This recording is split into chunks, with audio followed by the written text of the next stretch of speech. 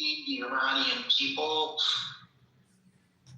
patient merely are for people who have gone, they were just fighting with their mowed down like ants. You simply start.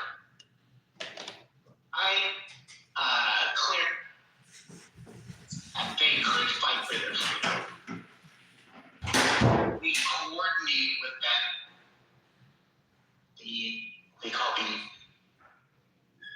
They calls themselves knocking off heads of governments. Americans' heart. The ones who seem to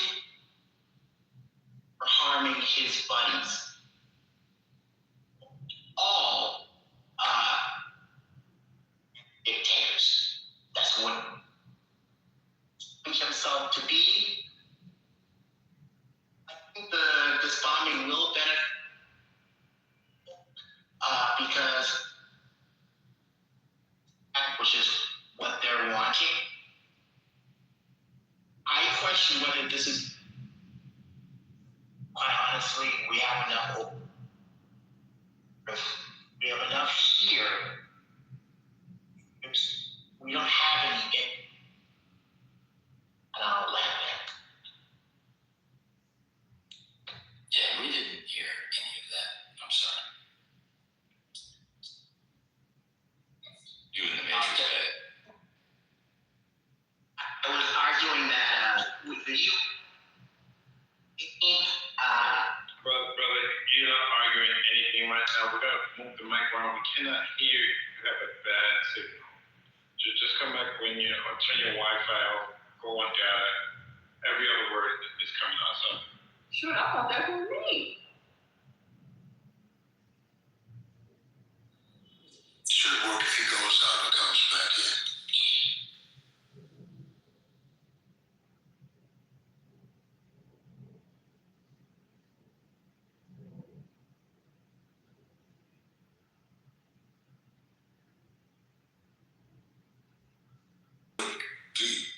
Our propaganda machine again is governing the mind sentiments of the people being governed.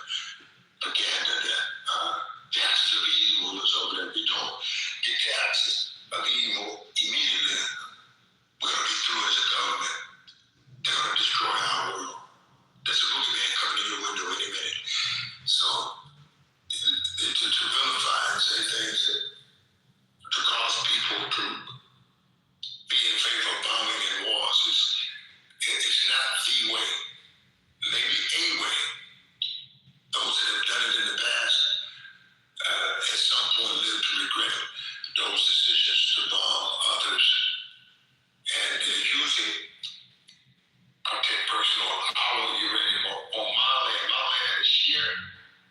10,000 year history of the Commonwealth of Virginia. Another history connected to our people land, to the Africa, and especially Burkina Faso, or the area we're trying to bring enough red berets, enough black berets to curtail or to stop this unrelenting energy to war or to bomb somebody.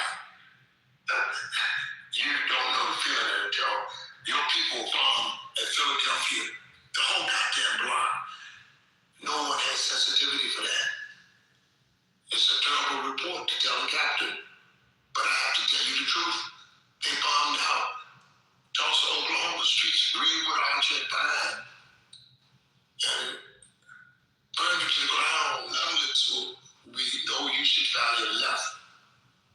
Well over 3,000, maybe over 4,000. I have 3,000 and some odd numbers of people bombed in Tulsa, Oklahoma.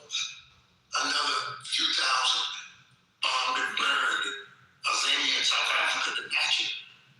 And it's not a comfortable feeling when you feel your blood bleed, your blood people are being bombed. It's a terribly uncomfortable feeling. You don't walk around thinking about anything else except you're going to stop bomb. We got some breaking news. And that's your breaking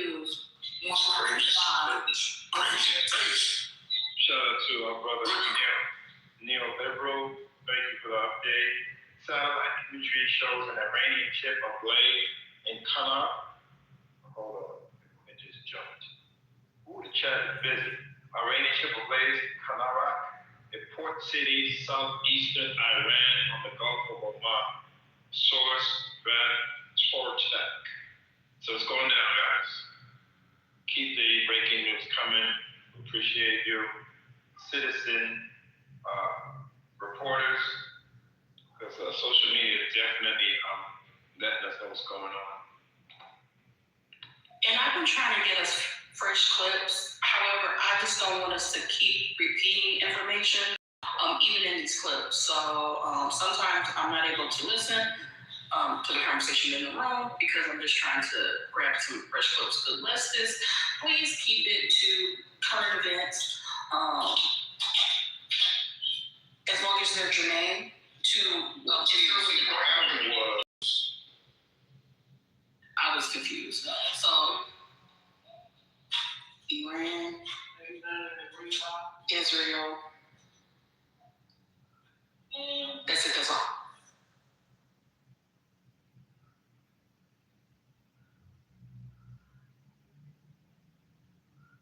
So I sent the link of how we are going to do the transition, and this is what His Majesty gave us. And you can have all the information you have, you want to know there, and we would be happy if you have anything like doesn't make sense there. We would be happy if you inform. In the website there is a place you can just give your comment about this, but this is the official document.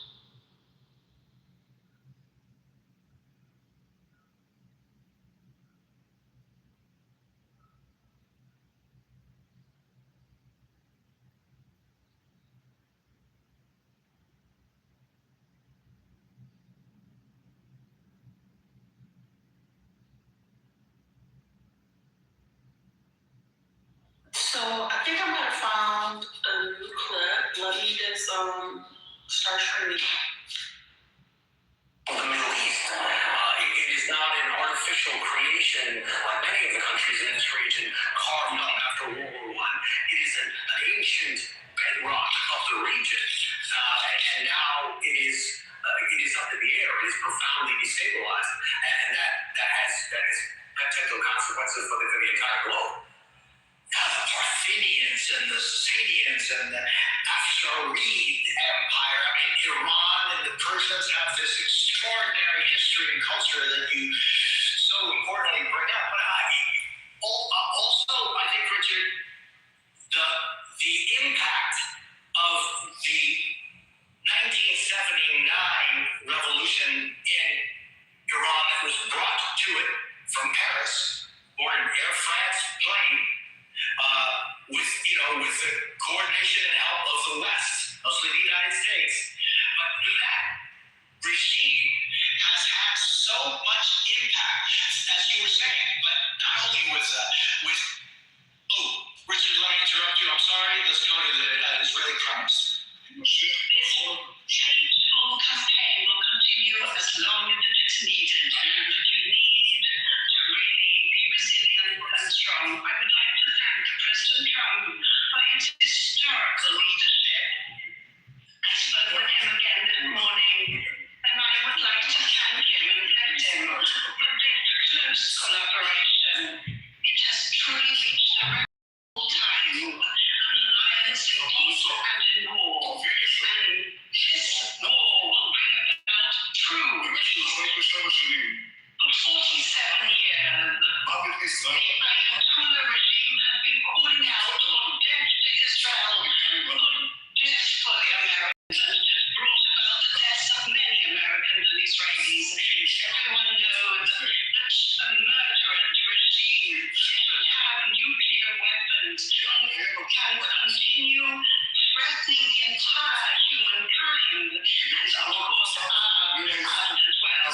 We started in order to end this threat completely. On the second day of that war for our revival, we said we would change the Middle East. We did it, and the rising lions, and now we will do so even more so with the roar of the lion. War a blow. We hit out as a tyrant for 3 decades. He had been sending terror with prophecy and has made his people miserable and continued talking about the extermination of the state of Israel. This plan and program no longer exists. This tyrant no longer exists. We targeted the head of the leadership of the Brotherhood of the Revolutionary Guard and all the general staff and others.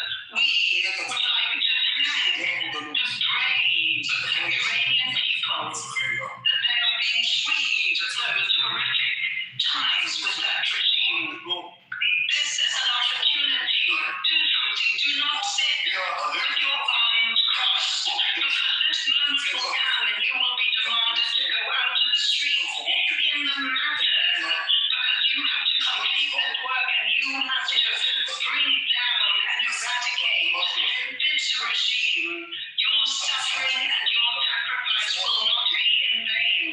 We promised you the help, and the help has arrived. And now the time has come to reunite all of you. All the Persians, the Kurdians, the Baluchian, the Iranians. The time has come to unify yourselves and to truly topple this regime and ensure your future.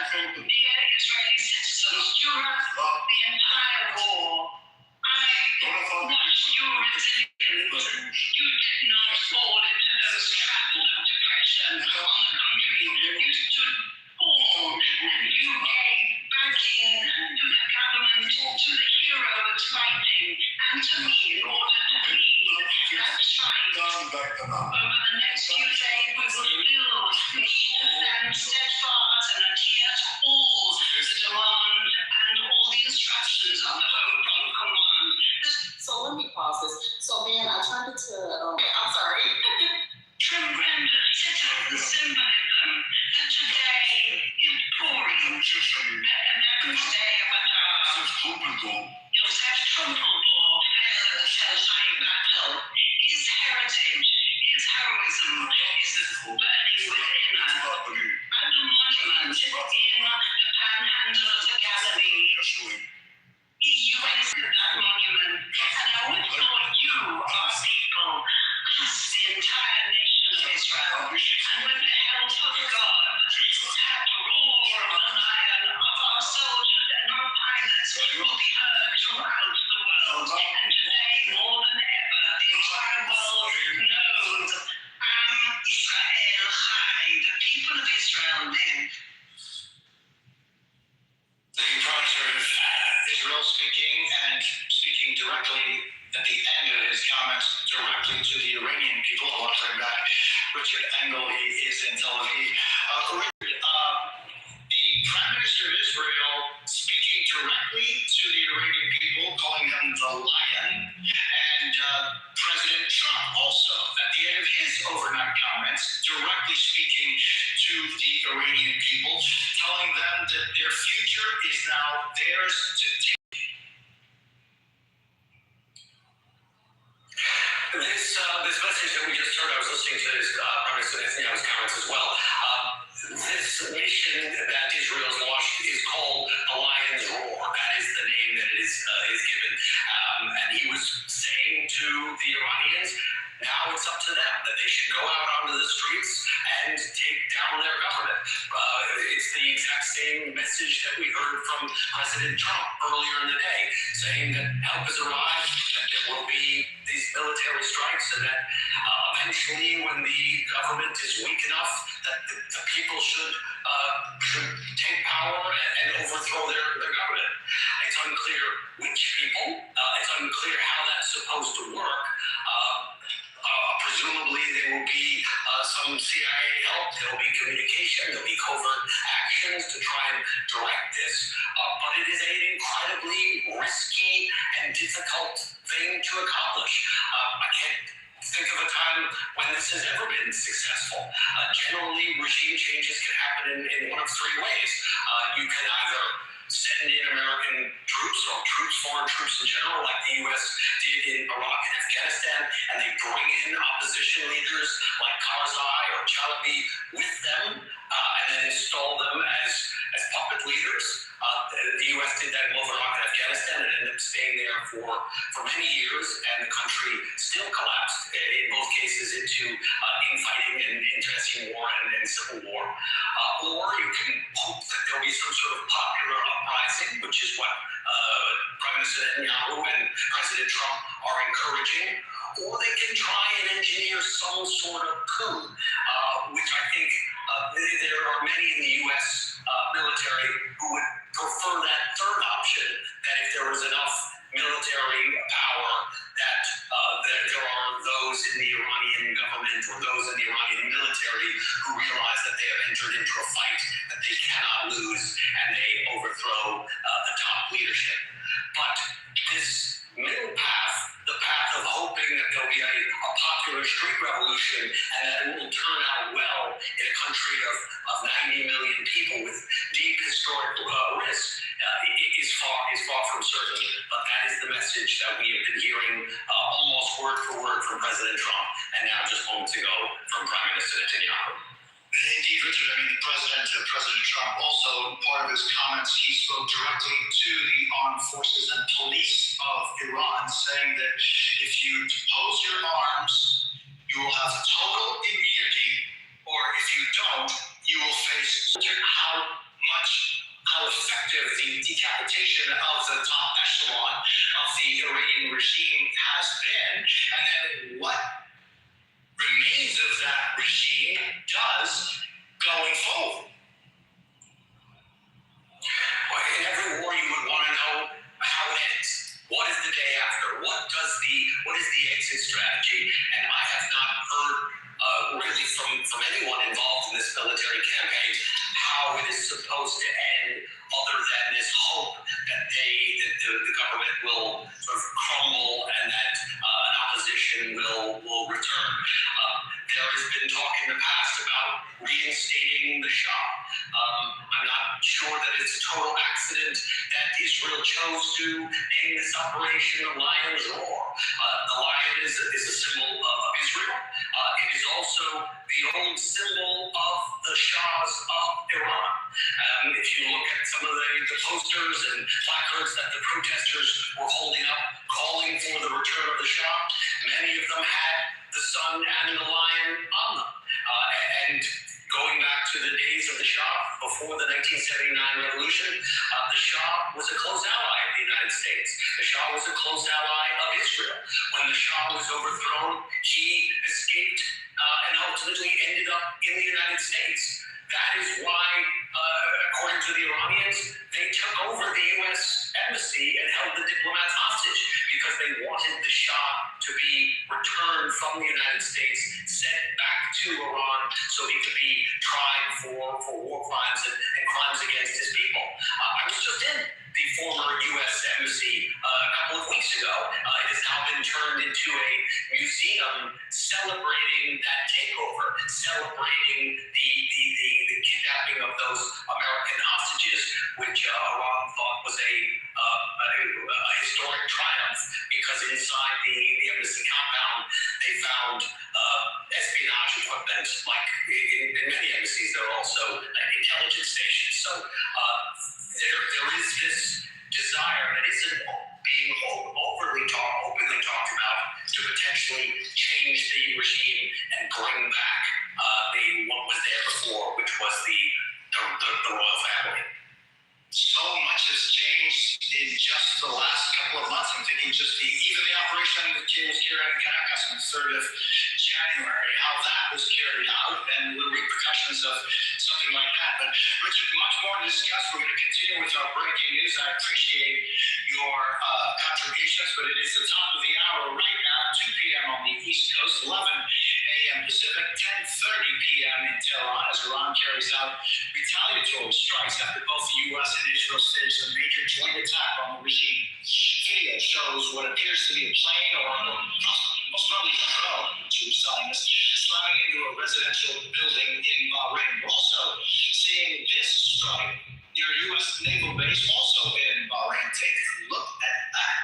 Officials say Iran's retaliation has targeted U.S. military assets there. Also in the UAE, Qatar, Kuwait, Jordan, Saudi Arabia has seen its territory attacked. At this hour, there are no reported American casualties. Now, within the last hour, U.S. Central Command posting this video of the early morning coordinated strikes.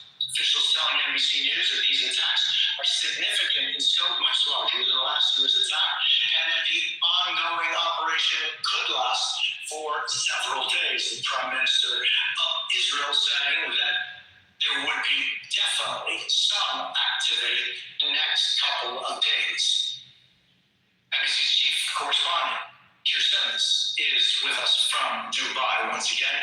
Here, the fact that Morocco would step up and say that they show their complete solidarity and support of, among other places, Saudi Arabia. We have to remember that Morocco has been plagued with the Polisario Front, supported by Iran for decades now, but also other countries in the Middle East also supporting what is going on and opposing Iran, including a conversation that the Crown Prince of Saudi Arabia just had with Egypt. Yeah, this is a disaster for Iran, what's happening in this specific region in the Gulf area. The Arab countries here in the Gulf and more widely Jordan, Turkey, Middle Eastern countries, as you mentioned, North Africa, they weren't united in their view of the potential for a strike by the Trump administration on Iran. They are now united in their reaction. Almost in time between Iran and the US put out a scathing statement earlier today questioning why the Trump administration would launch these strikes when negotiations were continuing. But as you mentioned, the Crown Prince of Saudi Arabia, Mohammed bin Salman, who is an increasingly towering figure in the region, has been speaking to other leaders, including to the president of the United Arab Emirates, where I am. And that is a kind of uniting of those two leaders that we haven't seen for some time. And Mohammed bin Salman, offers complete support for the United Arab Emirates because I am here in Dubai and we have heard explosions right away through the day.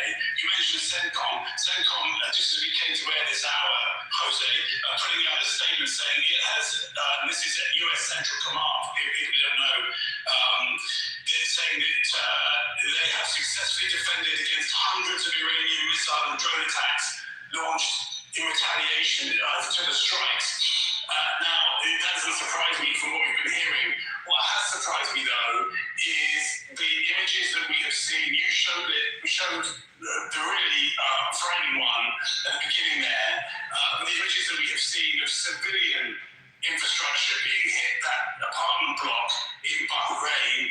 There's also pictures of a substantial fire outside of a hotel here in Dubai, on a very famous part of Dubai called Palm Jumeirah.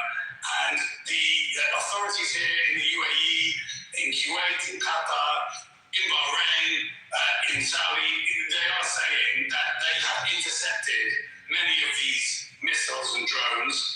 They say that it's been a successful operation. Some of the damage on the ground that we're seeing will be the debris from those interceptions landing, but that drone flying into that apartment building is clearly not that, and that is going to stiffen minds, different views here in this region. And when we talk about whether this is going to escalate, Jose, that's the kind of thing we're talking about. At what point do these countries, who are very cautious in their approach to things, always look for stability, at what point do these countries start to act on what they're now saying, which is that they reserve the right to take their own measures in reaction to this targeting?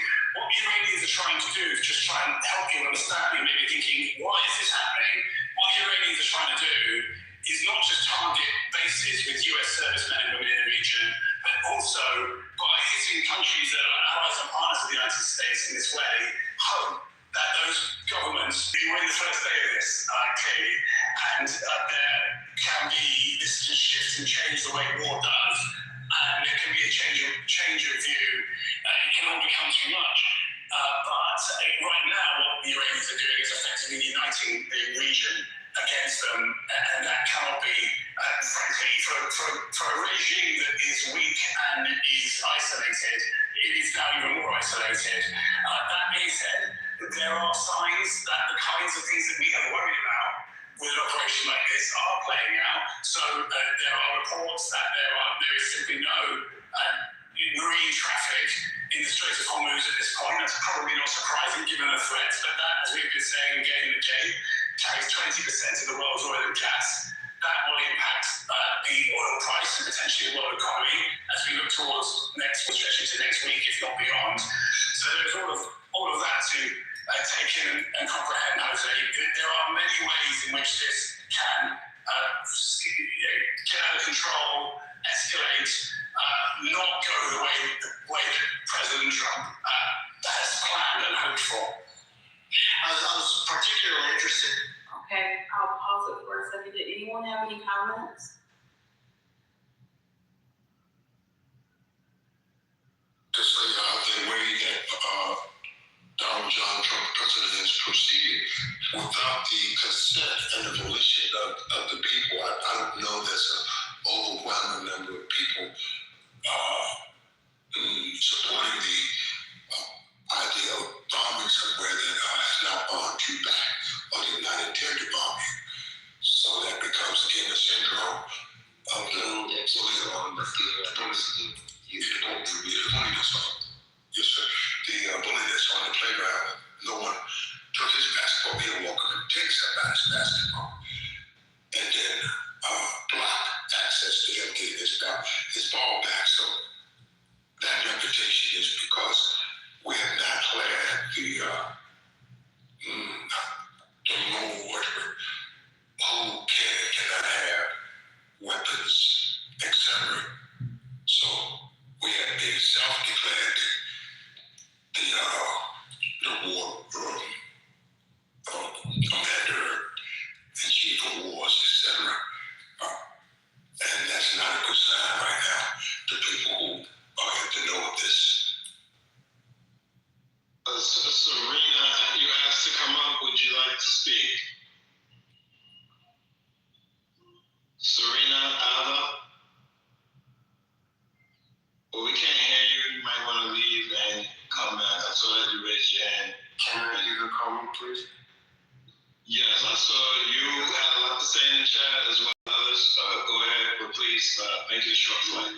Okay, thank you. Thank you, Andrea, for playing that for us. As you could hear at the beginning of what Andrea played for us, you could hear about some militias that the disbandment of the militias and so-called ethnic minorities, which they say they are oppressed. This is about how to say, this is about loyalty to the regime. There is some parts of Iran that people are not loyal to the regime, and they have been fighting for a long time. And Israel and a part of EU plans to just arm them, and then they make a civil war in Iran so that they make it free somehow. But I'm one of those so-called minorities which we don't accept that we are all Iran. And these problems are made by the regime, so when they're gone, we won't have problems like that. Another plan is by the Republicans. They have worked on it for a long time, and it's called MEK. They want to install a new republic, and there is a figure there. It's called Mariam Rajavi. She's hated. She's really hated in Iran.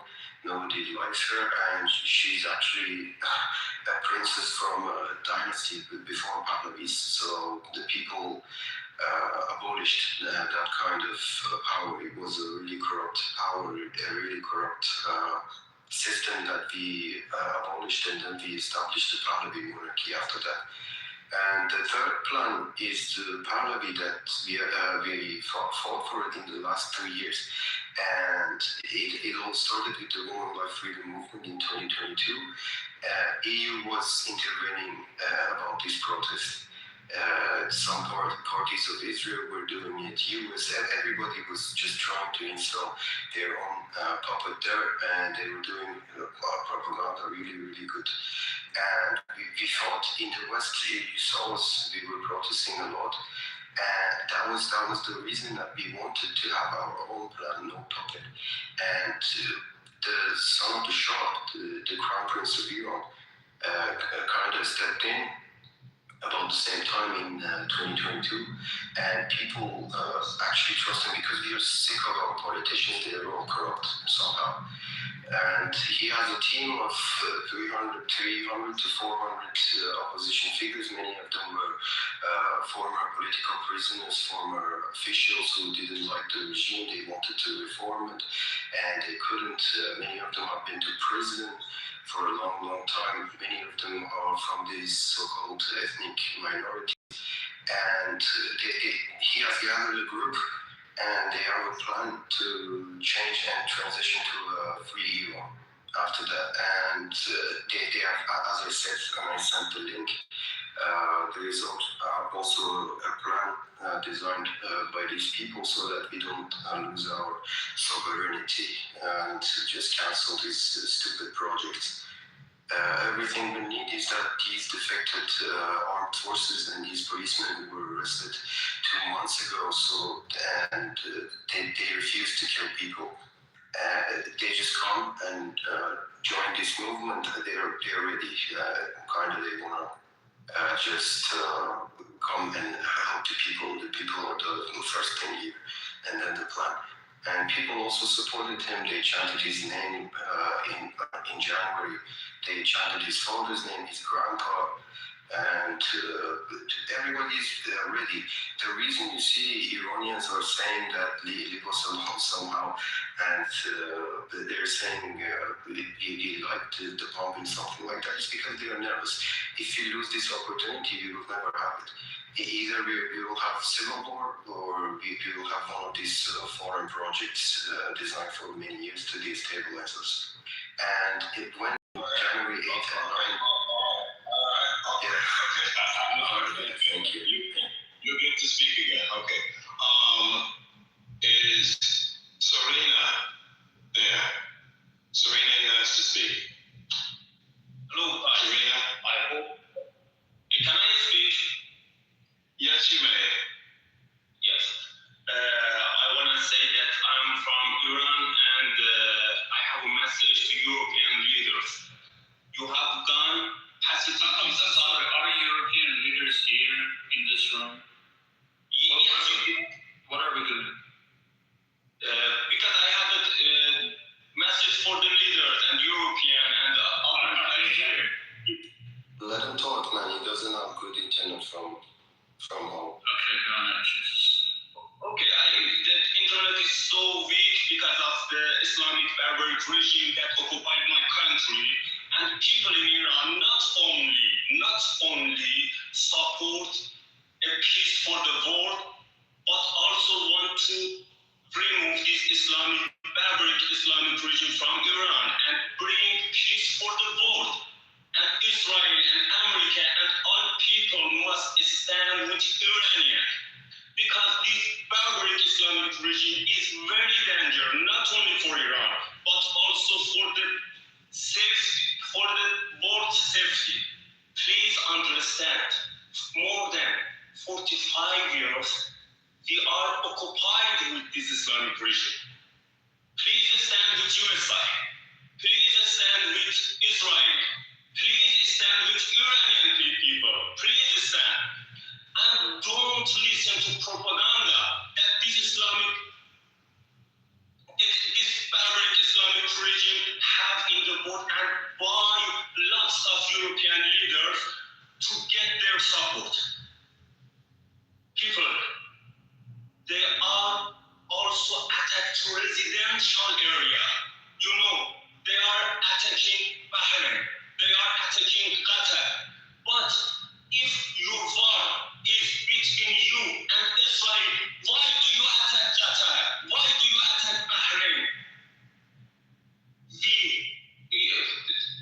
the world, the people must hear our voice.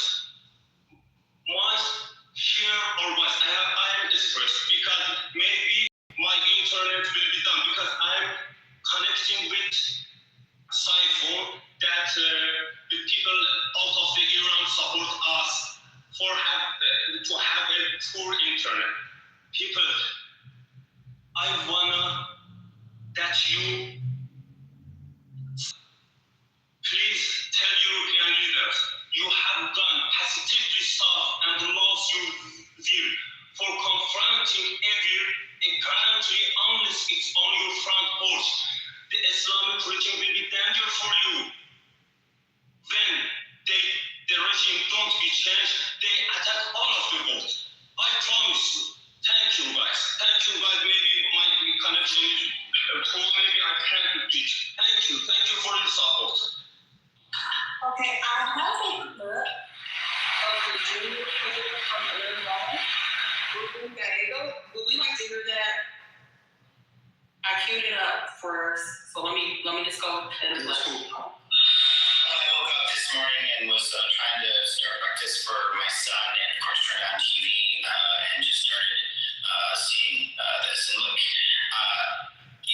for me as an Iraq War veteran, someone that had to go into some very dangerous situations, saw way too many of my friends die in the war, it really is scary how quickly we just lurched to war without any plans. And for something I don't think is in actually our interests, especially putting the men and women of our community, of our country at risk. It's disgusting, and I think that we should do everything we can to stop this war and pull out before it gets worse.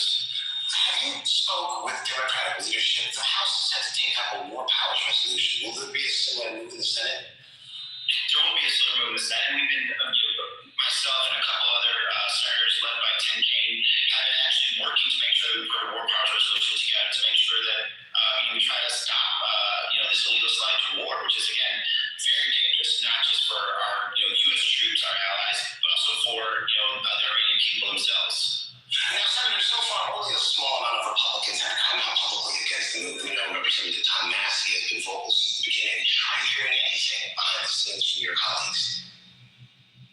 Not yet. Look, I know there's some senators that have had misgivings before in the past, but I think there will be some, and I think there has to be some, because this is a very dangerous situation. We went to war without a plan. We went to war without permission from the U.S. government. We went to war with a country that's even significantly bigger than Iraq, and is not exactly going to give up as easy as I think people. This is why you don't do this types of things. This is why you actually work with Congress, and actually this is why you don't go to war. And again, this is not in our interest. It's not our interest to go to war.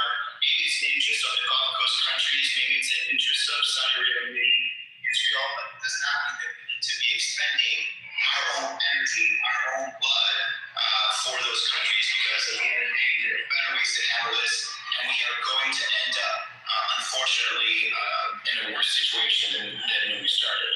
Senator, you're a veteran of the Iraq War. You've spoken about how you lost friends in that war.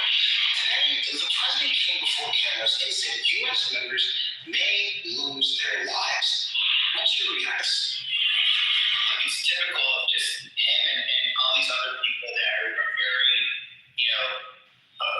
they're just dismissive of what happens. They don't understand what actually means to go to war. They don't understand being a young man being told to go into, having to put on that armor even after your friend died, and going into a war that is also illegal.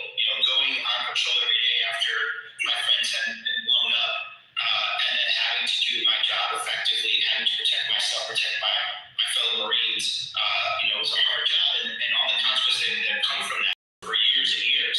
And that's a danger when you have these show horse leaders who've never actually had to sacrifice, never understand the full element of what it means to actually have to put your life on the line. And that's why it scares me when they just decide to go to war, without actually thinking about the full consequences of how to get in and out of it, and whether we should be doing it at all. A lot of people around them, including Republicans, they were just there to cheer them on, so they actually put a check on this, some of these future moves. Senator, you mentioned consequences from this war. Right now, New York and Los Angeles, they're on heightened alert. Should Americans here at home be confident in their safety in the coming days? Look, I think you should be confident, very professional law enforcement all over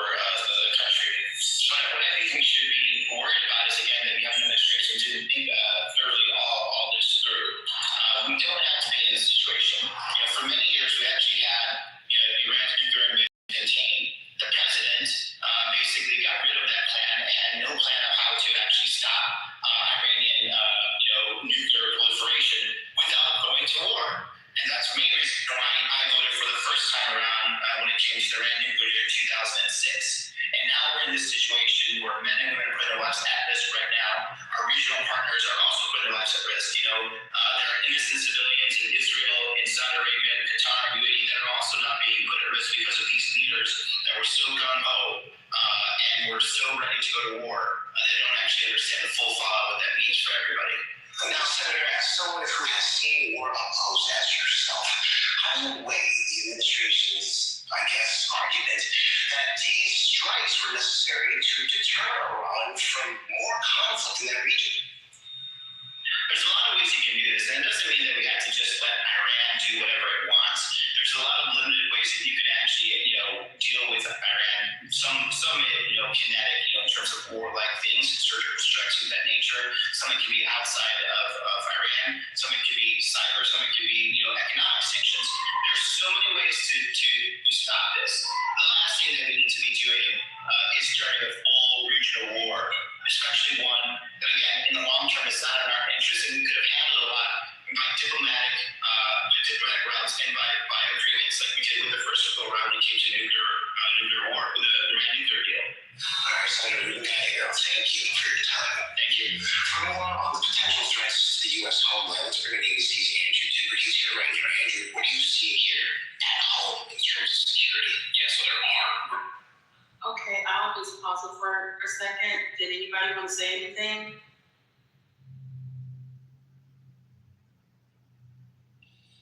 No, I'm just glad to hear somebody who's been there saying it's no warning to this bullshit.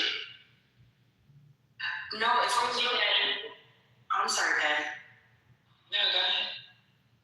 I was gonna say, while it's playing, I'm seeing the clips, like there are people in the streets.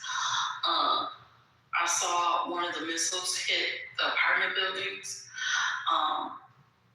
Really, really just devastating. And I just, this is crazy. In the previous newscast, they were talking about how in Israel, they're more prepared, but in the places that are currently being hit with the drones and other, they're not used to it. So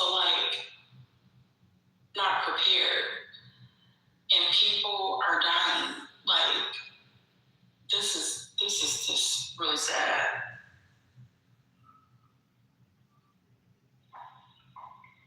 It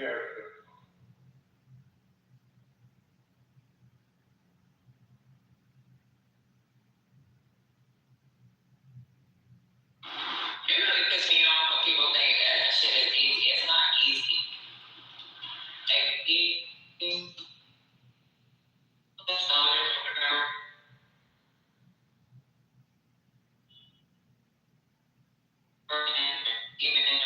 Wars are not easy. It's going to cost a lot of money. You're not going to be able to stabilize that fucking country. Relations at the Army War College, right? Carlisle Barracks, it's a PA. They do it in Iran is the simulation war. There's never been anything that's came good from it. Nothing. I don't understand why. I don't get it, man. Because they're not going to go to the party, that's why. That's why they're so gung-ho. No, they're gonna go. They're gonna go. Because it isn't draft. Cause even draft, they got draft memos. Joe, with the same and they got, the stimulus for laws, draft memos of what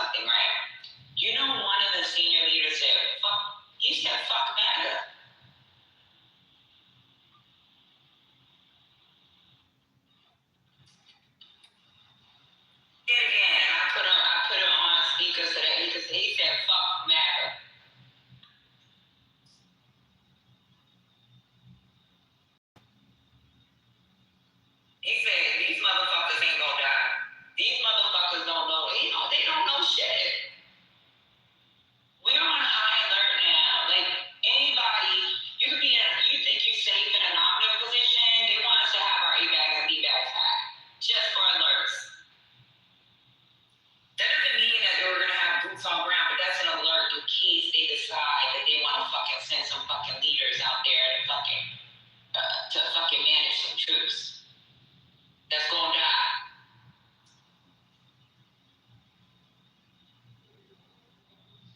I have a few updates. So, according to the Red Crescent in Iran, already 200 people killed, something over 700 people injured. In about 2 hours, there's going to be a UN Security Council meeting at the request of Bahrain,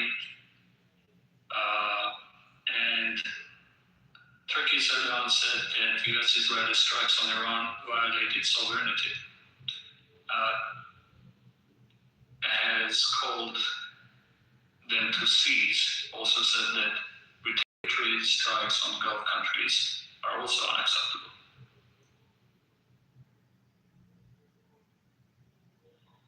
I don't know. What you mean they gonna, so they gonna die automatically, Daddy? Or you You know that? Yeah. You know they're not letting us use their country. But they're like, You're in the matrix, Patty.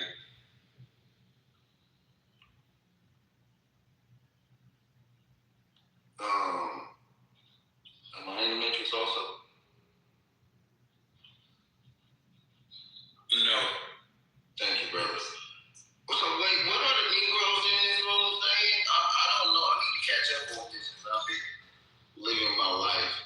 But it sounds like y'all are defending our. Can someone let me know what the Negroes are thinking?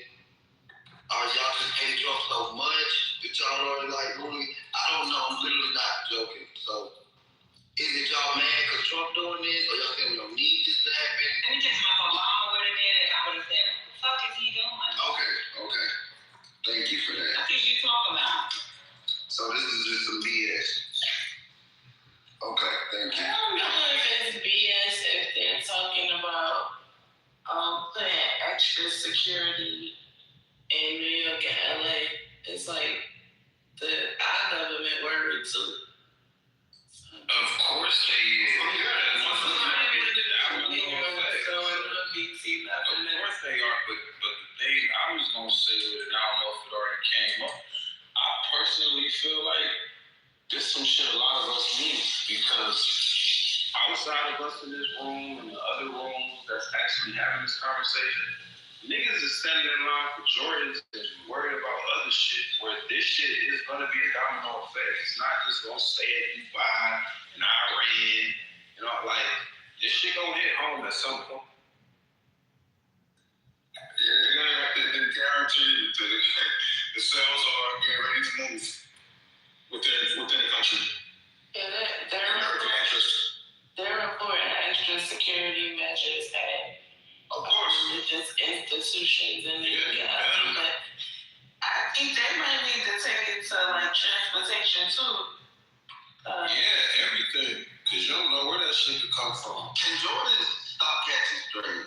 Seriously. I know, like the attack on Jordan system. It's not even an attack on Jordan, it's an attack on the people. I ain't talking about the niggas standing in line.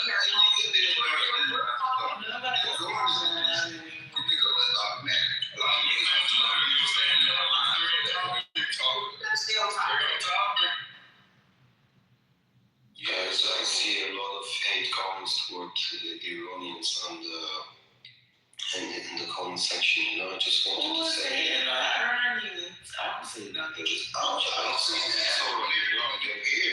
I don't blame them. Someone in there writing all sorts. I'm floating around for all that. Someone in there writing that.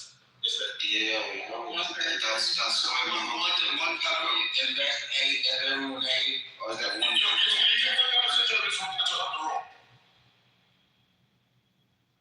Which one? No, I think it's supposed to inform us Americans about what's going on. BT. So listen. No, I just wanted to tell them that the same people who shoot missiles toward your country today, they also killed our people a couple of months ago. Yeah, someone was on your Libya, so have UAE. Yeah, I'm They sorry. funded terrorism too, and we're not over there fucking blowing it up, so please. Yeah, I'm sorry, brother, that they state targeted your country, we would tried everything to stop them, but That's the same thing. they were just killing us. Can we get back to what is the point? Yeah, seriously.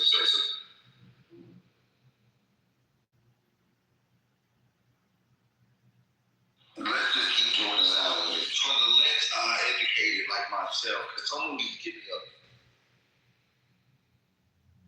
Getting your ass the boot. Oh, baby. I did.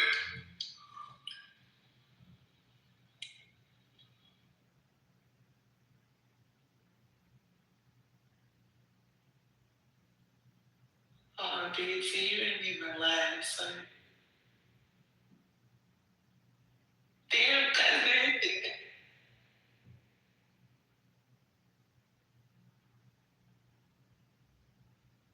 I don't know, this might be a stupid question, but was this all a part of the plan? Like, you know how we hear they got these 10, 20, 30, or even more year plans? Like, was this all a part of the plan? Can I answer you? Who's plan? Whoever's plan. The powers that be. I don't know. I'm playing for what? Like, I'm real down confused. So quickly, yeah, have you heard like whether it's something going on in your inner city, anywhere where the people in power, they planning ahead, they planning 10 years down the line, 15, 20, some even 30 years down the line, and that's for infrastructure, different systems, different organizations, I'm not just different things. I'm not even know, so I wouldn't know. I don't know what they went. Right, so why you coming on my fan? No, but I don't think none of anybody even know. Ain't none of us has to say anything. So I think everything that you're gonna get from that answer would be an assumption. You don't know if it's a plan or if it's not a plan. Okay, that's why I said. Unless somebody is in the know that I don't know about. That's why I specifically said, does anyone think it's a part of the play? We don't know. Very important. No one asked you if you know out there. Well, you just asked the room. You just asked the room. So the answer said we don't know. That's an answer. You can't speak for everyone, so you're not we. So thank you. Yo, what the fuck is that? You talking about some dumb shit. Somebody told me why I'm fucking in the group. It's not Oh, no. anything with the gun today, shit. Nah, I'm not gonna be easy though. Because Answer the question. Like, this is the answer the question. You want to come in with, we can pull up the guns. No. The clip that I was playing, they have now moved to talking about how Pakistan declared war. So I'm trying to find a different clip. So I mean, what Pakistan with the Taliban? What Pakistan Taliban? yeah. So it's a lot going on. So I'm trying to keep us on the current topic. And India is supporting them as well. Taliban.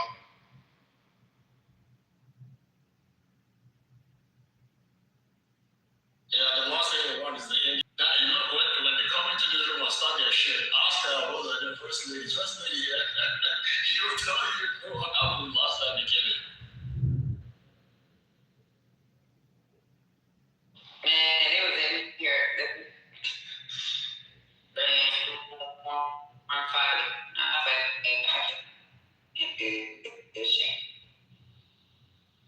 Y'all let that lady talk for like. Is it just me or she in the Matrix? That in the Matrix, right?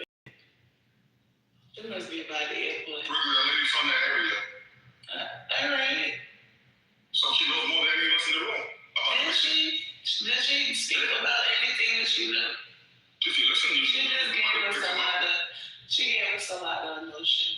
It was a lot of things. More emotions or first experience from it. I mean. Like y'all know weird, yo. If there's some shit affecting your community or our community, you want someone to be like, fuck it, when you get speaking on it, when you know firsthand, don't even someone who's up to know all our shit. I don't necessarily. She didn't speak on nothing that was happening with the gay. Nothing. Like, she didn't say nothing about, she didn't give us no information. So I don't understand. What more information did she? Well, I don't know. I'm saying, what more information did she have? Give it up. No, you didn't know anybody get information from anybody with her or not. Well, let the people, where the irony is, tell us what else happened, guys.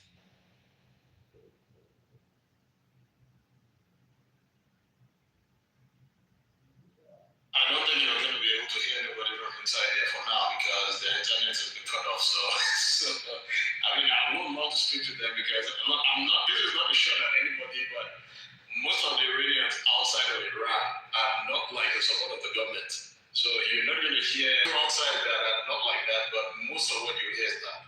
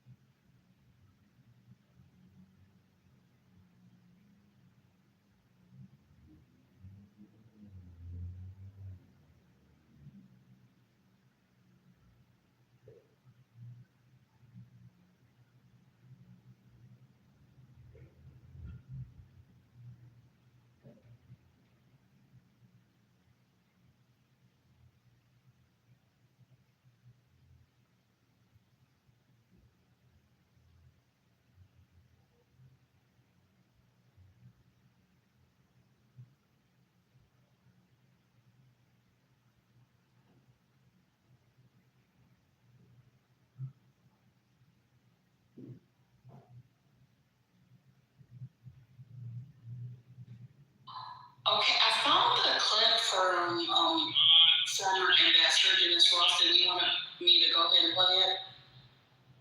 Please. Great seeing you. Your reaction to what we've been seeing over the past hours. Well, I think the number one word that captures everything is uncertainty. It's uncertain exactly how long this will go on. It's uncertain exactly what the status of the Iranian leadership is. It's uncertain what are the capabilities that they have remaining. Now we're just talking about they could be a wounded animal, but a wounded animal that has been substantially disarmed is not the same as a wounded animal that actually doesn't have a lot left. Much of what the U.S. and Israel have clearly been trying to do is not only ensure there's no remaining air defense, so there's complete mastery over Iranian airspace, but they've also been going after the ballistic missiles, the cruise missiles, the drones, the depots, the launchers. The key to the ballistic missiles are the launchers. In the June war, the Israelis have been able to destroy about 80% of those launchers. So the regular question is, how much has the Iranian offensive capability been depleted already? And what impact is that likely to have if we've seen the leadership that Khamenei has been killed? If he has been killed, one question you have to have in mind is that even if you want to negotiate an end to this, who are you going to do it with? Has the administration created in advance of this some contacts within the regime so that you are in a position where you can say, okay, if you want to stop, we're able to stop. Here's what we need to be able to do it on our side. So do we have those kinds of contacts? The only thing I'll say is certain at this point is Iran. And so what is it that made it weaker than it was before? And I'm wondering how that plays into the possibility that if the top leadership of that regime have been eliminated, there is something that could evolve with those that remain. And President Trump in his remarks overnight said to those in the armed forces, the police, and the Revolutionary Guard, if you put down your weapons, you will have total immunity. If not, you will face certain death. What are the probabilities that something like that could carry out if the top echelon has been taken out, but there's that important segment left of those who have been enjoying the fruits of power there for many years, but that maybe you see how they can survive. You know, one of the interesting things, if you look historically at your previous segment, which I mean, yes, when you said you do want to be aware of the history, quoting him saying, in 1988, when Iran had been attacking Iraq and had tried to cut off all of its revenue by going after oil tankers, we reflagged those tankers. Suddenly we were destroying the Iranian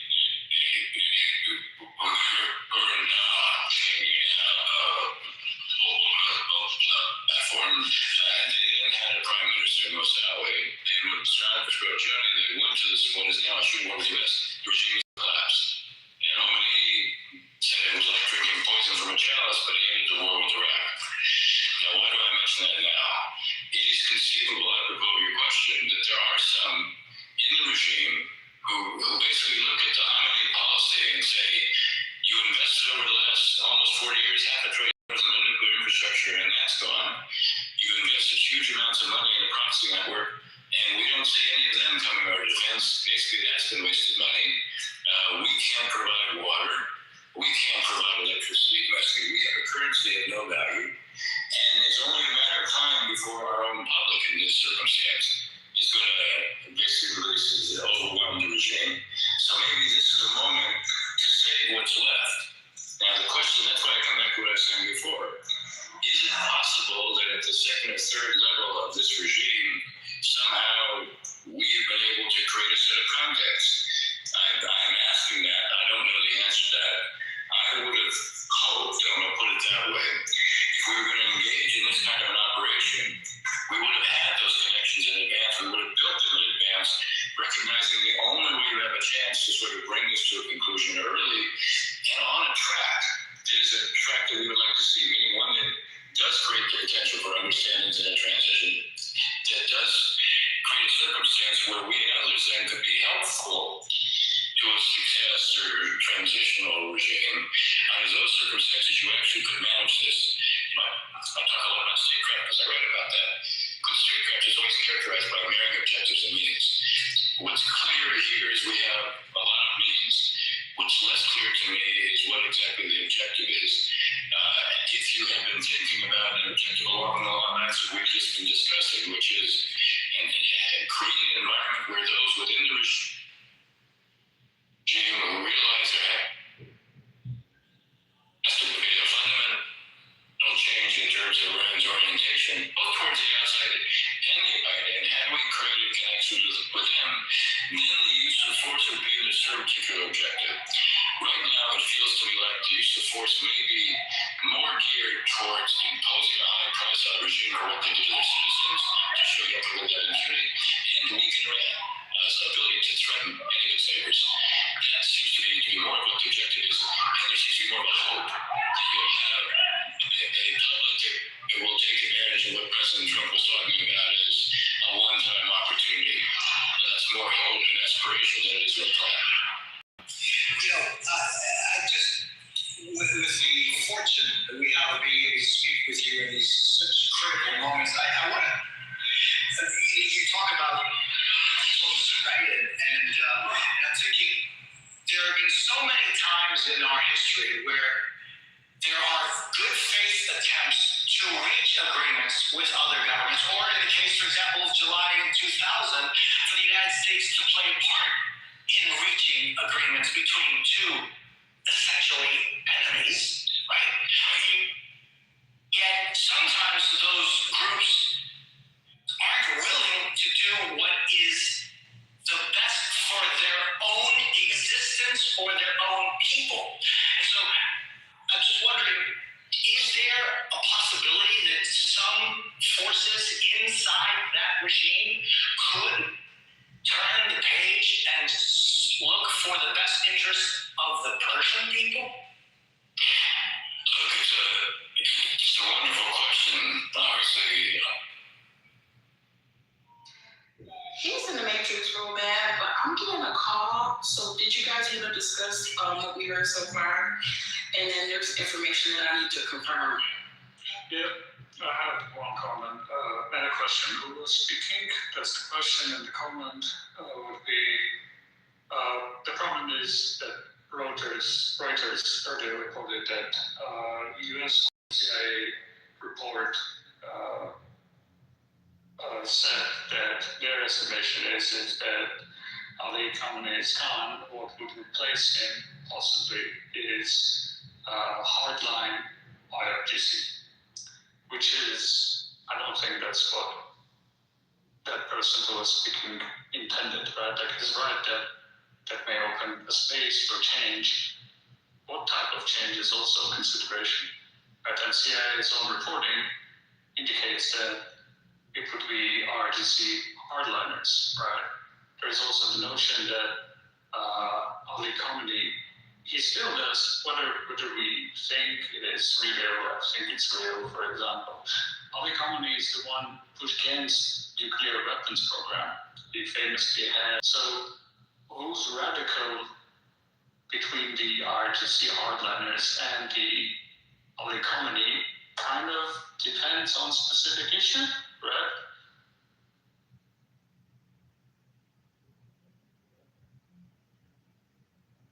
I don't think even if she's dead, right? I don't think that stops anything because I mean they have a chain of who's going to take over next.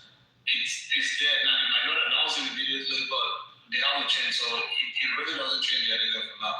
But the bigger picture is this: if let's assume that everything goes right and they topple the regime successfully, the other groups that are behind that group they are trying to take over are going to fight themselves to the death to this. This is a country of 90 million people. Iraq was just like what, 40 something million. Syria was up something like 30 something million. Look at the kind of refugee crisis, immigration crisis it caused to the rest of the world. Look at the effect. Now you're talking about like 90 million. And all of them are not, what in ignorant, they're not going to be ready to give up for the other guy. They will look at it like this is the opportunity what they take over the country. So what's going to happen next? You're talking about a crisis of crazy proportions. And as of now, Trump cannot just stop and say, okay, we'll attack them and that's the, you have to go all the way right now. But what will likely happen will depend on the way the rest of the countries, the UAEs, the Bahrain, Saudi Arabia, and the rest of them, how they react is what is going to determine how badly or how good this was going to go, depending on what side you're looking at it from. So right now, we might have just stepped into something, I don't know that, but just stepped into something crazy right now.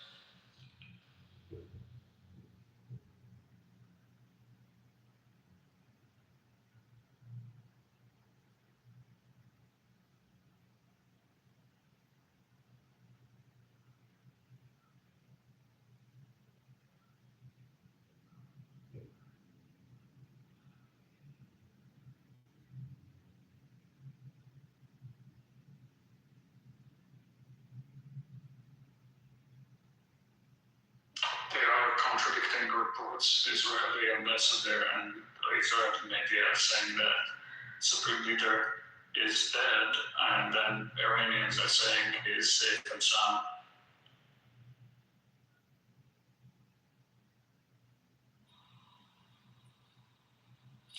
It depends on who's the supreme leader. I mean, like, is it Jesus? Is it like Gaddafi? Or is it what?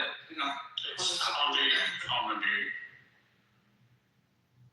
Yeah. I mean, God, right? No, God, the Father. What's going on? God is the supreme leader of the world, right? Oh, we're talking about And I'm sorry, bro. It was Dennis Ross. He was a former ambassador during the Clinton administration that was talking in that interview.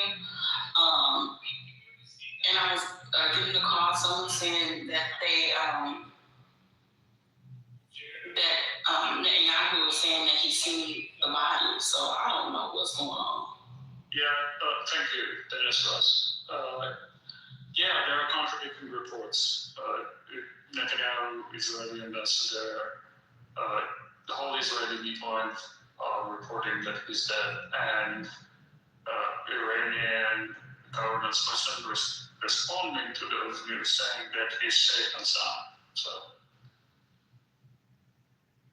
Thunder said he was due to give a speech today, so let's just watch out for that. If he gives the speech, then we know he's not dead.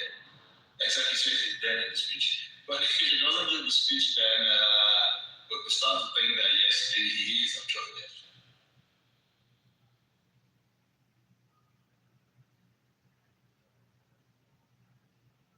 He's also got a pre-recorded kid, so Bin Laden did. That's it.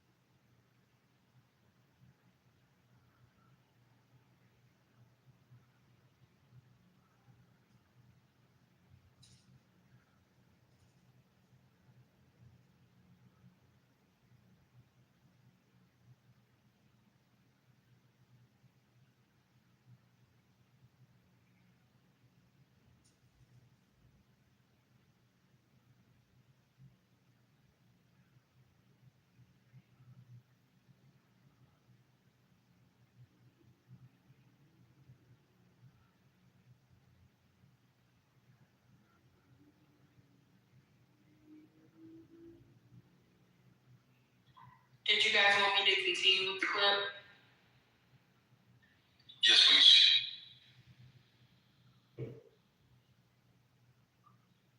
Give me 1 second. I had a brief phone conversation with him and began by asking him how the military campaign was going and if they anticipated taking out the Iranian leadership. And he said that it's very well, very strong, great leader in the lead of a lot of beliefs that it's on. It's gone very well. And then I specifically said, well, what about the Ayatollah? Has the Ayatollah been taken out? And he answered me by saying that a lot of it, meaning the Iranian leadership, is gone. But we don't know if it is all, but a lot of it is. It was a very powerful strike. And I asked him a very key question that a lot of people are asking, looking at this operation. If the intent here is to take out the Ayatollah and the Iranian regime, what happens next? So I asked him point blank, do you have an idea what the next leadership looks like? Have you identified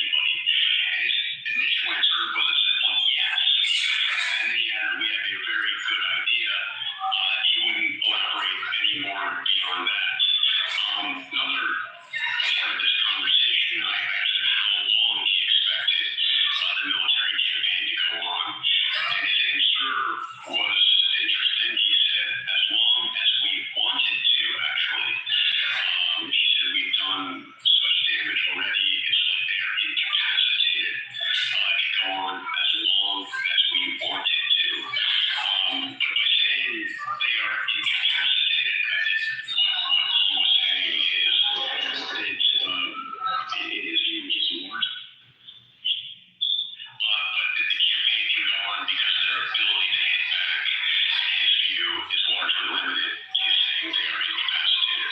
John, you know his tone and instincts well. How do you talk about the risks of escalation and the possibility of a wider regional war? Did he talk about that at all? I didn't get the sense that that was a concern for him, at least nothing expressed, neither the words or the way he was saying them. As a matter of fact, he emphasized at the very beginning of the conversation the great unity, and I think he was referring to the unity of the Arab governments in the region who have all been targeted by Iranian strikes, and we've seen statements condemning Iran for those strikes from some of those Arab governments, most significantly Saudi Arabia and the United Arab Emirates, both condemning what Iran has done. So I have to say, this did not sound like a president that is anguishing over the decision. He has just made a decision which is one of the most important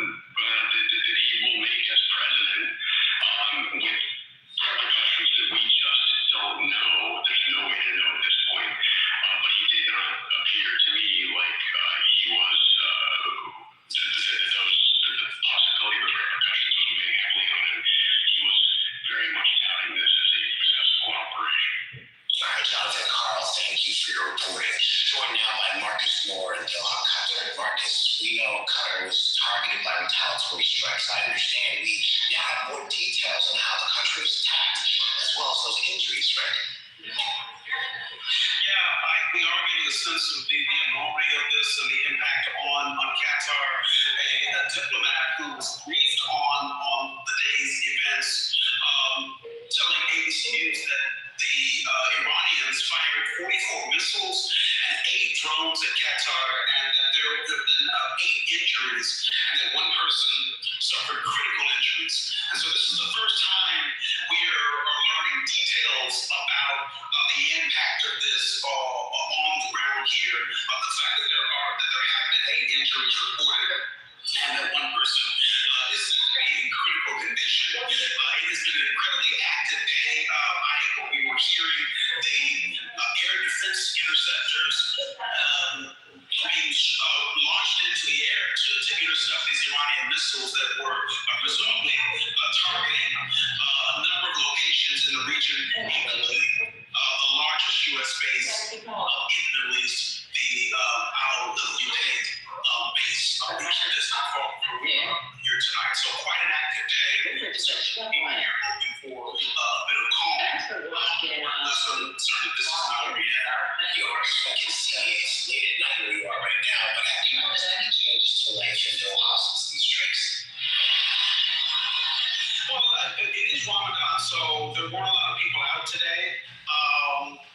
And certainly we've been reporting on this, the emergency alerts that went out on all of the phones, that has impacted life here. People told to prepare for incoming missiles, and we're also told to shelter in place. The orders to shelter in place not only went to everyday citizens here in Doha and across Qatar, but also at the U.S. Embassy. The embassy personnel, they were told to shelter in place as well. So that's had a huge impact on everyday life. Schools are also closed. Children were the notice. So a very huge impact on everyday life for people here in the region. All of the various countries in the Gulf countries here in the region, everyone is on high alert. And we know that officials throughout all of this have been calling for calm and for diplomacy, because as you were talking with John Carl there, the big question is, will this be contained? Is this over yet? And what is the risk potential for this to spread into a regional war? And that's what everyone is paying particular attention to. I can tell you that the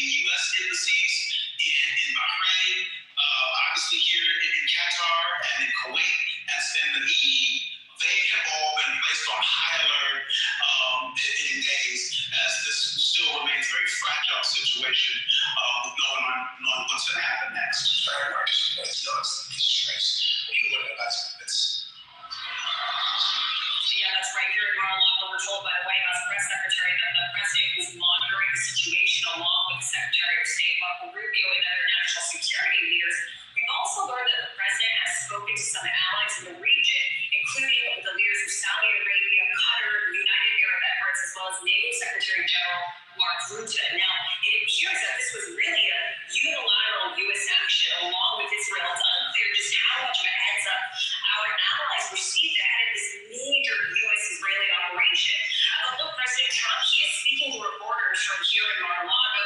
We just spoke to John Carl about the brief phone call they had. He also had a brief phone call with Axios where he made some remarkable comments about how despite this major military action, he still believes that there could be an off-ramp here and an opening still for negotiations. The president said, I can go long and take over the whole thing, or, quote, end it in 2 or 3 days and tell the Iranians, see you again in a few years if you start rebuilding your nuclear and missile program. In any case, it will take them several years to recover from this attack. Now, finally, after the strikes happened, the president laid out exactly what his justification was for this major military operation. It is not just the Iranian nuclear program. It is not just the ballistic missile program. It is also, the president explicitly saying, encouraging the Iranian people to seize this moment for regime change. But again, after weeks of threats and building military in the region, it was only after the fact that the president told the American people why he was justified. Now, Karen, the White House has said diplomacy was the first option. President Trump was even saying that this week during his State of the Union address. But yesterday, he made clear his patience was running out. So what appeared to change? Smile so fast. The president told reporters yesterday here at the White House that he had not made the final decision about whether he would launch a military strike, but he had very strong words about the state of the negotiations, saying he wasn't happy with where the talks had been after the indirect talks on Thursday between the U.S. and Iran. That was in Geneva, mediated by Oman. The president said, I'm not happy with the fact that they're not willing to give us what we have to have. Now, the White House has said for weeks that diplomacy was still the first option for the president. But about 10 days ago, the president issued an ultimatum to Iran. He said that they had 15 days to make a deal. This is what he told me on Air Force One. And he said that if Iran did not make a deal with the United States, things would be really bad for them. It would be very unfortunate. Now, that window did not get closed for Iran. He launched these strikes before the 15 days came up due. But we're also hearing from senior administration officials that they felt that the negotiations were just not going anywhere, specifically on the issue of enrichment of uranium that Selena was mentioning there. One senior official said that Iran basically said enriched uranium, no uranium enrichment, that didn't work for them, that they needed to do it, and that the administration was saying back, that makes absolutely no sense to us. So there were significant sticking points, significant gaps after those 3 rounds of indirect talks. That is likely why the president was saying yesterday he just didn't like the direction they were going. Now, Selena, you're also learning more from your sources. Plans for the White House to speak to Congress this week, is that so? Yeah, that's right. I just spoke to an administration official who told me that the White House is working to arrange, after we learned from the U.S. official as well, that the U.S. did notify the Gang of Eight on Tuesday ahead of time to brief them on the situation. It's unclear that just what level of detail they received if they were given notice about the time. Okay, I'm gonna pause it and see if they go forward because we've already heard the information like times over. Did anybody have any comments?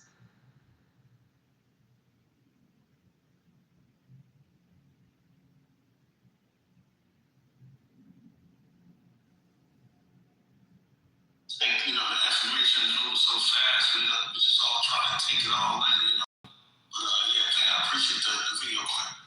Audio. I was just talking to people I know on the ground there and, checking to make sure they're good. And they were saying, yeah, it's just odd watching missiles explode over your head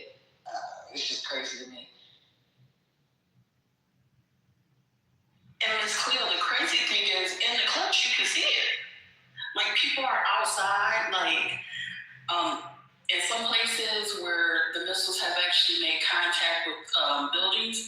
You see maybe the building on fire, but like you see them in the air and then they're just like, it's kind of crazy.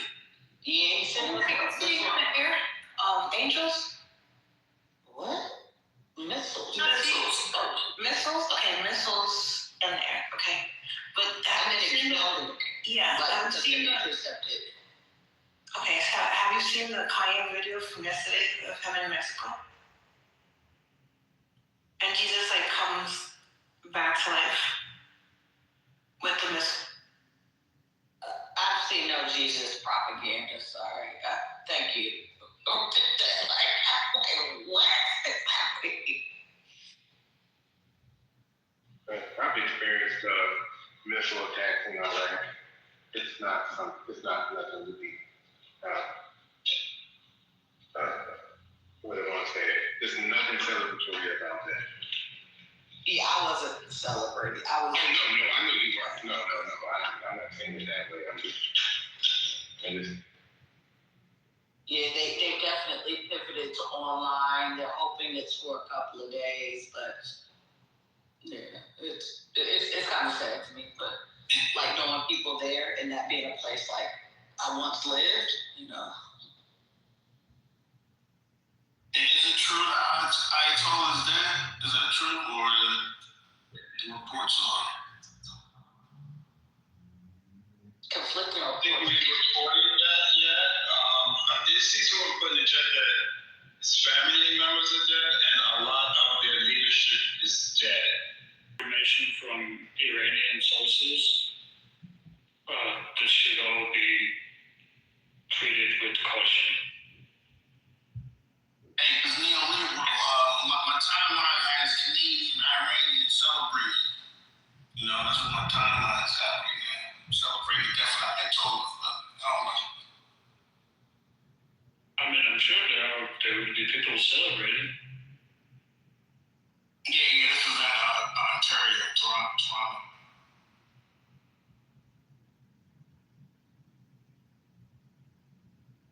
It said MG says Fox News reporting he's dead.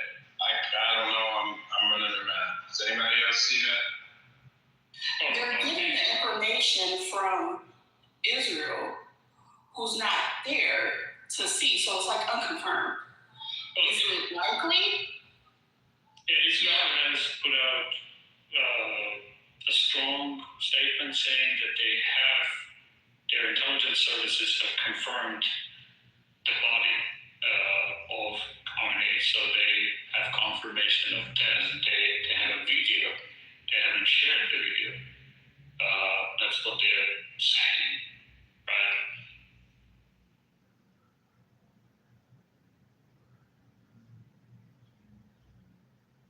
The Iranian government spokesperson saying Ghalicam is well and good. Yeah, with 77 virgins.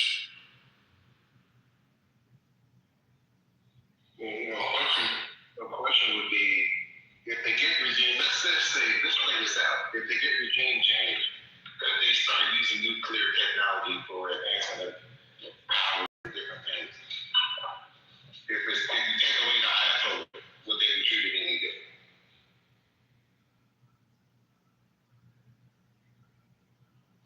They're not going to let someone take power that's going to do the same shit. You see what I'm saying? Like, let's be clear, not a friendly thing to be doing, but I'm just saying, the rest of the world uses nuclear power for a bunch of things, whether it's energy and all other things, but they're saying that somebody just can't have it just because they're Iranian. You know what I mean? That's the point I'm trying to make. Like, okay, let's change everything. Let's say they become a democracy. You think they still don't allow them to have it? Nuclear power or nuclear weapons? Nuclear power. Hell, they can't even have nuclear power at this point. Iran's signature, anyway, I don't know. Why we're discussing this, I think.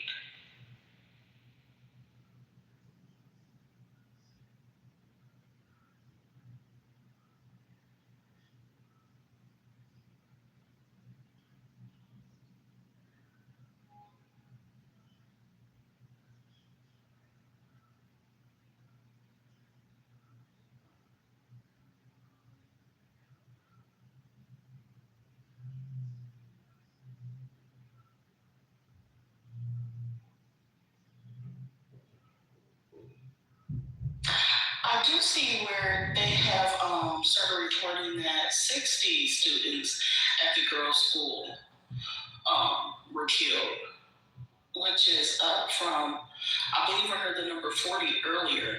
Should it keep going up? Unfortunately. Yeah, it's still a number 80, again.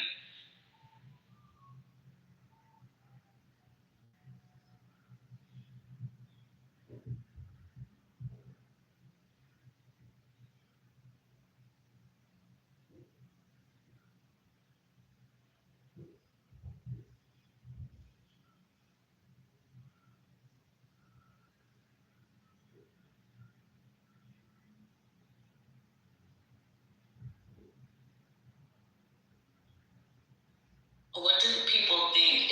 Say the kids dead. What do people think that says about what's going to happen next?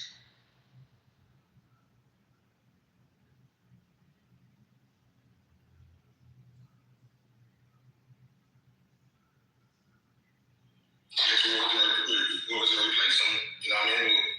We'll figure out what that's going to be. Some people think that they're going to install the child's son. Like, they don't know. Like, we don't know. I'm just trying to see if I can find something. So, Yeah, no, we don't know. I was just curious about people's thinkings about possibilities of like where, different places. And nobody asking the people who live in our area under this shit who they want in charge versus what the American government wants. it's No, divided. it's not going to be anybody from this making decisions. Well, when the last time we've seen that happen, where the country that evolved was part of decision making? No, I don't disagree with that. I'm bringing that up as a point to, in some stories, there ain't no fucking big guys. And listen, you know what I'm saying? Like, I'm sick of the U.S. trying to be fucking imperialistic and just fucking with people for no fucking reason sometimes. Yeah, when has the U.S. ever asked anybody?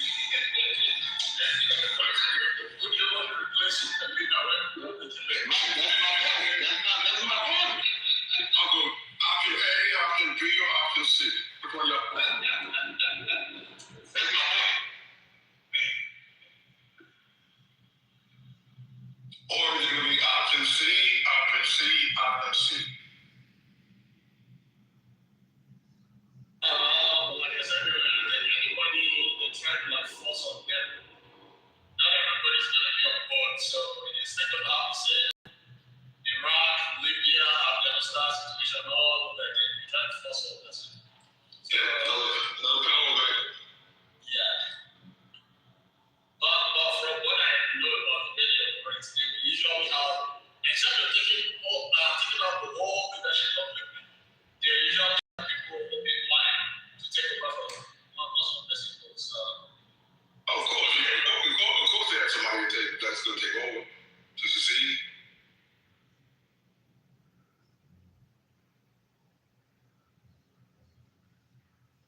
Now, who unlucky some of the business is going to be? Let's wait.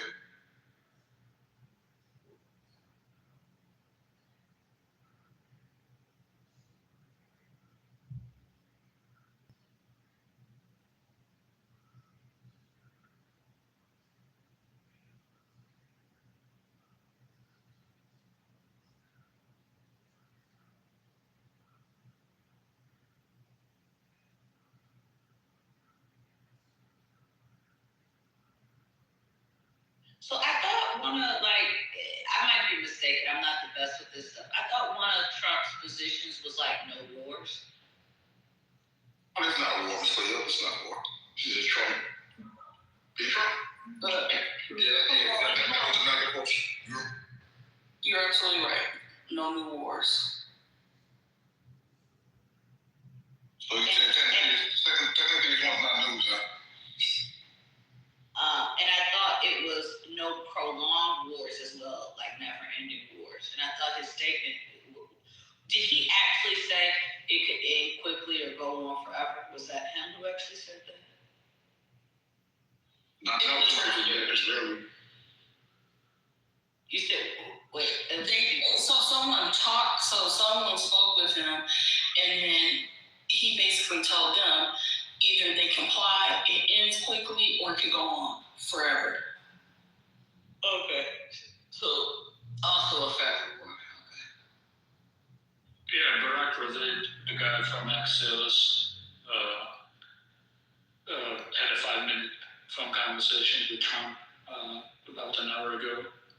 And quoting from Trump, I can go along and take over the whole thing or end it in 2 or 3 days and have the Iranians see you again in a few years if you start rebuilding your nuclear and missile programs. And end of quote. Thank you.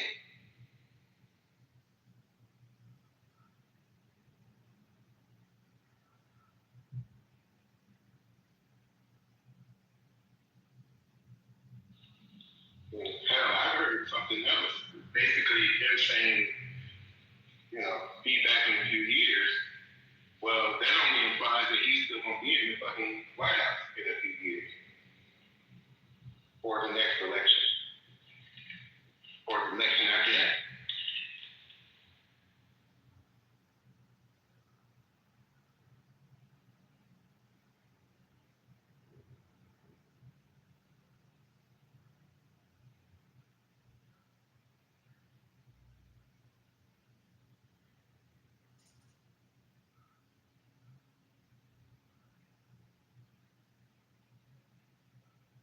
Okay.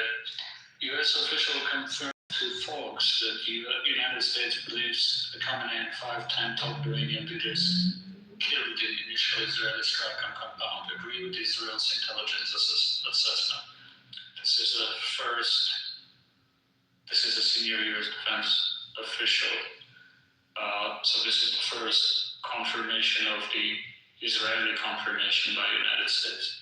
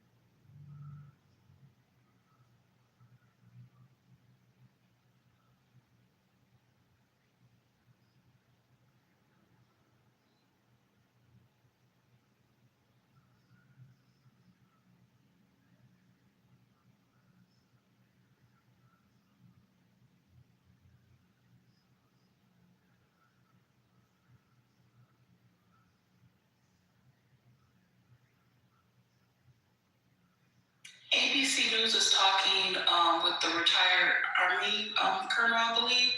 Did it win or?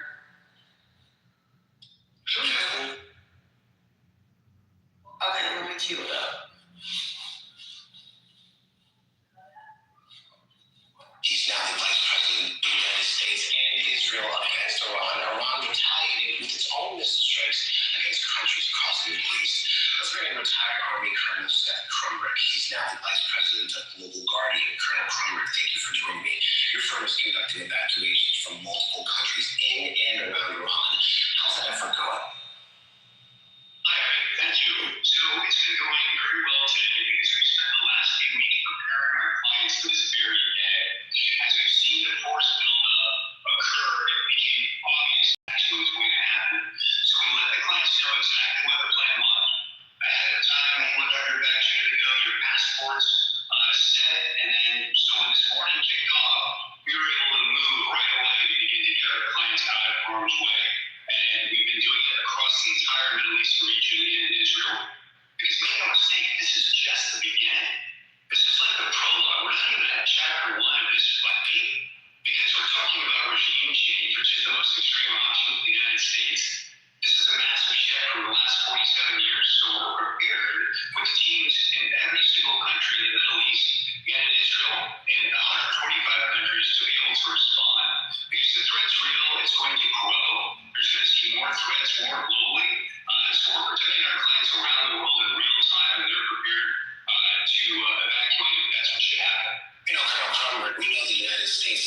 defenses are robust in the region. However, we've already seen missiles hit some U.S. bases. So how vulnerable are those U.S. bases in the region right now? If you're in the U.S. military, there's always a little risk in the Middle East.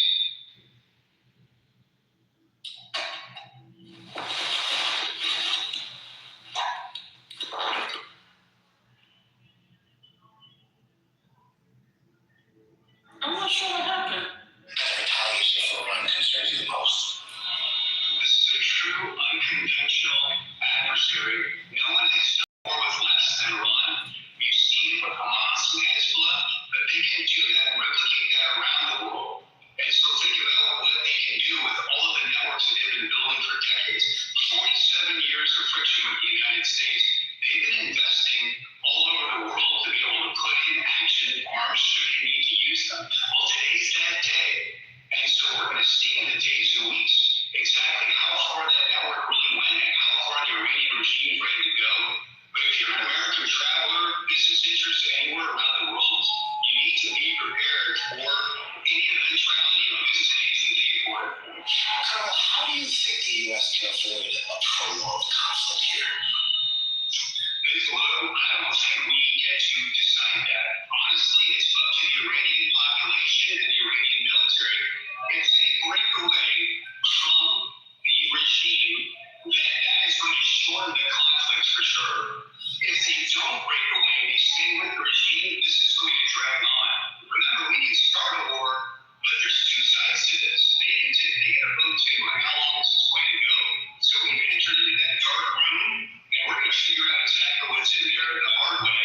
And if the Iranian population, the Iranian military don't break away from the regime, I don't see how we achieve our strategic goal. Colonel Seth Kremrick, thank you for your time. Thanks for sharing with us. The news never stops. You can find us anywhere. You stream live news. And if you're on the go, go on the ABC News app and ABCnews.com. You're taking a look at a live picture of Tel Aviv as night falls and missiles striking the Middle East. We'll be right back.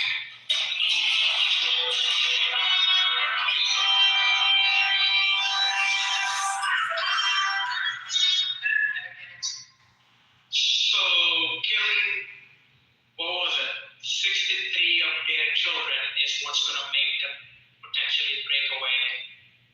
Or are we hoping that's going to make them, all the people just break away from the regime?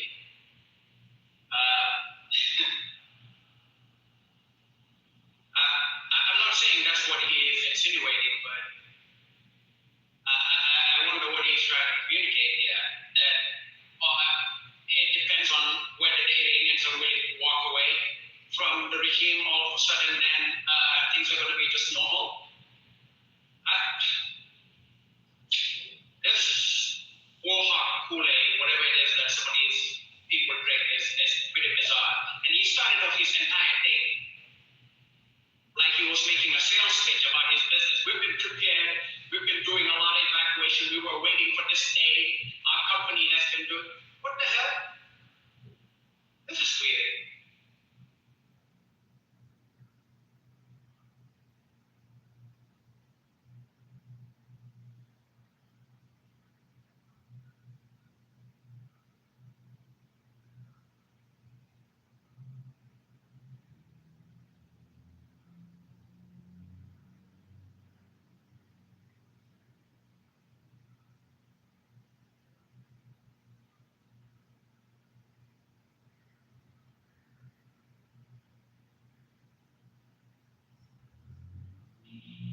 The one piece of good information he left, though, is if you are an American citizen that does business internationally, or you love to travel around the world, watch your back.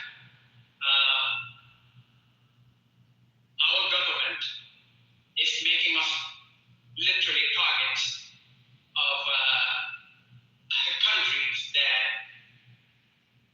for all I know, there's going to be some kind of retaliation. In what form, fashion, I can't predict exactly. And I'm not hoping for any innocent American, because I don't think American civilians want this. But if you have a dumbass government and a head of state, whatever catastrophic consequences we're going to face, you do know our national security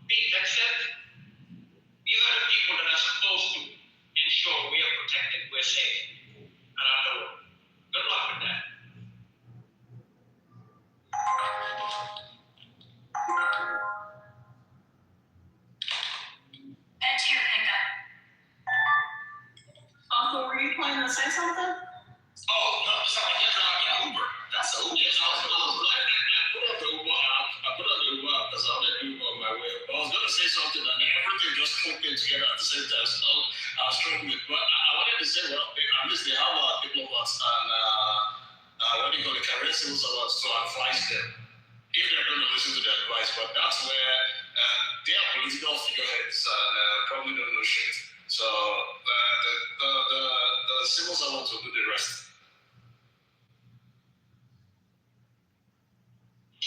I'm well aware the civil servants are going to do the rest. The fact is, though, I'm not comfortable with individuals like this, people that openly defy actual technocrats that know this stuff. 100%, and I agree with you. Yeah, 100%. These are the decision makers. So whether you can dismiss them all you want, but these are Senate confirmed individuals. And let's say we just ignore all of them. We still have Donald Trump, the ultimate decision maker. I don't know if I trust Donald Trump with my safety and security based on his ability to be, his tendency to be a reckless human being.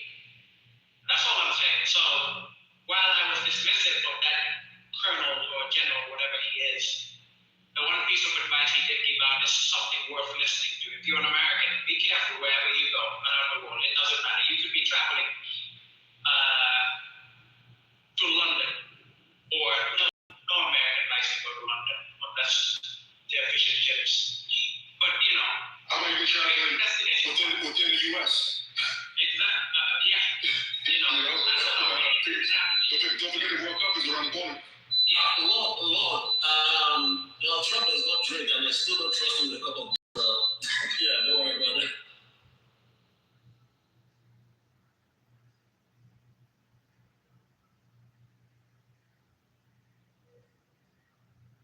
It seems Trump is talking right now. I'm getting a bunch of Twitter alerts, but I can't read it because I'm heading home. Neoliberal. Your boy Walter Bloomberg is tweeting from his terminal.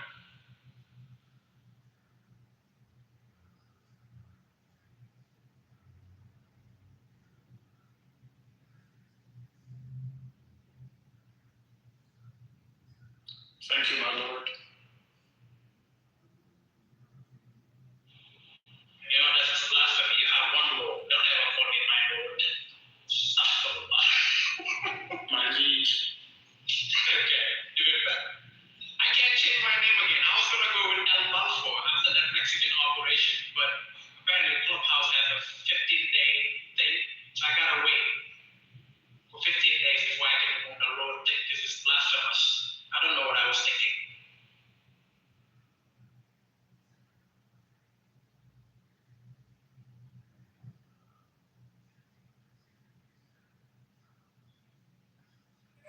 I was gonna say, when we tried to call you your previous name, you said, "Don't call me that. Call me my new name." You gotta understand. Sometimes, I have a man. What was I gonna say? What's the terminology for the individual that flip flops back and forth? If I figure it out, I'll take it. That's what happens. I forgot to take my medication. That's all. I was just gonna say, you picked the worst hills to die on. Bipolar? Yep. Neoliberal to the rescue. That's exactly what that was. You gotta. But Johnny's What were you reading? Were you reading the Balfour Declaration? No. I'm talking about the Balfour Declaration, the one from the Old Testament, the one Mike Huckabee was talking about a few days ago.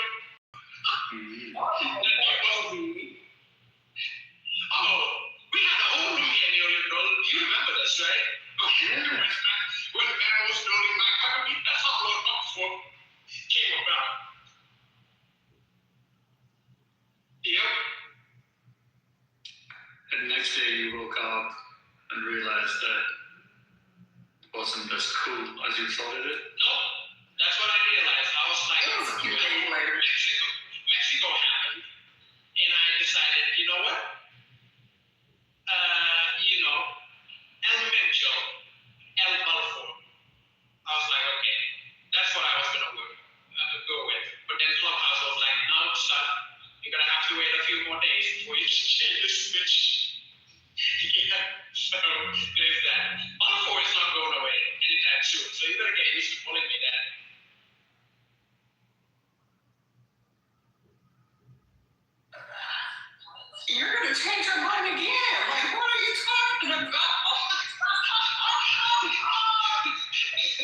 That's Clubhouse. It's every 6 months. You gotta come up with something new, character, new personality. You know, you change with the times.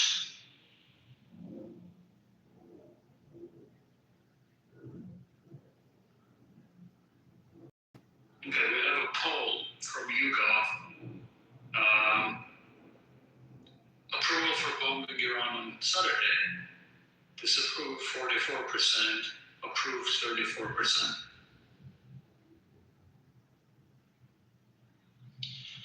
Well, the Wicked Witch of the West is dead.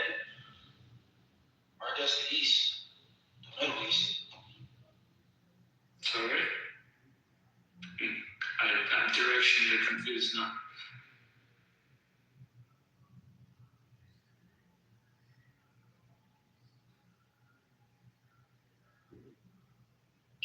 TC, did you have anything else to say besides that?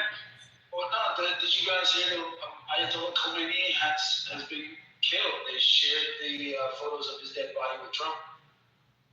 14-hour operation, gone. Just like that. Do we have a statement on it from Trump? He hasn't issued a statement yet, but the reports are coming in that he has viewed the body, and and the military has confirmed that it's Ayatollah Khomeini. But again, I'm sorry, did Trump have a carnal knowledge of Ali Khomeini's body to identify what is going on? Well, I guess some assets in Iran has provided the verification that it's him, and they provided the video or the footage to Trump to confirm, for him to see it for himself. So I guess a statement will be soon coming, but there's really no way of guaranteeing that this represents where justice is going to come and take his place. And we know that the Khomeini has said to the IRGC that if I'm assassinated, you guys take over. So it's not as if there's a vacuum in Iran right now. It's not as if the United States has any type of operational insight into a opposition strategy to the Ayatollah. So I think this is chapter 1 in a very long saga of what's going to happen in Iran and how does it affect the United States geopolitically. Yeah, I agree. We're just following the news.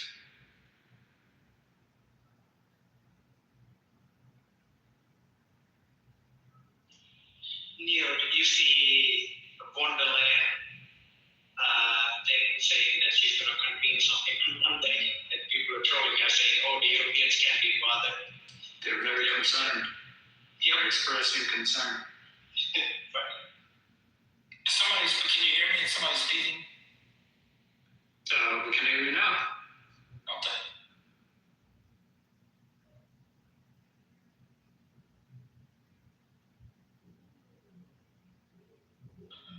I guess this begs the question: what does this say of the United States? The United States and the Trump doctrine abroad in terms of his ability to simply strike wherever he wants to strike, and it creates a ripple effects around the world, but nobody can do anything about it. He's done it in Iran now twice. He's done it in Nigeria. He's done it in Venezuela. Of course, he's done it in other areas, and it's just like, this is the new Trump doctrine. He draws the red line, they cross it, there's military repercussions of it. Seems pretty effective, if you ask me. What's the effect in terms of deterrence? You said it was effective in terms of changing the world. So in Venezuela, they got rid of Maduro, but all the Maduro people are still there. So what is it? Just no. Make no mistake about it. The Maduro people that are quote still there are 100% puppets in the United States. The vice president is filing licenses for U.S. oil companies to reopen business in Venezuela. There's been a bilateral opening of relationship between Venezuela and the United States recently. And of course, we know that Venezuela is interested in researching the economy. Go ahead. I'm in a little delay. I apologize. My signal's crazy. I'm sorry. Can you hear me? No, the answer to your question is deterrence, right? You draw the red line, you engage in negotiation, the negotiation goes nowhere. It creates a natural deterrence for bad actors on a geopolitical scale from crossing the Trump administration. I think that's highly effective. At least mutually so. You can look at what's going on in Iran. Engage in negotiation, draw the line was drawn, the line was crossed, and effectively you have uprising in the middle in Iran. So I don't know what's going on in Iran because it just happened a few hours ago. So that doesn't tell me about its effect in like 6 months, a year, 3 years, 4 years. So it's hard for me to say. I remember when they captured Saddam Hussein, and people were also exuberant, and we saw the sinkhole of ISIL, etc. Wait, we talking about when the BRICS course was on the same and the over to us? That part? No, I think it was some ragtag dudes in the desert. They found him hiding under a garden with this girl in the back on the side of this. No, I remember. Maybe I should to the. So Maduro had a bunch of bloodthirsty, repressive lieutenants who were bigger Chavistas than he was. United States during the Trump administration, probably. I mean, I don't think people think Trump's going to live forever, but he's not going to be president forever. Because of that, that means that it's a puppet government that actually still calls Maduro the legitimate and is a bigger Chavista than he was. She was the head of their secret, the secret police or whatever. There's no torture game she didn't like. Anyway, so because they're doing oil contracts with some American companies, that means that things have changed. That one, the government is a puppet of the United States. I'm not asking a question, I'm just getting my mind around it. And two, Venezuela's ill effects in the region and the hemisphere are no more. Okay. So I'm understanding that. And then in this instance, I'm just keeping up. I'm not asking a question, I'm just keeping up. That's what I'm sure. And in this instance, I don't know what red line they crossed, but okay. They crossed the red line. The old man is dead. Looks like the old man is dead. The old man is dead. He's 80 years old. Obviously, they have a succession plan put in because they're not stupid.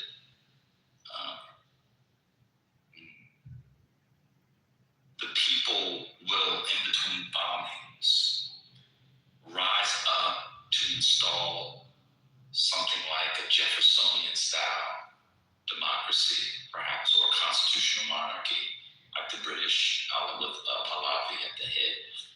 And all it took is the assassination of the leader. Okay, I'll wait to see. Maybe it will open up Iran to all kinds of, bilateral, trilateral, multilateral agreements. Maybe this will also solve the Sunni-Shia conflict because we all know that Trump can solve it too. All right, I'm just trying to understand. Well, you said that you don't know what's going on in Iran, but one thing I'm sure you understand is that Iran has just gotten bombed in the last 14 hours, massively so, and there are reports that Khamenei is dead, and that those. Yes, I know that. I'm talking about the conditions of installing a democratic or constitutional monarchy. Nobody's saying there's going to be an installation of a democratic. Well, that's what. Did you hear Netanyahu's speech? No. But did you hear Trump's speech? Yes. Okay, so they're saying that the people, this is the time, I guess, in between the bombings, to go and overthrow the regime and to install a democratic that is the most led, people-led government. That's what they said. Something about the lion, holding around the lion, Israel, the lion, Persia, and all that kind of stuff. Well, putting that to the side, like I said, nobody knows what's going to happen. This could be Afghanistan all over again, right? That's what I mean. But at the very least, we know that, again, you are asking me what what was the effectiveness of Trump's strategy and his positions on these issues. And I said, clear as day, it's proven here now, it's deterrence. Deterrence. And as long as you have a strong leader, especially a strong American leader, that's able to draw a red line and effectuate some sort of now I'm not suggesting that he continues to engage in his conduct here without authorization of military force or some sort of congressional declaration of war. Why not? I'm not advocating for that. I would be advocating for more. Well, let me finish, though, and I'll entertain questions. It's bad. Okay, bad. So I lost my train of thought. The idea is that if Trump continues to conduct himself this way, I think it portends positive ramifications for American foreign policy in the future. Right, but you're saying that while also admitting you don't know what the future will bring. So if it becomes an Afghanistan, it was not positive. So when I say I don't know what's going on, it's because it happened today, between, what I've been doing today and following on the news and listening to the news or whatever. That's when I say I don't know what's going on. I'm following the bombing stuff very closely. I know the specifics of that. I listen to the Netanyahu speech. I understand that. I'm just saying that I don't find conservative movement. And anybody who's suggesting they're not neocons is just being disingenuous and no neocons. This is full neocon stuff. We're back in neocon territory. Well, it would be a course to the MAGA movement because MAGA certainly wasn't neocon. The whole thing. I know, it's a betrayal. The whole reason why MAGA brought Trump in is because he campaigned on non-interventionism. I know. Well, this it's a betrayal. Trojan horse for that. But I guess you could argue the same thing for the Epstein files. No, I'm saying it's a betrayal of the MAGA movement and there are MAGA people who are very upset about it. But I was going to say, it could be effective, but I learned a lesson that simply by removing the head of the snake, what were you thinking of the snake? I'm going to be honest with you. Now I'm giving you my conspiracy theory. I don't think Kamini was running things anywhere. I think he was an old guy. That was who was the higher? Yeah, who inspired all. He was a religious figure and people were in thrall of him. But I think he was having dinners and delicious tea. They have delicious tea in Iran. And delicious teas and stuff. I think a lot of the people who were in charge of the day-to-day operations of the repression of the Iranian people are still very much alive. And there's a chance that they may get even more power. So I thought the lesson of the neocons was one of the major lessons was that just removing a head, Libya, I've got it from an America First perspective. But now that everybody generally, obviously there's some critics, now that MAGA is full neocon, I see where we stand. It's fun. I get it. Well, there are some cracks in that armor, and I don't know if I wholeheartedly disagree with you. There are some cracks in that armor. Again, I would point to Venezuela as an example. Venezuela, the vice president, I forget her name. Jesse Rodriguez. Yeah, thank you. She is proven to be a strong ally of the United States, particularly as it relates to the economic strategy that the United States hired 2027 plan to re-cement the licenses that the oil companies in the U.S. have with Venezuela. That's 100% consistent with Trump's strategy, and that's why they're not criticizing her leadership. And she's putting on a face to criticize America, but everything she's doing, she just had a tour not too long ago. She was doing a walkthrough with American companies. It was video. It was spread via media. MAGA has been taking neocons, and that it's going to prove to be fruitless. I don't know. I don't know if that's necessarily proven at this point. Yeah, I got a question. Oh, go ahead. I don't know if it's going to be fruitless. What I'm saying is whether there's neocon other ramifications. I don't know what it looks like 6 months, 18 months, 24, 36 months from now, because again, I remember when I remember where I was. Kimberly Foster will be interested in the dorm room, the Adams house. Shout out to that sister, but that's a different discussion. I remember where I was, and I remember, Saddam Hussein is gone, and at least there's a vacuum there. So it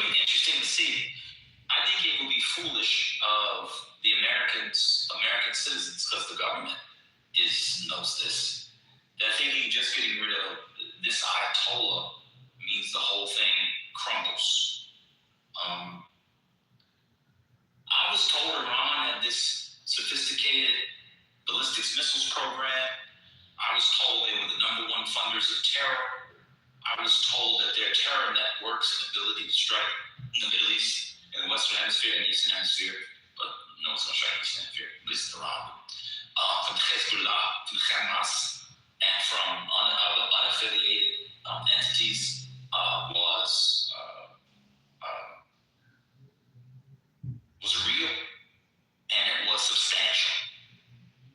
And so for me to now listen to everything I've been told, and to think just because this one guy is gone, all of that stuff goes away, I don't know, man. But somebody else wanted a question. On Venezuela, quickly. If the United States unilaterally first imposes sanctions, exit the country, all of that, and then unilaterally lifts the sanctions and starts doing business, that is not something that has changed in Venezuela, right? It is all the United States. Trump is selling it as if companies were driven out of Venezuela when he sanctioned American companies doing business in Venezuela. Later, more or less giving some exceptions to Chevron, etc., etc. You can look for videos of Maduro saying he's open for business with the United States, right? So United States had to, because some sanctions are still in place, had to concoct Qatari business account to circumvent its own sanctions to do business in Venezuela, which Venezuela was open to doing business even under Maduro. And now Trump is selling it as some type of a outcome of Maduro kidnapping. Come on. That's one of the consequences of Americans not wanting to be or being interested in the details of actually what happens around the world. And the other thing is, let's just say everything neoliberal just stated wasn't a thing, and whatever Trump said was actually true. Don't you think Delcy Rodriguez, in her calculations, understands that this is going to be Trump's final term and that there would be a future U.S. presidency that might not give two shits about Venezuela, and that she and her people can continue doing whatever the hell they wanted to do? That's one thing. And the second thing, you brought up Nigeria earlier and said that this proves Trump's doctrine of, he's a strong leader, whenever he, basically when he draws a red line, he will act on it. Again, if you are really interested in the details, you'll find out that the Nigerian government not only orchestrated the whole thing, they actually have used for so-called counterterrorism efforts. That the whole thing, from the intelligence end up, was something that the Nigerians provided to the U.S. military. Trump didn't just wake up and start bombing Nigeria. But that's what he led his supporters to believe, because that's the kind of crap he would tweet on Truth Social. Anyway, I'm done. The Nigerian one is an interesting one to me because, and I'll never understand it, and I'm not sure who. Bello was here, he may be able to correct me.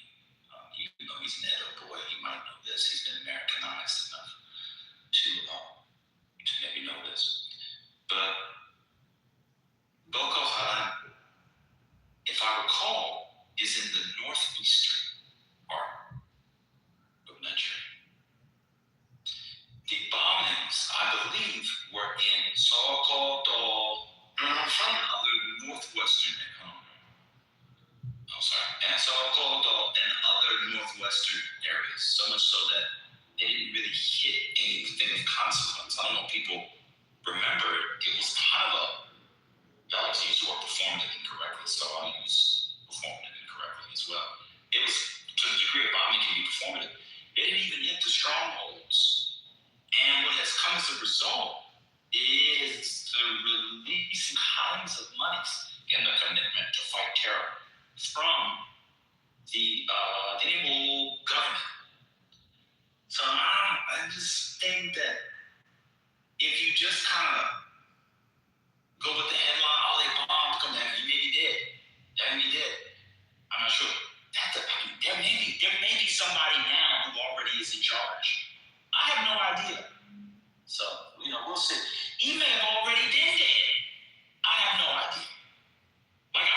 George Soros is dead. I don't know. But when we put our understanding of geopolitics, I think, in like one man is running it all, and when that one man falls, the good thing comes after it.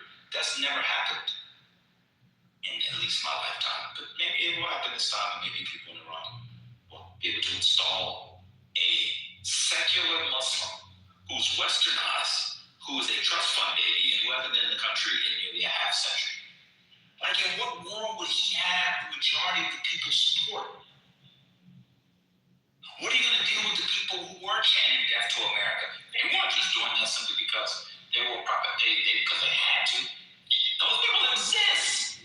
There are actual enemies of Israel in Iran, but none of that matters, I guess, because the Khomeini's did. So I don't know, man. I hope y'all are right now. I don't know why we have to do this thing where we jump to massive conclusions that are not even proven or even demonstrably, like, it could be like suggested. Nobody's expecting for this westernized Muslim savior to fly into Iran and everybody rally around this puppet and says, yes, this is the new supreme leader of Iran. He's going to usher us into the modern age with his Western ideology on Islam. That's the weird thing. Maybe if we do some sort of like constructive analysis, we could come to the conclusion that maybe, possibly, the strategy is not to completely supplant the regime and supplant the IRGC or Ayatollahs or what have you. Maybe the strategy is just to fracture it enough to where it devolves into chaos and they beg for outside intervention from a political lens that helps stabilize the country. Possibly, it's not all-out complete regime change and changing them into like Zara-wearing Muslims. Maybe the idea is that we fracture the regime enough that it devolves into chaos, and then the inevitability of their need for Western support creates the perfect conditions for the Trump administration to sweep in with economic, revitalization of Iran. Maybe that's the strategy, but I'm just a dreamer. So the problem with all of that. One second. The other go let me finish and follow up. So in fact, and this may not be your this probably not be your fault. In fact, there are lots and lots of people who are expecting that very thing to happen. That's exactly what that's exactly what this big millions and millions, hundreds of millions of dollars campaign that these people have been pushing online, that people talk about, they come in here with their scripts. That's exactly what people expect. So that's the first piece. Well, you'd be silly to believe them, though. I mean, come on, be honest. Like, where has that happened? We're going to go back to the de-Baathification of Iraq, right? Like, that shit worked. That's exactly that's so funny you put that. If you go and listen to Netanyahu's speech, which to me is insane to think that, like, if you were in the middle, but if you had a speech, that's exactly what Netanyahu was suggesting. That's exactly what they're saying. That's exactly what they think happen. But I want to go back to the larger point, this is the more important one, because a lot of this stuff is kind of silly. I agree with you. This is fascinating me. So, you said maybe you, do something to the regime so that they, are fractured enough that Trump, well, here's the issue.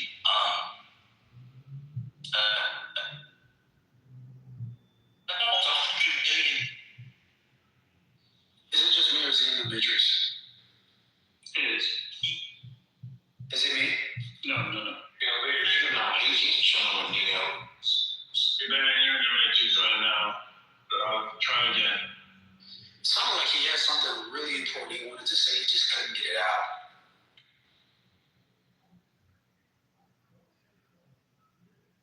Anyways, look, this isn't the first time that Netanyahu has come out and tried a subterfuge and convince everybody that, hey, there's a political expert here that we're going to see, and then we know again political subterfuge. And nobody believes him. The fact that you're using him for evidence exhibit number A as to what these people believe kind of demonstrates why you guys believe that Trump was going to lose the election. It's not believable, and you should be able to see. You should have pattern recognition by this point. This is not new. This is not, there's nothing new under the sun here. This is the same play over and over and over again. We come in, we blow shit up, we take their oil, we introduce new economic realities, and America benefits. And that's why I'm saying this is such a great position for Trump to be in. All right, I heard the second part. Being able to predict an election has nothing to do with recognizing patterns from studying. So much, a little sore. Not so much, brother. It does. It does. Well, I'm sure that the country is where it is. Poor president, then. Poor man, you're like heavily in the matrix. What's going on? It's cool. Wait, you're in the matrix, dude. Yeah, I know. I'm saying I got full bars. Y'all good? I'm in the matrix. Can y'all hear him or is it just me? No, I'm in the matrix. I'm in the matrix. Nah, you're good. Go finish your submission. You're back.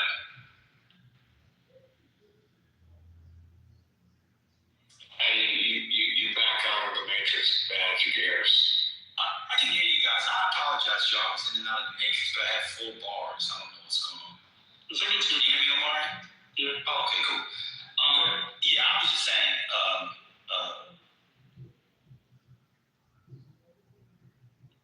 I don't see, so you said this is what America does. So I guess it's what they do with Trump. How is the United States benefiting from Venezuela? I don't see it. The oil money that they seized, the $500 million worth of oil, we didn't get that. In fact, what Donald Trump did, Mr. America First, was to put the money in the Qatari bank account and sign an executive order that shielded the money, because Venezuela still owes American companies monies. Shielded American companies from suing Venezuela. How's that America First? What has been the benefit? Stocks haven't, skyrocketed for Schlumberger and Halliburton and the Chevron, I forget which one's traded. I think Chevron, et cetera. So I don't really see the benefit. Now you just made a claim, so you're the first to make this claim. I'm kind of interested in this. This is about seizing Iranian oil? Good luck. There's no world in which the United States is seizing Iranian oil.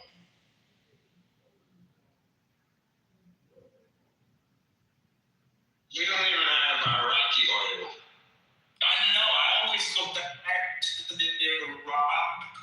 What's going on here? Why is it metrics constantly? And it's funny, like when he starts talking, and I can understand him, and then I get a call. We heard a majority of what he said. You might have missed out, but We can you summarize it for me, please? well, Devon brought up a good point. Can you hear me? Yes, I can. Oh, he popped out. He's driving. But Devon brought up. Just summarize what he said so I can understand, because I got a call. He was in the matrix for the last 3 seconds. You didn't hear the rest of it? Literally, he got a call. Yes, when he was out of it. What was his point? He argued. I missed it. Don't worry about it. You guys can get on point. It's okay. We'll see how it plays out. It's good to talk to you. It's good to talk to everybody. I think we agree on more than we disagree on this. I mean, I don't think there's going to be this savior coming in from the West. I think we don't disagree there. But I think what we do disagree is the argument that I made earlier, which is that this shows that Donald Trump is effective at creating deterrence through military intervention. Being as limited as it has been, it's been effective. And, maybe when you come back, you might want to... What is he determined? Well, I said it a minute ago, right? He creates a red line in conflict negotiations. That if that red line gets crossed, as is the case in Venezuela, and in Iran, and in Palestine, there is repercussions and consequences that ultimately led to better geopolitical outcomes for the United States of America. So what is he deterring again? But guys, I'm not going to keep answering the same God bless America question. I've said it like three times already. You engage in negotiation on some threat to, an America or its allies, you cross a red line. There's military consequences for crossing that red line. Deterrence being that China sits tight and doesn't move a muscle. Deterrence that Russia effectively acquiesces to American alignment with Ukraine and don't engage in more, potential nuclear rhetoric, right? Deterrence being that the corrupt governments in South America, like that of the Maduro regime, as evidenced by Colombia, reducing its efforts to interfere with United States national security and the waters that surround our trade routes. So those are the deterrences that I'm referring to. Okay, do we have any evidence of any of those things? And by the way, I'm open to the argument. I think the deterrence, it's fair to bring up madman theory and credibility of United States threats of use of force. I think that's a fair point. But again, when we talk about deterrence, let's go one by one. Let's choose China, Taiwan, Ukraine. Yeah, let's do China. How is any of this deterring China? Well, let's see. The pundit said that China would invade Taiwan if Donald Trump was elected president. And we know that's not the case. It's not been the case. Stop it. That was the governing wisdom on the left. Right? That we were going to do some policy. No, we're not talking about country. We're talking about. That's what I'm talking about, though. That's what I'm talking about, right? The wisdom was that if in fact Donald Trump was to get elected president, that Russia would take Ukraine, which hasn't happened, that China would take Taiwan, which hasn't happened, and that Iran would take Israel, which hasn't happened. And so all three of those things demonstrate effective deterrence. Iran would take Israel? Who said that? Iran, through its proxies, would take Israel. Yes. Who said that? Okay, well, maybe you were. That's really silly. Who said that? Because remember the JCPOA? Remember that? Remember when Trump completely demolished the JCPOA? You remember that? Remember they said that would create a pathway for Iran to get a nuclear weapon? Remember that? Remember the Doomsday Clock that they were 11 days away from acquiring uranium, from the ability to enrich uranium to nuclear grade levels? Remember that? Well, none of that shit happened. Hold on, calm down. You said remember that. Can I respond to it or not? Okay, go ahead, man. You're doing your rhetoric now because you're not actually making the point. I'm trying to find the idea. Give me a second. From Taiwan. Did you hear about the weapons cancellation with Taiwan recently? Did you hear about the weapons with Taiwan this week? How is generally U.S.-Asia policy doing? Have you read about the... No, he hasn't read about any of it. He doesn't know what the Have you read about North Korean nuclear policy? United States has been going through the worst strategic, self-inflicted environment in what supposed to be... Sir. Yeah, the United States is going through the worst strategic, self-imposed environment in Asia, thanks to Donald Trump and North Korea policy, right? The strategic posture of the United States, just because of North Korea, has worsened so bad. I don't think it has worsened, actually. We have a denuclearization pact between the United States and North Korea. So I actually think nuclear relationship has gotten better between North Korea and the United States after Trump. Okay, great point, DC. Can you talk more about that? How is it that got better? Yeah, so here's the thing, right, guys? This liberal thing that you guys do where you ask questions of conservatives. Hold on. You ask questions of those people. Yeah, it was cool to determine to left and right. We're not doing this liberal thing that you do. You only hear because Patty's not in here. Because I'm gonna turn to you going against the pundits. Man, we was having a good conversation. You said he was deterrent. Was looking on the brink of invasion. You just saying stuff. I'm not ready to thank you, sir. I'm not ready to that dumb shit. It's that liberal thing you guys do. You should be a liberal. We've seen your writings online of when you were a liberal. Fuck out of here with that bullshit.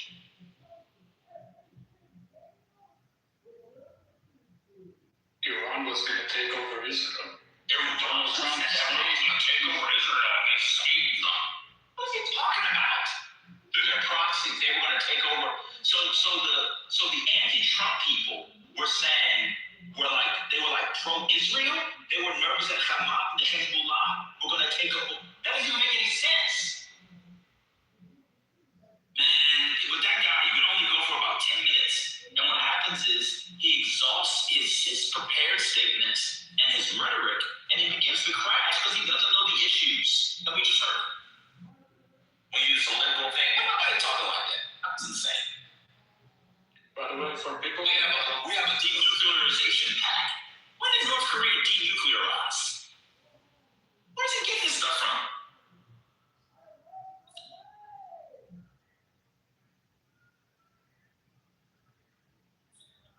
That's what happens, y'all. He runs out of rhetoric. When people run out of rhetoric, you can tell. He was like, nobody believes that they're going to install this guy. There are millions of people who believe that this guy is going to go back and take over as the head of state.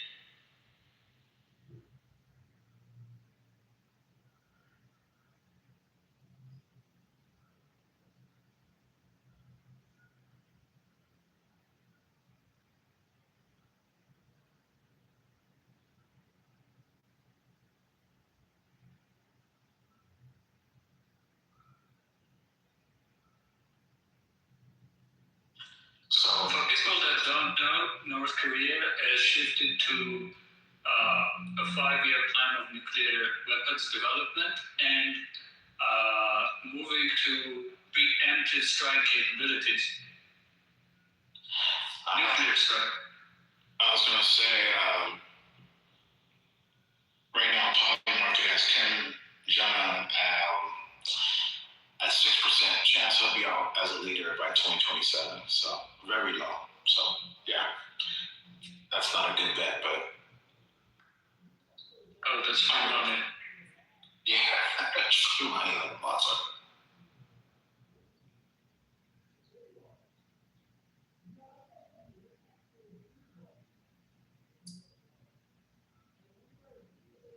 I'm still trying to get my head around the idea that the United States had sanctions. They removed their own sanctions, and somehow that's a result of getting rid of Maduro. They could have removed the sanctions with Maduro if they wanted to, so there was no deterrence. That is still puzzling. Spitball. That makes no sense. The United States put sanctions. Whatever. Go ahead. No, I was going to just tell Neil that Putin had a higher chance. He had 11%. So, there you go. Go ahead. Then it makes sense because Marco Rubio became Secretary of State and he couldn't leave his Florida politics aside and just decided to go with this. You know, he might come off as this smart guy. Was this going to him basically. You're cutting off. Ben, I can't hear you. Breaking news. What makes sense? The United States not even removing the sanctions and just doing what Trump wanted to do in the first place. Because any other Secretary of State outside of Marco Rubio maybe would have taken a different approach. So I'm arguing that because Marco couldn't set aside his Florida politics, he decided to kind of take it a step further. Yeah, I think oil narrative ran away from Marco Rubio and it became kind of a Trump thing and it became how to sell it as a narrative and that's where you get all of this weirdness. What was the breaking news, Leanne? Oh yeah, has reportedly been hit in the latest Iranian attack against UAE. Oh yeah, so that shit was blown up. To the tourism sector.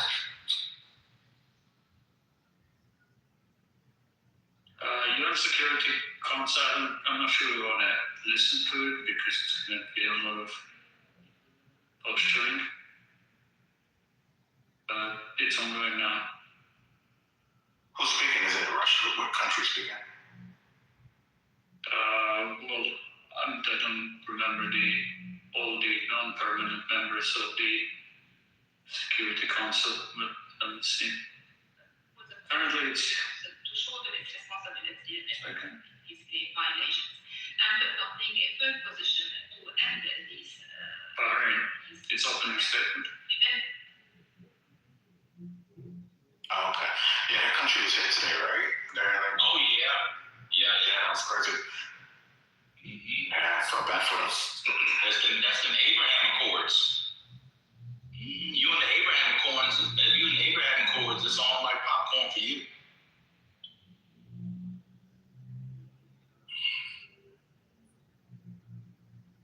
Yeah, I want to see what Saudi Arabia is going to do. Are they going? I mean, maybe they did strike back yet. If I haven't seen anything, I've been doing some work outside, so I've been away from the TV. So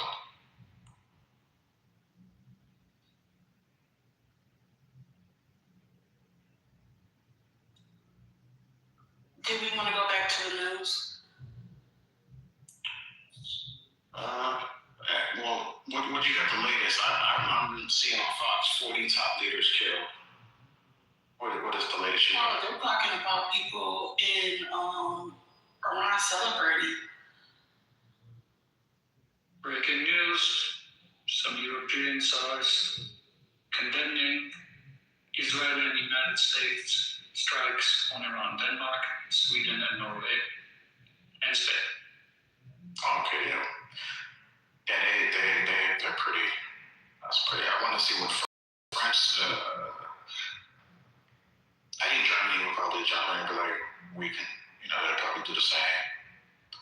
But France and UK might be with America, right? For the most part.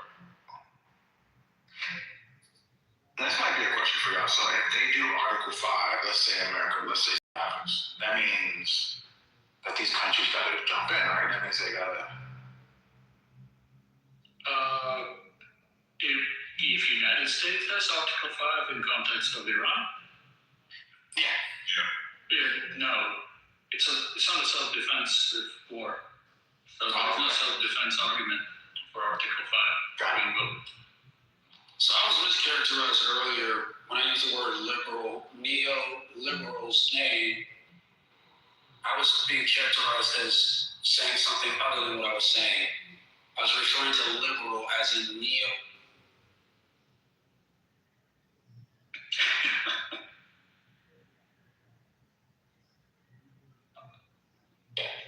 And just for the people in China are super irrelevant and in the scheme of things. But I was talking about like if they did attack America or something happened, that's what I was referring to. So. Well, if Iran retaliates, right? Yeah, they hit New York City or something, or they do something like a suicide bomber or some shit like that, right? I don't think there is a valid Article 5 in that case. Like that may not matter politically, they may come to aid, right? But they don't have to under Article 5.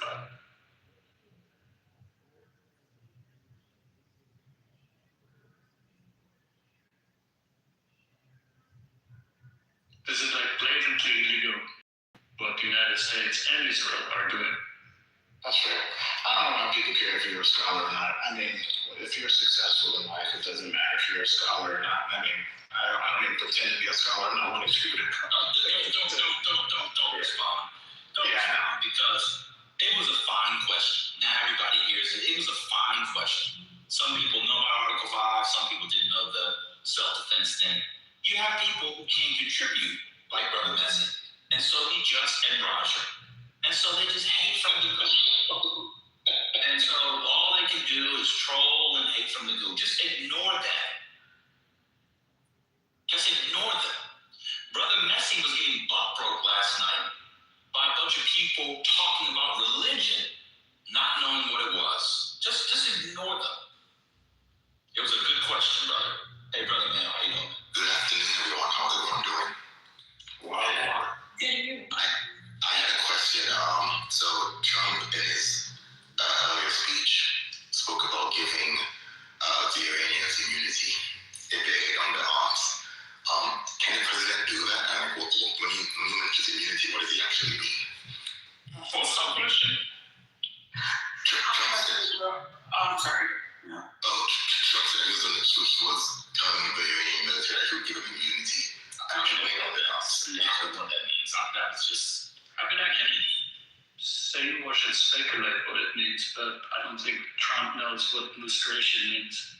But generally, if you're doing a regime change and you want to bring like an internal division and foment division, and so people side with you, right? Like lustration is one of the ways to do that, which is like a procedure in a new government of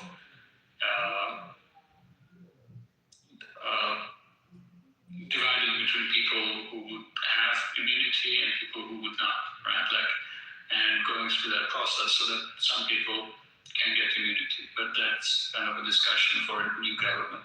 So again, this is saying Washington Trump. Lustration is one of those ways to do that.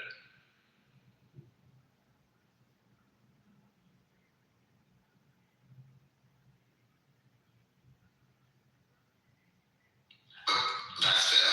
I just had no idea what he could possibly be thinking about. Like, did he mean that, if you end up, pressing the button and sending the drone to go strike the Iranian hotel, does he give you immunity for prosecution for the new, government that they form?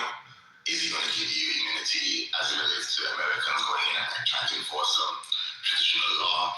Is he going to give you immunity when it comes to, some human rights council going in and trying to prosecute Iranian officials? I have no idea. One of the odd things, yes, it's like now all of a sudden they believe in some kind of international law. So they're going to go to, I don't know, the courts that Trump is trying to break up and sanction and give them immunity in those courts. It's kind of all over the place. He just kind of talks. He doesn't know stuff. Maybe it's a Nuremberg style thing they're going to have in Iran to try to give the people immunity. They just, it makes no sense. One of the things I find so fascinating about today is regime change as a trope is something we only get in our common tongue because of the neocons.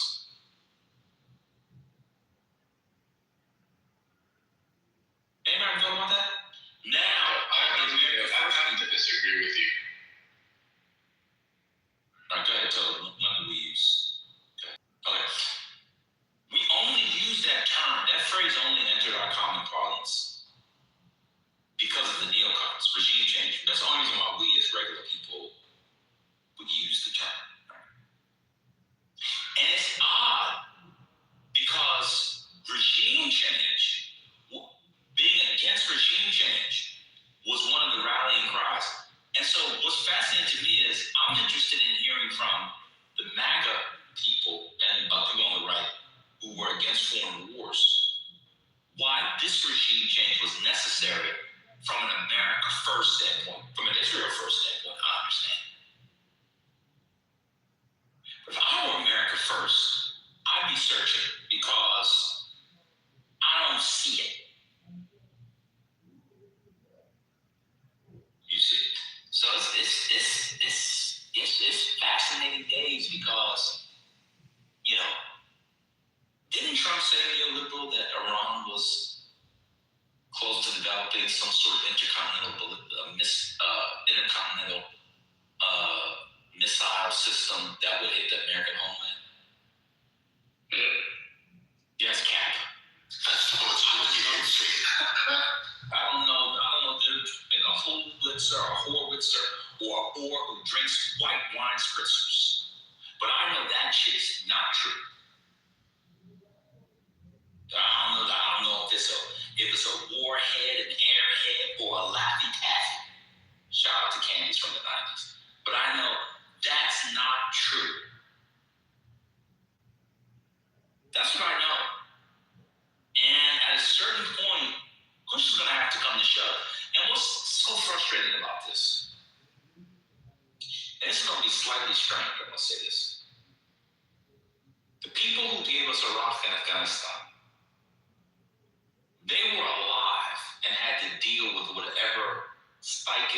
psychological, and emotional demons for decades. A lot of these people are going to be dead in 5 years. We have to live with these boomers. Must go. No one should be voting for anybody at this point over the age, for president in particular, over the age of 60 years old. I'm sorry, this is bad. It's bad. It's really, really bad.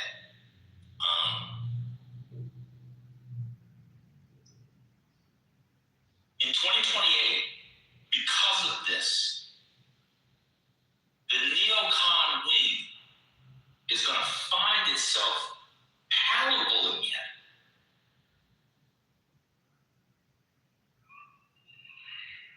There's a new right-wing front around regime change, drop bombs, and then doubts.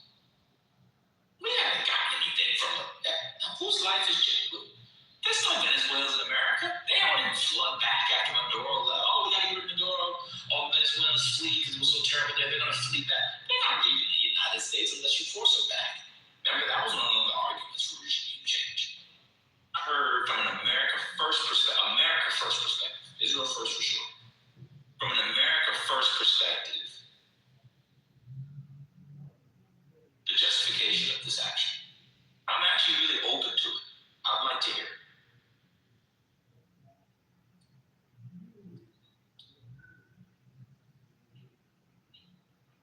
Can anybody get it? Neoliberal, you're our sane washer, you do a full living. You have to sane wash Soviet, post-Soviet policies, discourses. Can you say it?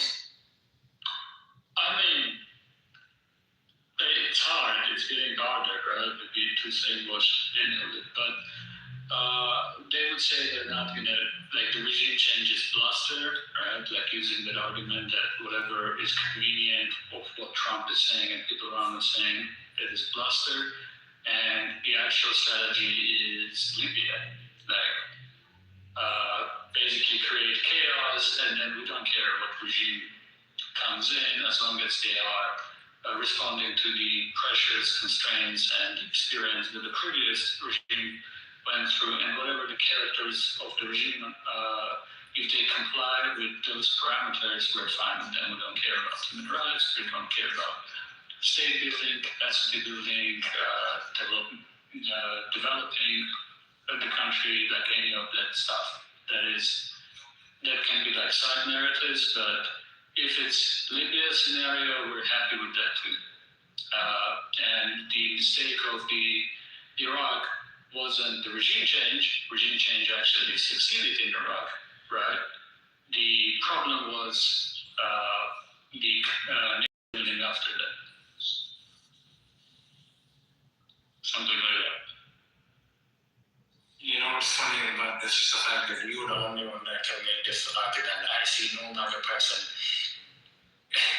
responding and articulating this the way he did. The problem with that argument is, why is that in strategic interest of the United States? That's what I don't get it. Yeah, you can't answer that.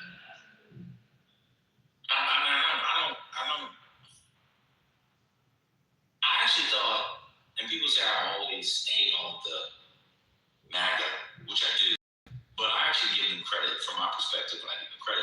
I thought one of the best things about the MAGA movement was the wisdom that it moved people to be more honest and open, frank and explicit and candid and direct and conspicuous in the ways in which they hated on America being the police in the world. I thought that was one of the things that they did a good job, because you'd have Democrats, center left, center right, Democrats and Republicans kind of, tiptoe, looking like they're doing a little soft shoot from T for two or two for T, just me for you and me for me, just me for you and you for me alone. And doing a little soft shoot. Yeah, it was bad. Saddam Hussein was bad. And what they did was,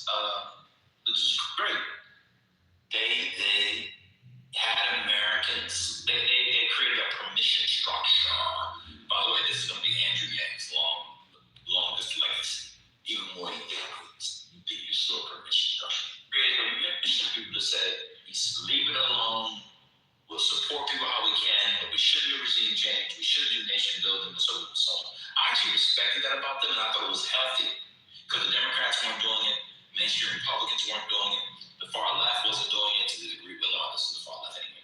And this was actually a big thing with a critical mass of people. They can't say that anymore. Instead, they're in here, not in here, but people are trying to defend it.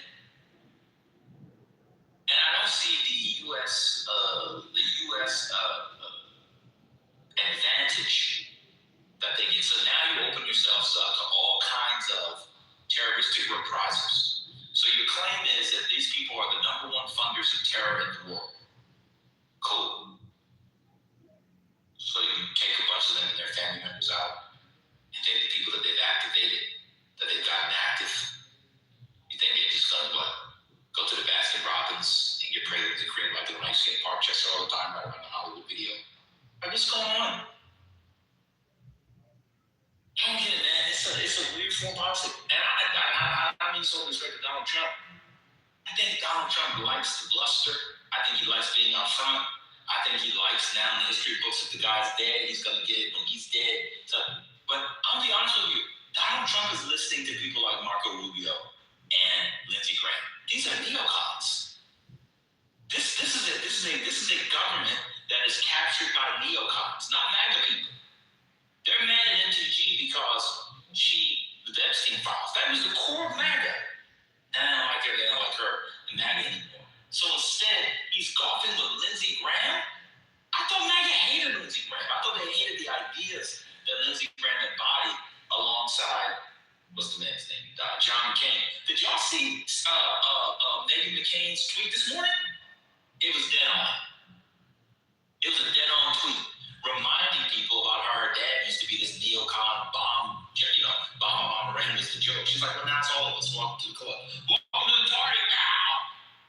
And y'all know about that. It's from Die Hard 1. It's a mess, y'all. I don't want to go on and on. Y'all do your thing. Now I'm going to take you to task. Explain your fascination with Leo Strauss. This is not the room to do that. But I will say, Leo Strauss's mind was a legendary mind. I mean, I can agree with that. Academics can do that, but there's not a space for this. I don't know why you would subject these people to this. Just to tease it.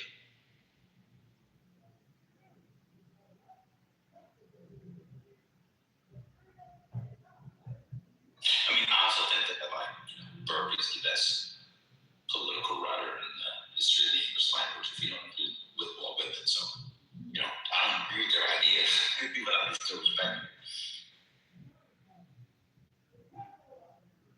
Yeah, I think like the collapse of MAGA back into neo-conservatism is very easily explained by their shared Straussian disposition, combined with a healthy dose of Nazi Judaism. Why am I blanking on his name? What's his name?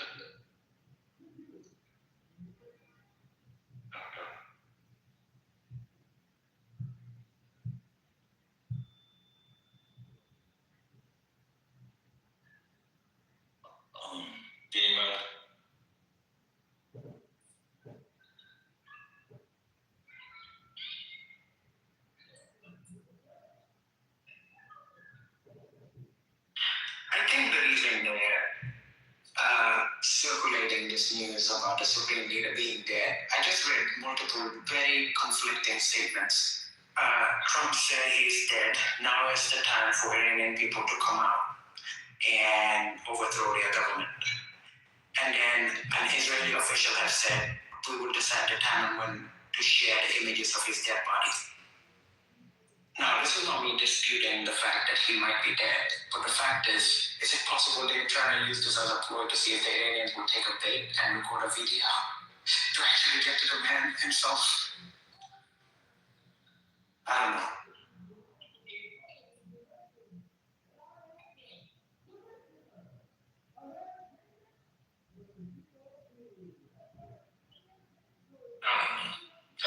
Who knows?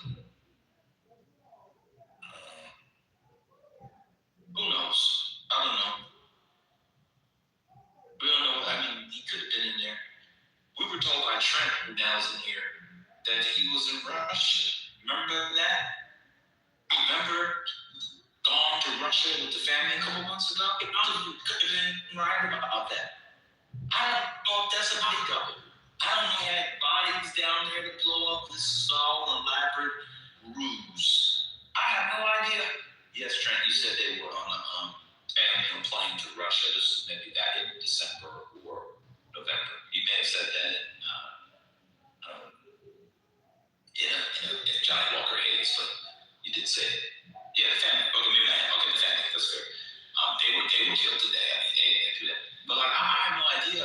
But again, it's not an individual who holds up the stuff. So I don't know. It's a mess. Go ahead, Trent. Thank you. Yeah, it's a mess, but it is a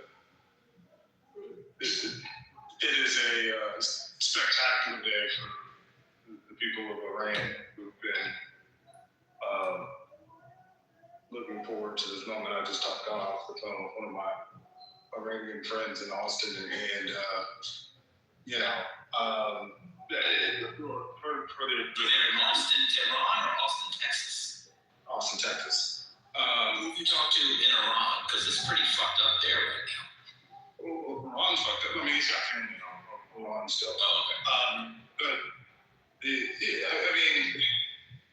I believe he's dead, because I believe at this point, when he was supposed to make a speech in minutes, 6-7 hours ago, and I think that he would have, to put this to bed, I think the Iranians would have brought him out. So I don't think that this is a lie at this point, but I think this is a tremendous day for, not for everybody, but for a lot of Americans like myself who didn't know longer. Mostly for you.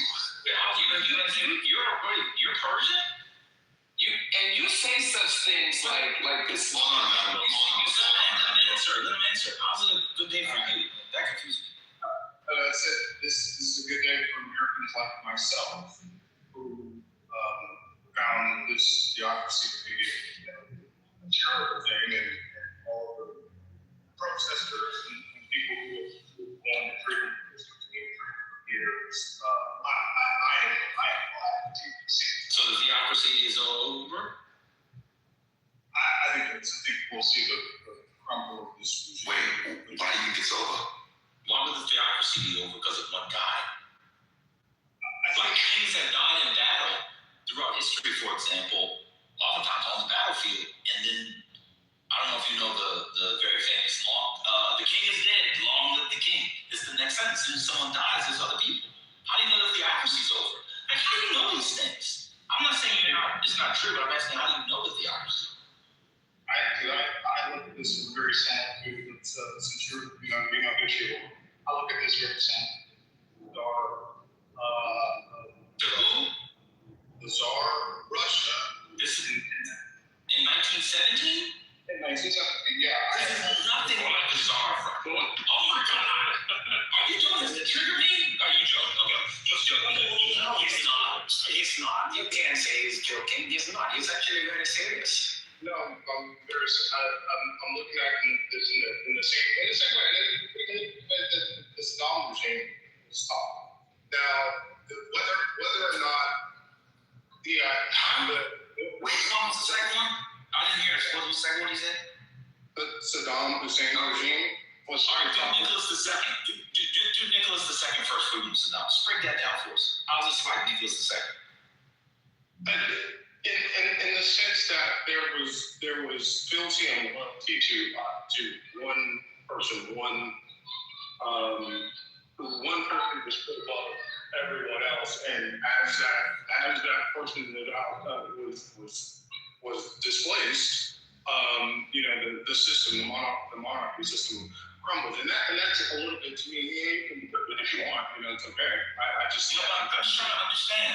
So you're saying that there was in Russia, there was all this fealty to. What about how do you account for the Duma?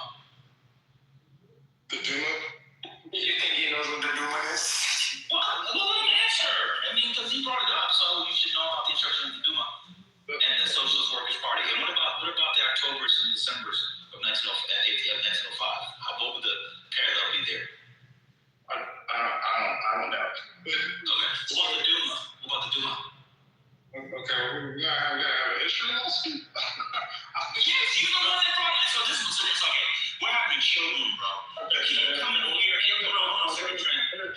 the cool room. Hold on a second, let me moderate the space. You can't come in here and make a claim and make that historical case. And then when we ask basic questions about the case you made, pretend to be insouciantly outraged.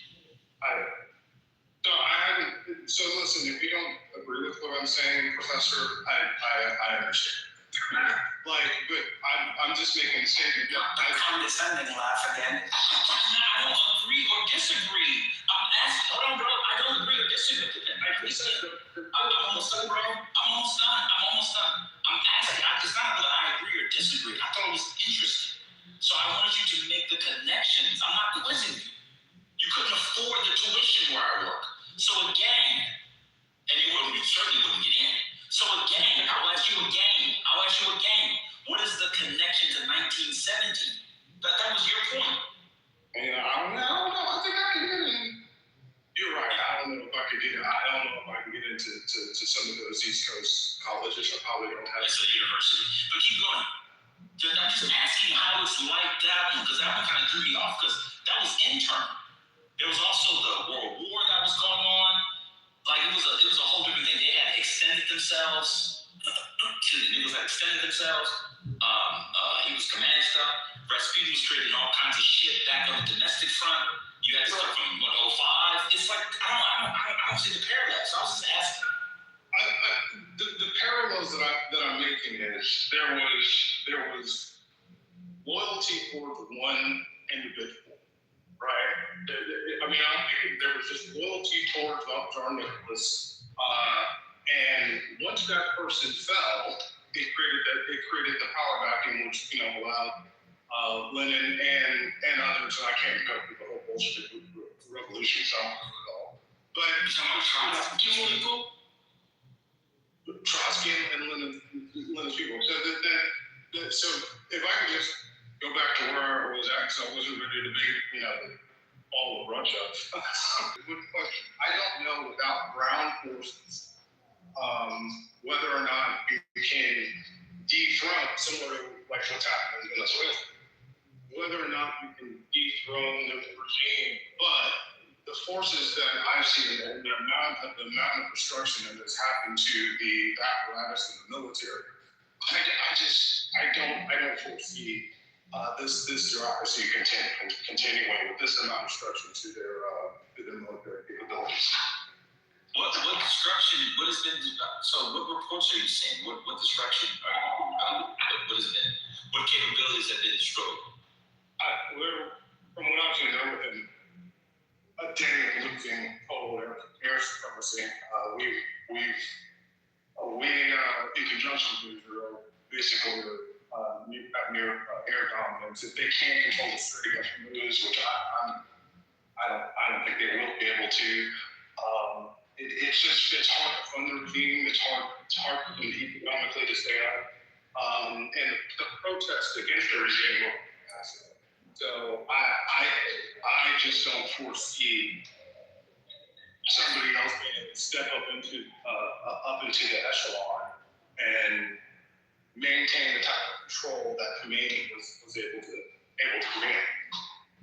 Okay, so when somebody says the United States and Israel have reached air supremacy over Iran, they do not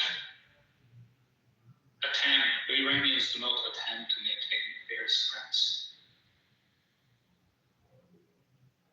They didn't attempt it during the last time either.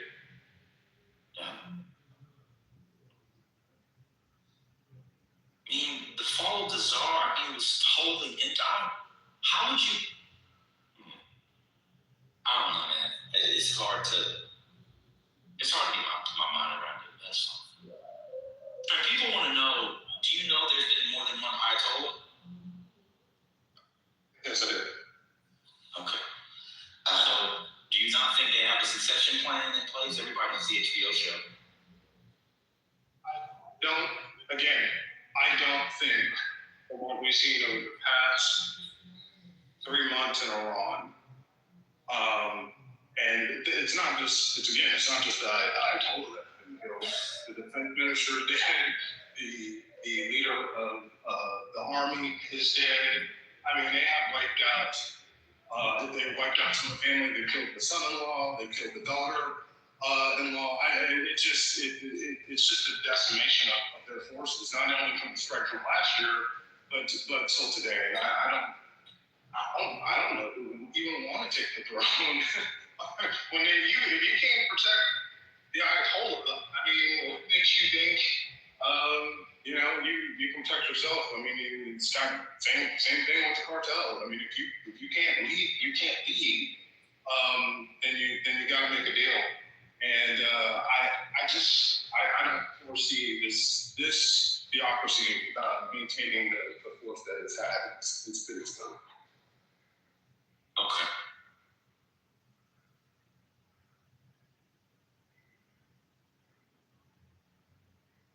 You saw that in university. I thought you were. Can you explain why it's similar to Saddam Hussein? I don't teach it anywhere. I teach on Clubhouse.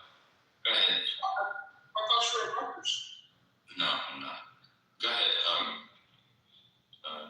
Whoever says it. Oh, Trent, do you mind explaining why the Iranian operation is similar to the Saddam Hussein operation? The sequence of events. And good to see the bro.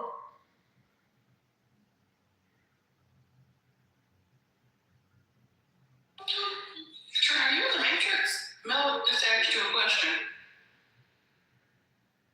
Oh, you're in the Matrix. Can you say that again, Mel? It's good to see you, bro. Good to see you too, Trent. So you mentioned, you compared the Ayatollah's death today to Nicholas in Russia and also Saddam Hussein. Do you mind breaking down the comparison to Saddam Hussein? Yeah, same thing. Like they one by one picked off the leadership in Iraq. You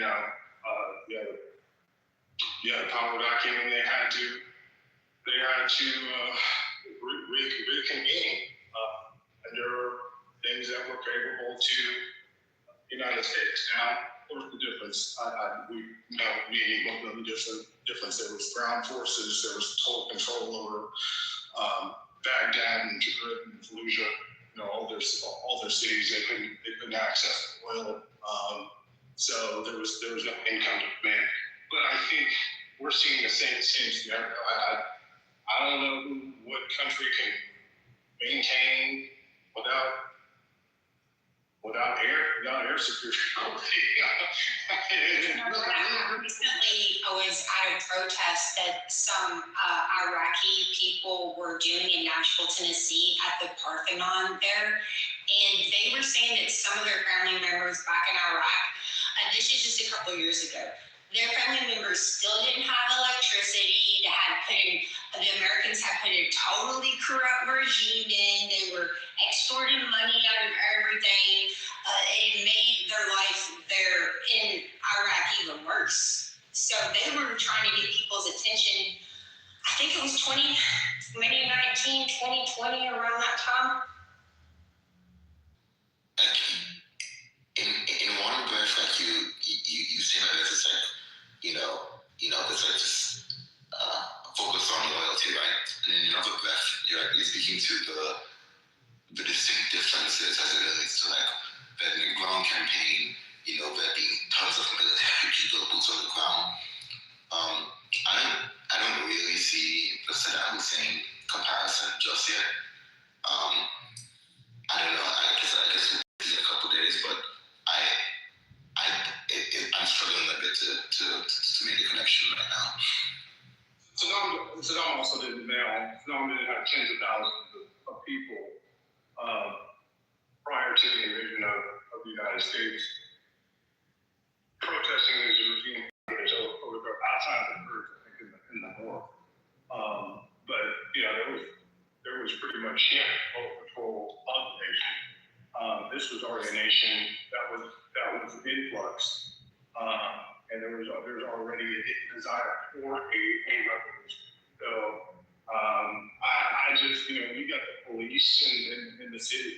When the police force is with the protesters, I don't see how anybody can maintain this. But we'll we'll see, guys. So you don't believe the reports that 20 to 30,000 or whatever the number is of people were killed over the past 2 weeks?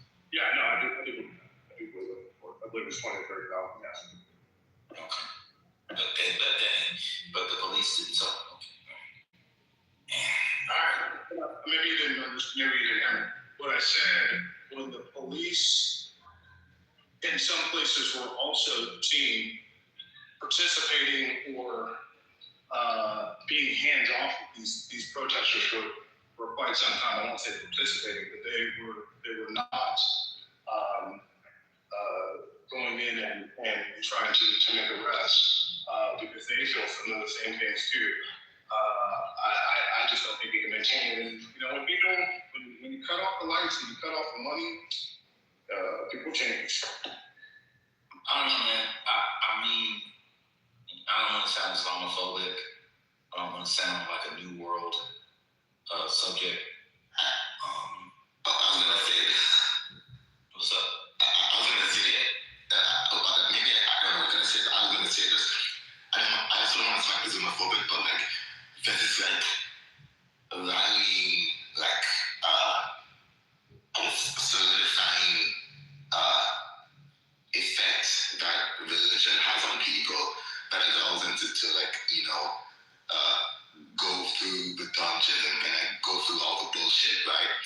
And so, in my mind at least, like, there's something to Islam that would, in my head at least, allow the Iranians to, like, you know, dig their heels in a way that wouldn't necessarily be true for other countries. I think a lot of people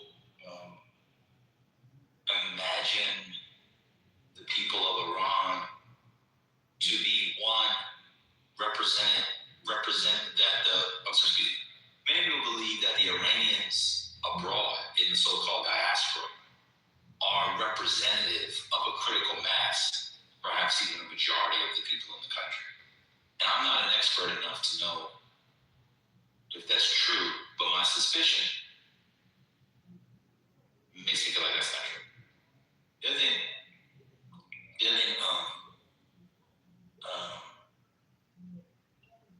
relatedly, I think a lot of times people in moments like this, they project themselves or their subjectivity or our sort of Western subjectivity onto people in other parts of the world that don't have that subjectivity. And it is possible that there are people in Iran, I would probably argue a critical mass of them, who did not like the regime, but also don't like the United States or Israel. Those people are never accounted for in these conversations, ever. And I don't know what the future looks like with them. They might be the plurality. I have no idea. But the binaristic thinking, because, you know, you're under the sway of a president, the bully pulpit, who only thinks in binaries. Did y'all see those tonsil stones that were flying out the back of his mouth during the State of the Union? Absolutely disgusting.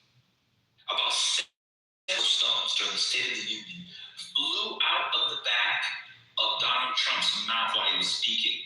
And people had zoomed in, you could see him land on the podium and where they kept the book with the speech. And you all know what tonsil stones are. I don't know if there's anything more disgusting than tonsil stones that come out of the human body. I mean, all things considered, blood, shit, feces, spooge, squirt, urine, etc. Tonsil stones are absolutely, at least, I saw videos, at least 7 tonsil stones flew out of his mouth if it's not AI. Absolutely disgusting.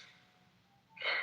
So I don't know why people forget there's another category of people who don't like the regime, but they also don't like Israel and the United States doing this. And the way the Israelis and Netanyahu in particular, they might actually not have issue with Israelis. They just don't like people like Netanyahu. Like that speech he gives, this is your moment, your rallying cry, we're the Lions and all that stuff. These are people that are bombing their home. I don't know.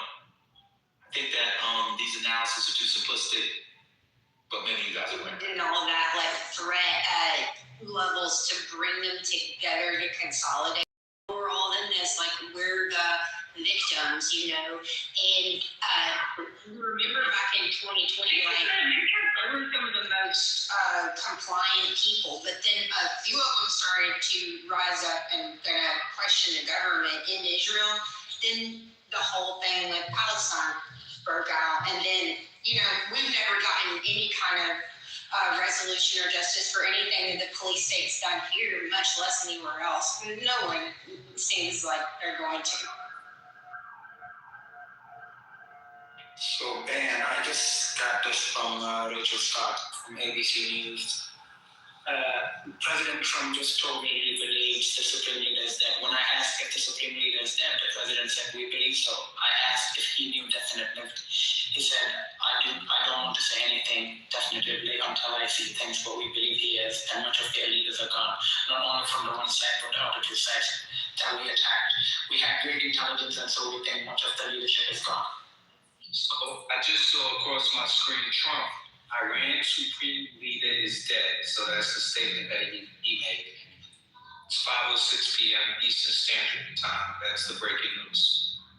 Hey, Ben, I've been wanting you to ask a question, and just pardon me for my ignorance. Can you explain for me, the slow people in the room, what is the UAE connection? Why they catching strays? Oh, it's just anybody that is allied with the United States. There are U.S. assets there. They're Sunni, right? In the UAE, they're Sunni. Yes. They're all Sunni hotels too. What? Iran's not Sunni. No, not Iran. I'm talking about Saudi and Yeah, that's what I'm saying. So that doesn't hurt either. You know, you get a little too fruit. And so there's a bunch of assets, bases, installations, etc. And they've been tearing up Bahrain. My best friend's brother's in Bahrain. Hey, you nervous? He could die. I mean, this is going all around. Boom. So, you know, that's what it is. It's that they're their partners. And they said they were going to do this. They said they were going to. They said it would be a region. If you do something like this, not hit the song. So they said they would do it.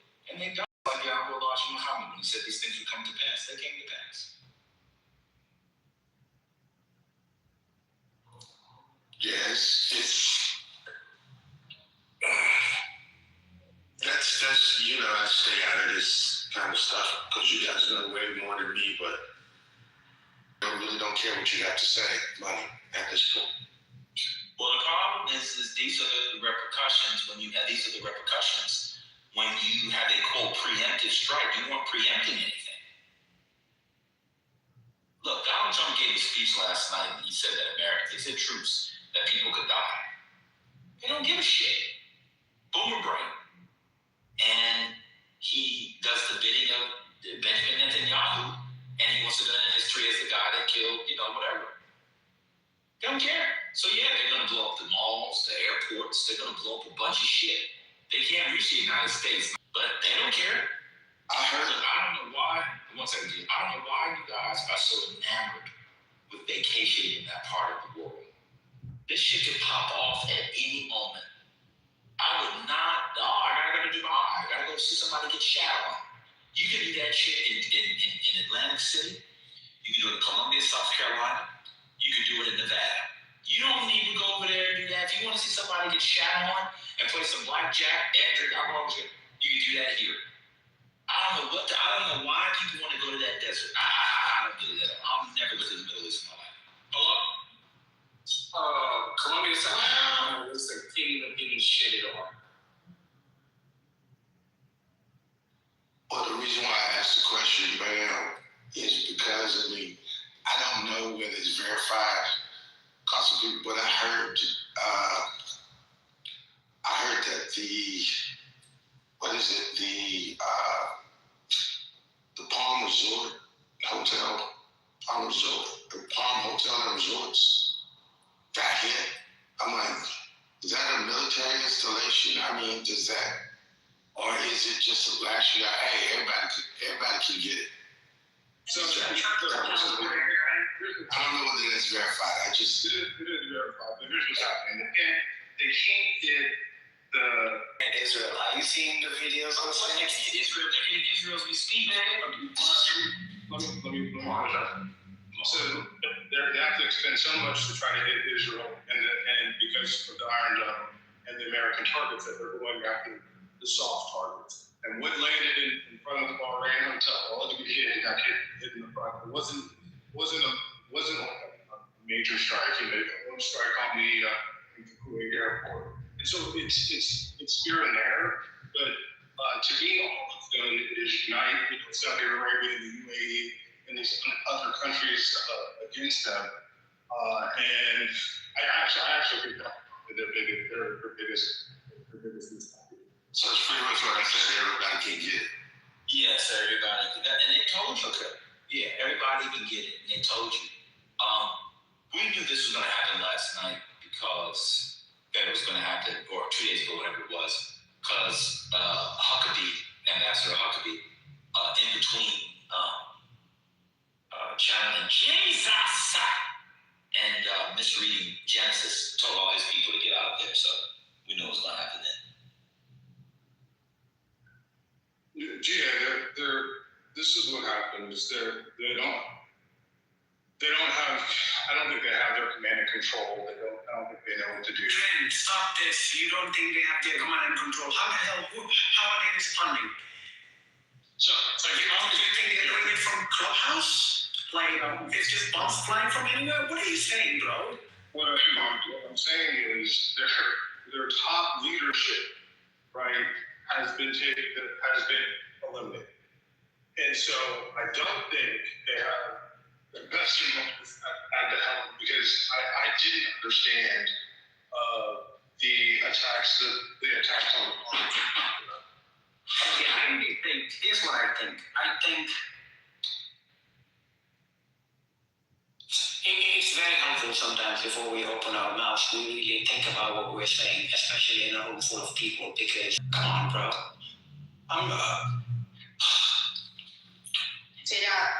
Baku, Azerbaijan, I don't know if I'm saying that right, I'm probably way off. The former Trump Tower Baku project is the closest Trump-branded development to Iran. It's located approximately 180 miles north of the Iranian border. So y'all know they got missiles that can hit that. Why aren't they doing it? No one cares about the Trump Hotel in Azerbaijan. It's just a name on the hotel. Like, it's branded. Even the Trump Hotel is just a brand. It's not even on the hotel, it's just branded. Who else is next? Come on, y'all, let's keep it going. Yeah, so to what Frank was saying previously, if you count the number of missiles from different statements of U.S. government, which said something like, CENTCOM said it fielded 300 missiles, but Iran said 100. If you combine all of those statements together, you will get a number that is all of the 12-day war combined, which means, and we're still getting the news, right, from the airport strike, and then drones are not counted in any of those statements. This points to that Iran was ready, and it was retaliating with quite a large capacity.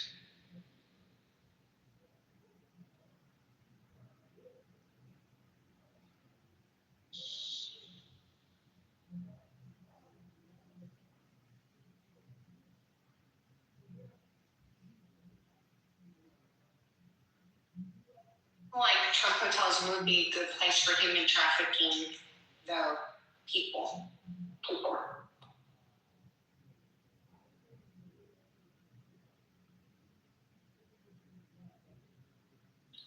I'm just trying to look through all of the rhetoric, trying to see behind the rhetoric and see, because I know that real estate investors invested heavy in Dubai because it's where a lot of money is. I'm trying to figure out what's the play, because I know people have got to be losing money. And it's just like anything else. If you, even though that particular hotel is owned by that particular hotel is owned by the whatever the royal family or whatever, it's privately owned. If it goes to crap everything around it, I'm just trying to figure out what's the play. The play to lose value. I think that would be the play. Why are you bombing? Just make it a smart city rebuild like they do every. No, that's what I'm saying, because a lot of people that support Trump also have investments heavily over there. So if they're saying, yeah, Trump, go do this, and they're going to retaliate and bomb places where we are heavily invested and we're going to lose money, there has to be something behind that. There has to be a play behind it. The play is stay away from the Middle East. Van said it right. Okay, you're not hearing my point, man. Jeez, you're not hearing my point. He said, I'm not emotional at all.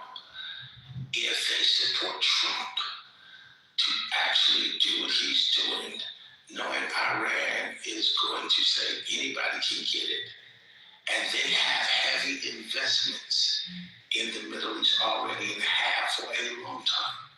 The real estate is a great investment over there. They have been putting money over there. I own REITs and things over there. My point is, what is the play to say, yeah, Trump, go do this? Iran is going to treat everybody around there. They make it Dubai. We're going to lose money. There has to be a play after that. Remember the Bin Laden family got a lot of money in construction when stuff got fucked up in the Middle East already?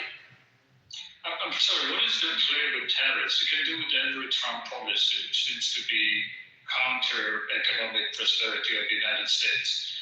Like, why would his foreign policy be pro-business? Is tariff policy pro-business?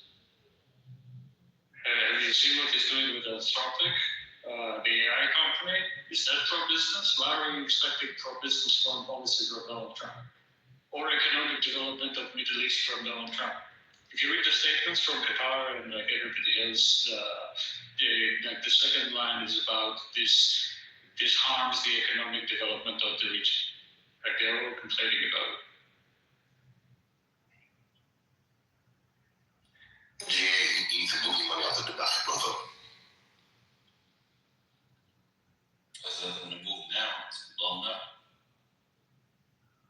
So they're gonna kill the Ayatollah and bring in some dude Property of who never lived in Iran, and he's just gonna be accepted as the fucking president? I mean, it's the strangest thing. Well, maybe it'd be prime minister. I don't know. No, king. No, they want a constitutional monarchy. He would be the king. And Miss Queen, the Bin Laden family, it was his Bin Laden's daddy. They were really wealthy long before what you're talking about. In fact, if I recall correctly, they were responsible for the refurbishments and building up of the holy cities, Mecca and Medina. They were massive in construction and building company along all of that. So you're off only by about 30 years, maybe 40 years. Otherwise, I take What about their business going now? Well, yeah, they still have some business. I mean, Osama was kicked out. He was involved in the businesses. I believe he had holdings and did some work when he was in Khartoum. I'm doing some memory. I apologize. I just thought they could build it back, I guess, and get, like, if you're like, who's benefiting out of it? Israel. That's your benefiting. I don't know how they're benefiting. I really don't. I understand. They want that temple rebuilt, and they're like, please fuck us up so we can rebuild this temple. Like, what do you think? Like, I really think it has a lot. Smart city build back better. That's a crossover. Wait, smart city? You think that the new temple for the Jews is going to be a smart city? How ironic this couldn't have written about it. Everybody consolidated in these small spaces, so if they can just like, they flooded Nashville and then they built it back better, a smart city. Nashville, lots of places. Yeah, Nashville, Tennessee. I think they're doing this all over the world. They're just fucking shit up so they can get construction going.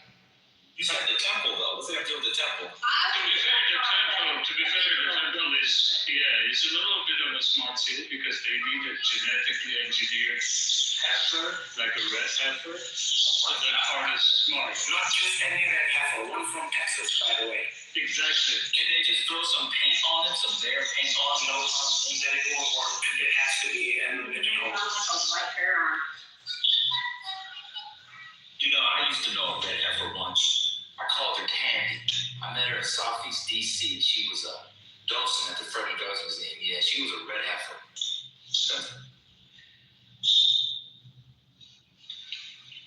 Earlier, you got interrupted. You were talking about something interesting, and you asked the question. Yes, it was in Khartoum. Yeah, it's in Khartoum in Sudan. Yep. Yeah, they had big holdings there. It was a very big, definitely his money. The money he got from there, definitely finance Al-Qaeda or the base, as it was known early on for sure. Yeah, and what we know from the remaining bin Laden family, especially the niece of Osama bin Laden, Noor bin Laden, she is at least a rabid Donald Trump supporter and is part of the MAGA movement and using the QAnon. It's all coming full circle now. Yes, the bin Ladens love Trump. I don't know. People probably don't know that. But yeah, they love Trump. To benefit all the things like getting destroyed, people that gotta be in constructing stuff back in its open property like that, you know? There's and neoliberal, I'd love for you to explain your theory. How does Iran maintain its missile drone complex? By the way, this is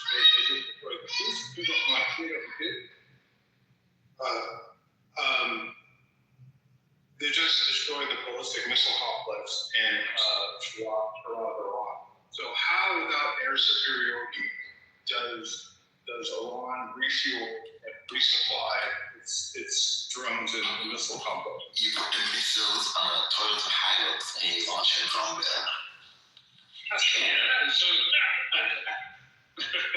So Trent, I don't have a theory. All I said was, up to this point, if you combine the number of missiles that have been circulating in media, like Bahrain said so many missiles were launched from Iran on Bahrain, and then the United States says 300, they fielded 300 missiles, and you combine all of those things, it shows that at least for the majority of the day, right, Iran maintained the capability to launch those missiles, which if you count them, would be approaching the number of missiles they launched during the 12-day war, which means the capability, at least for today, was there. And given that the majority of the strikes occurred simultaneously on Iranian time in the morning, right, it means that those strikes, majority of them, still, whatever capability they destroyed, they maintained enough to make that type of a show of force. Well, I mean, now, I thought you were good. Like, to me, the problem is once you lose air superiority, very similar to trying to deliver drugs across the ocean, once those Reaper drones are out and they can hit you at any moment, it gets really difficult. Plus, I would assume that without the other folks and you'll start to have people traitors to the regime, because to be honest, I don't know what they're serving at this point. I don't know that, without commanding, I don't know who you're serving, what you're serving. Who were they serving before? That's a great question. It reminds me of the Nazis.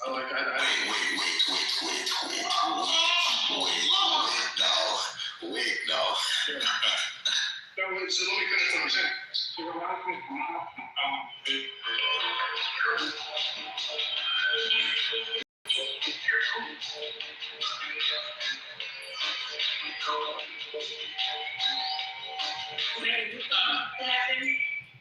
Yeah, so what I'm saying is it reminds me of the Nazis in 1945, how they continued to put up a fight, even especially like February 45, when it was clear that the war was lost and there was nothing to fight for outside of filthy fools. This is terrible. China didn't really say anything, bro.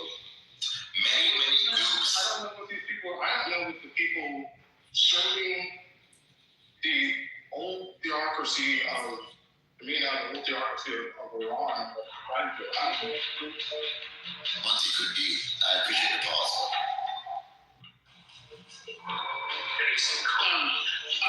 It's kind of good. I kind of like it though. Yeah, let it go. Let's go.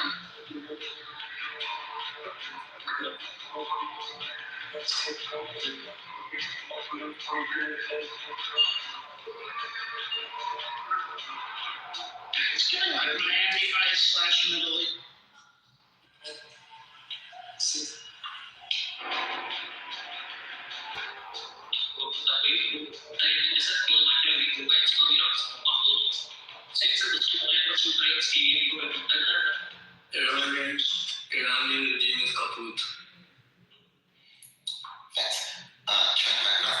Nazi comparison was absolutely insane and doesn't really tell us anything about it. Throughout history, many groups, will continue to stifle a particular idea or institution, even though, the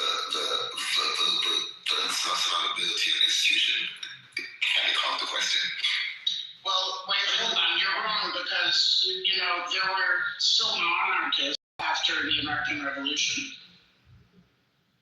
Well, again, get with me on the analogy.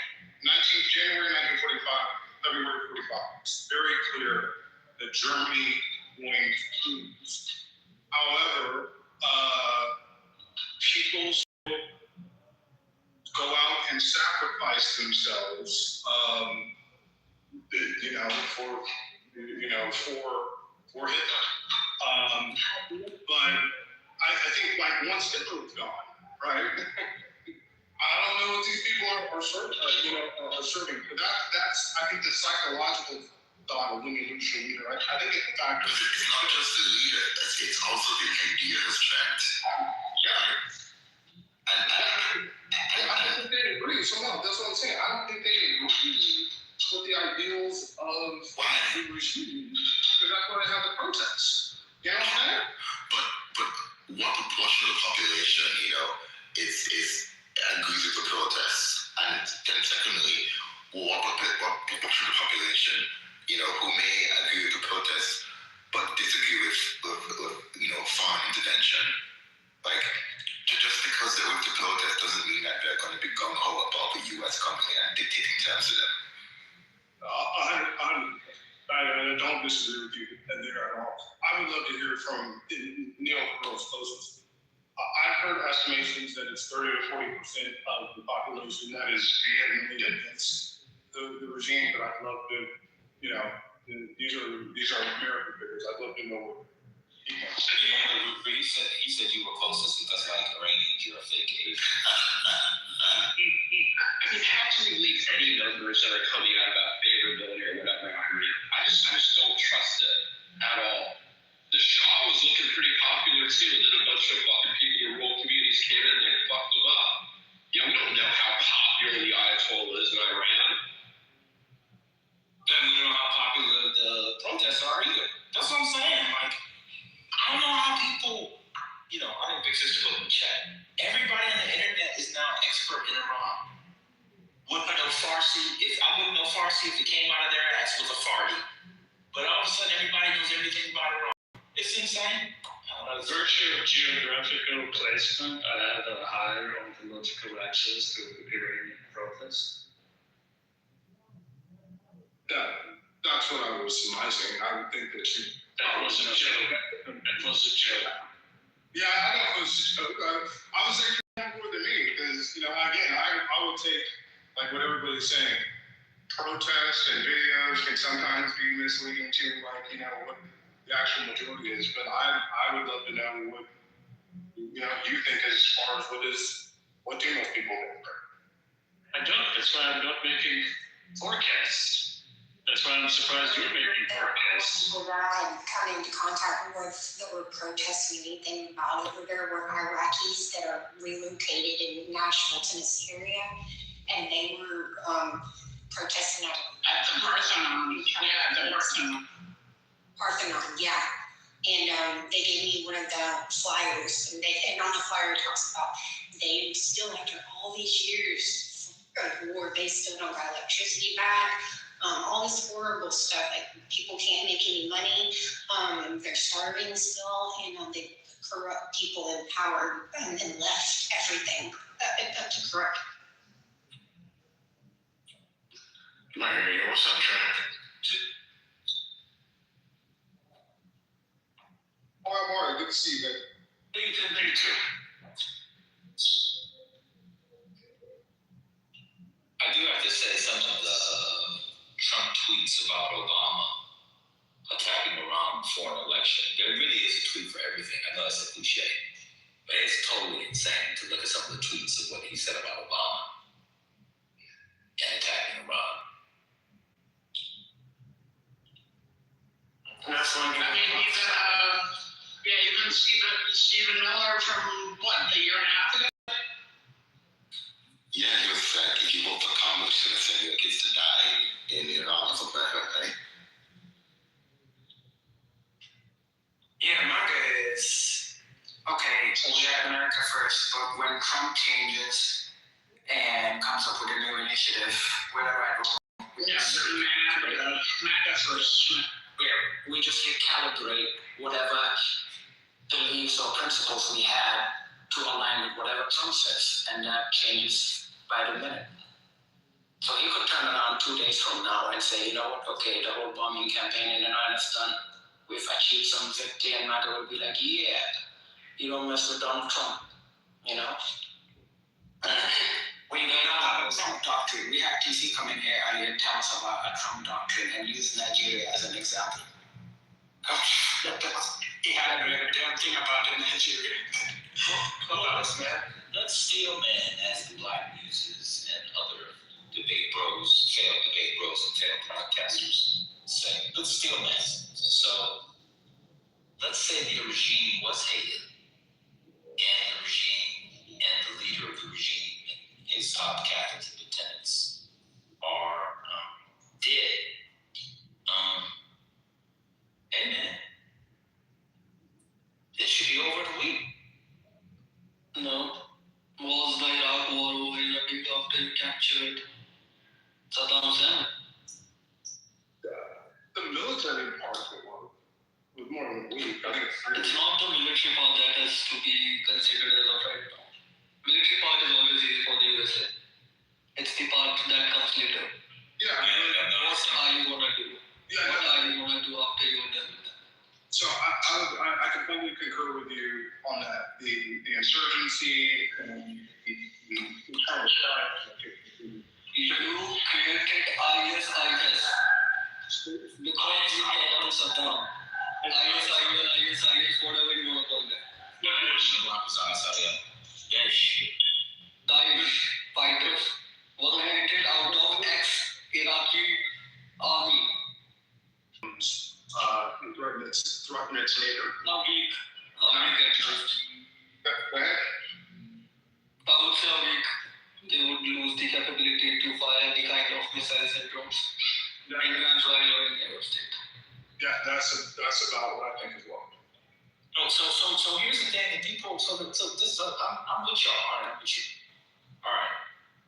So there was the fear and their intelligence, everything that said Iran has these capabilities. They have these terror networks that Hezbollah, that Hamas is pretty much done that. That Hezbollah, the other terror networks in this country. And the reason for not doing what they did today, last night and today, is so they wouldn't unleash that stuff. That's the whole. So, one second. Yes.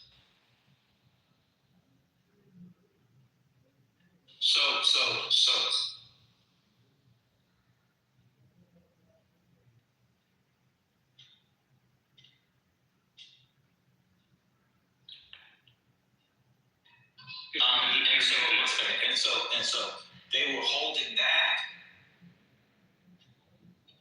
Now there's no go back. So either two things are true. Either all the reports were wrong, and they were a lot weaker, and not nearly as threatening as everybody said. There's a little possibility, by the way. Let me get through the two options. Can I get through the two options? Please. Cool. One, and that's a possibility. Or two, it's still coming. So let's say how you pronounce it? They blew out the ballistic missiles, like all this stuff. Apparently, although they have terror cells all over the country. I'll tell you what. Not all over the country, I mean all over the world, excuse me. All over the world? After October 7th, 2023. All over the world? Huh? Israel started to unravel all of the... How do I do this? I can't understand what you're saying. What language are you speaking? You don't understand me. What language are you speaking? It's all English. Do you understand? Start over. On the 7th October attacks on Israel. Israel started to unravel the Iranian proxies all over the world. Hezbollah, Hamas, Houthis, the Syrian rebels. They were all part of the great axis created by Iran. But the proxies were only in the Middle East? I thought they were all over the world. No, they were only in the Middle East. They do not have proxies all over the world. Nobody has proxies all over the world. Oh, so this was America doesn't have proxies. America has proxies all over the world? No, France doesn't have proxies all over the world. What proxies do you think they have in India? China doesn't have any proxies all over the world. Starbucks is a proxy of the United States. We gotta keep going. Yeah, the two options. I think to get back to the idea of quote unquote straw manning, I think best case scenario is IRGC taking, if the leadership is that whatever IRGC leadership might be that they are easily replaced. IRGC takes over and it becomes like a more military dominated state like Pakistan. Right? I'm speaking. Shah of Iran is a man. I did the Harris thing, sorry.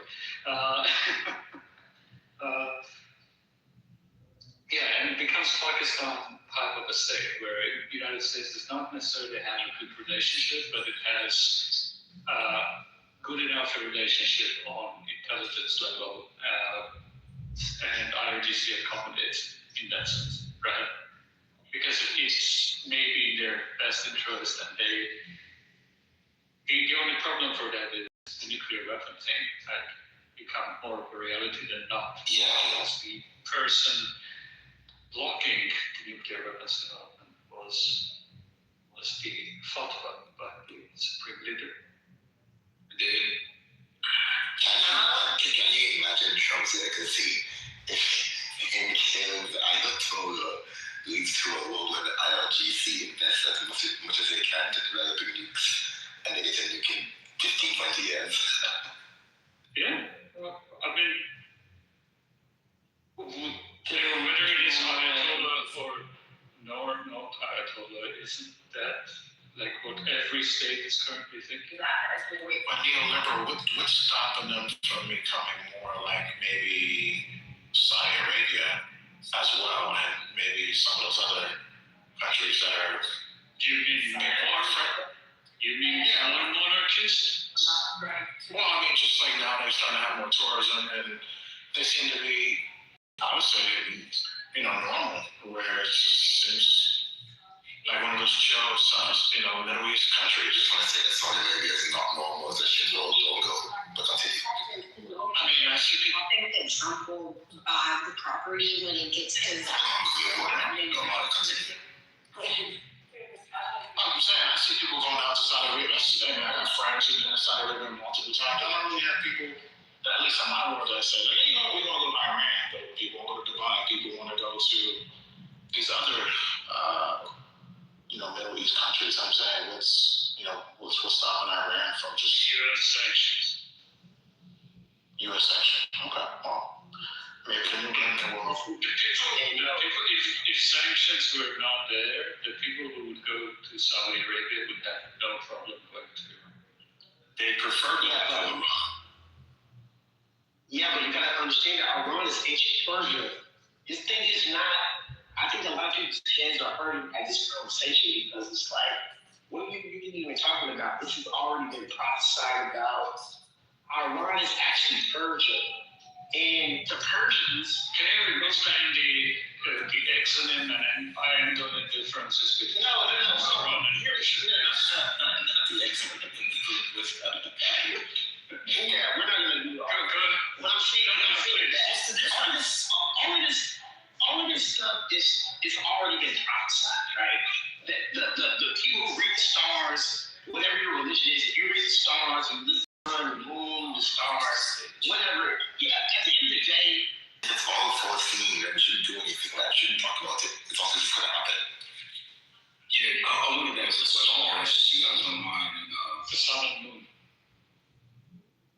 And it was some good words about Daniel. I enjoyed listening to you, bro. It seems like you got a lot of knowledge on your shoulders. I want to ask just anybody, and you can have a discussion, I'll just listen. Do you think this really will start World War III? I know a lot of people do saying things like North Korea may jump in, but I haven't seen anything. Or they may attack Japan, or China might make an attempt at Taiwan. Like, what do you think of, like, the world? Are they going to react to America in this way? Or I think they're just going to buy the property once it gets to value and read. Can we stop on the property, please? I really believe that's the core of it. Yeah, of course. It depends what's in their best interest economically. I think that there is a pathway. There is a pathway to like escalation into a regional war, but it's unlikely, right? Like if mostly because the regional actors, despite somewhat like either being neutral or slightly sided with the United States or giving both sides statements, the real regional player is Turkey. Right? Turkey is very pissed about what the United States is doing. They consider it attack on Iran. It's very different from every other statement that other countries issue. Right? In their statement, Turkey said that they consider this attack an attack on their sovereignty, not only Iranian sovereignty, but on their sovereignty.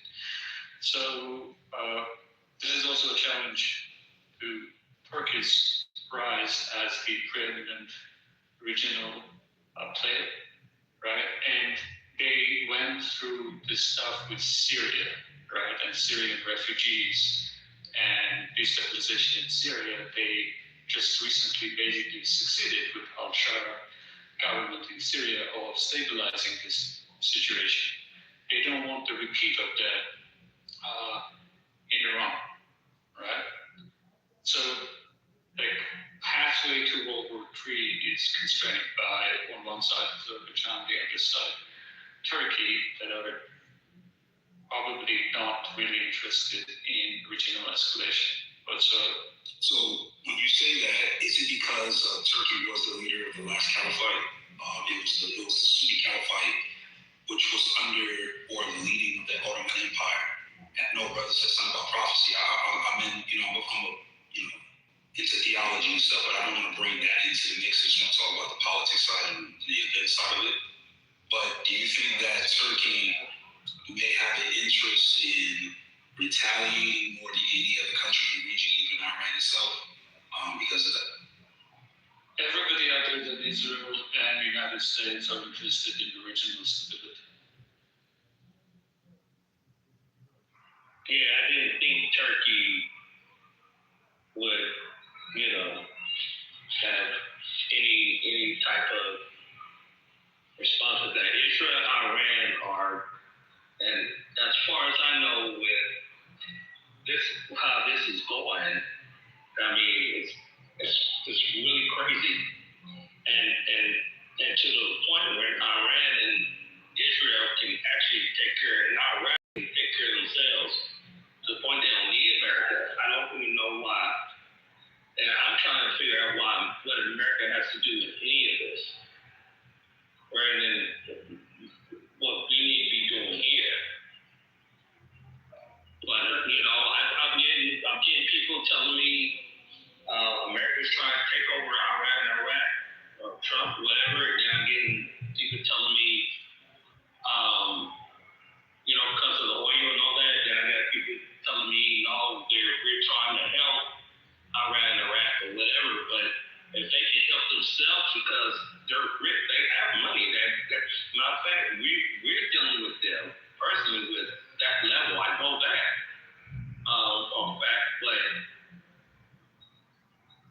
But I mean, are people, Americans, really concerned about the deaths that are going out there, or is this really about taking over? Well, some are concerned about the death, but I'd like to answer Kevin's question. Okay, the thing is, Iran's Supreme Leader Ali Khamenei will speak within minutes. Iran all along TV reports after Trump and Netanyahu was killed in Hong Kong. I thought they said this minutes ago, like hours ago, though.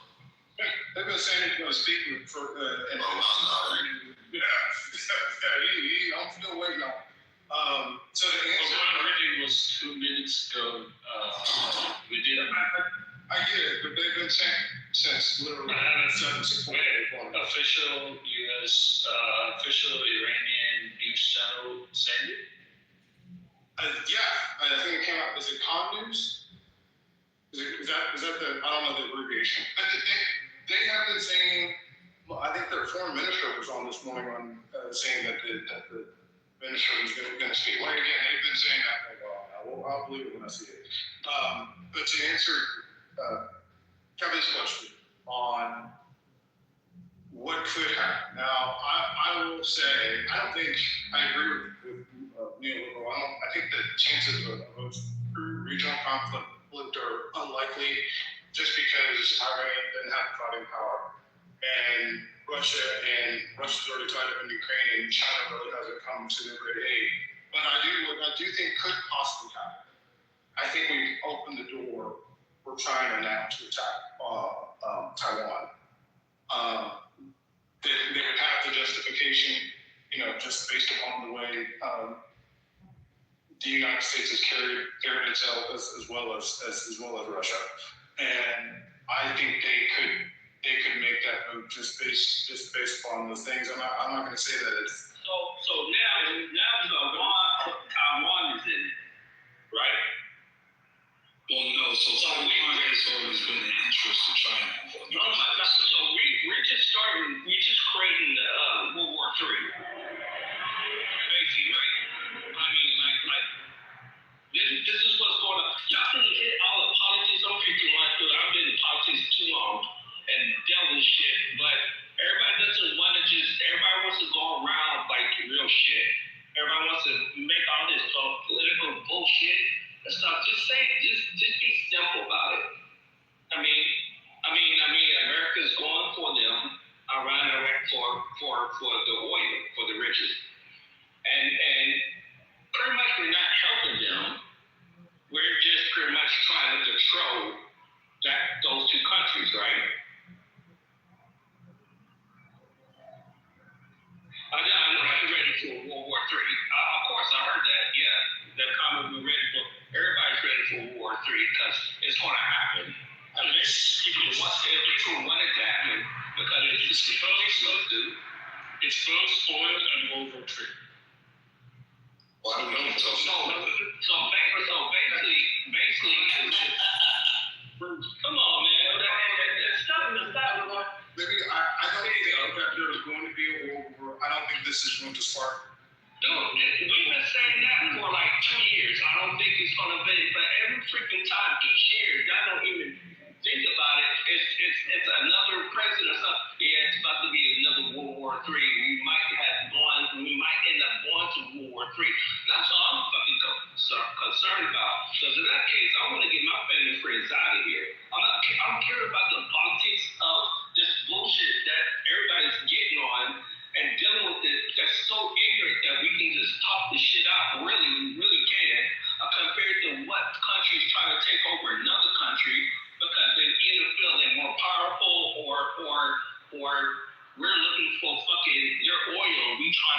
this shit. I care about my fucking family and shit and shit like that. If the shit gonna happen, I wanna know. I don't care about Bruce, I got bad news for you, bro. This is World War V, bro. World War III was cozy. You can understand that. You can get dog shit. I'm just saying, bro. That's it. You get what I'm saying? Stupid ass shit. You said war. Come on, dude. It wasn't a world war, nigga. It was just something. It was a world war. Not a world war. It was just something. It was a world war. Oh my God, kill yourself. Kill yourself right now, dude. Listen.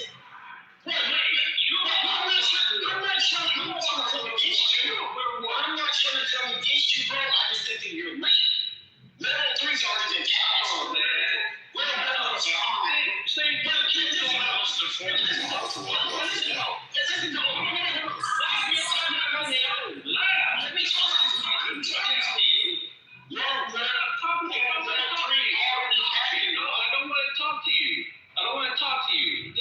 You're not making any sense. That's a disease. You're not even. Shut up, dude.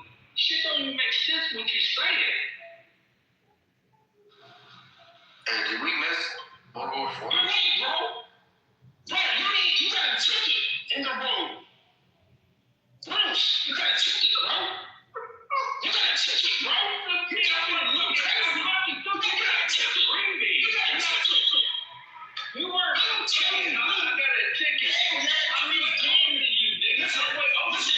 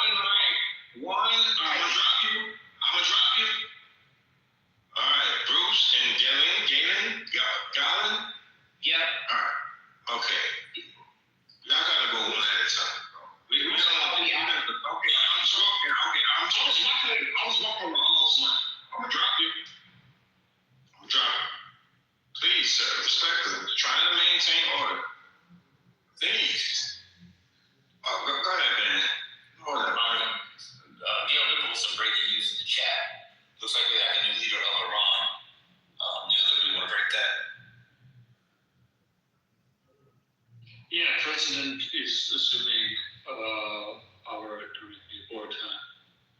But again, still no confirmation of the Supreme Leader doing. What about the president? You know, they have the government. Yeah, that's the question. Where is the Pezeshkian apparently also unanswered. It's so funny too because I remember the Iranian president, even with sanctions and everything, used to have a pretty visible presence in the West. I don't know if y'all remember Ahmadinejad. He would always come to the U.S. all the time. So this is interesting. So maybe the Ayatollah is dead and the president is dead. There you go. I got a question. So go ahead. I'm sorry. Yeah, man, I was going to tell you, in 2006, I prayed at the same masjid with Ahmadinejad and got my ass whooped for calling out of because he walked into the masjid with his shoes on. He was one of the representatives for that AU summit that was held in Banjul. And you're not used to seeing them basically, not his people, I'm talking about Gambian soldiers, and I got my ass whooped for that because I had the audacity to tell the guy, take off your fucking shoes, you're walking by stuff. And immediately after that, it didn't take long, his regime went away, but one of the things he did was actually, from that region, was some of those so-called friendly governments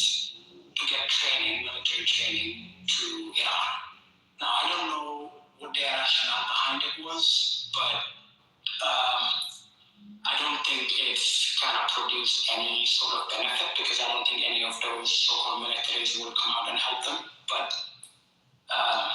that was some funny, weird thing. You brought up his name and I just remembered that thing. Sorry. Yeah, so I just want to confirm with you guys. Is it true that Israel got hit as well? Yeah, talk to that. Can I put my 2 cents in, if you guys don't mind? I believe it's about China. The wars about China become powerful and Russia. I mean, if you're saying, but let me give him some credit. Hold on, because if he thinks that was 2 cents, that was no more than a cent.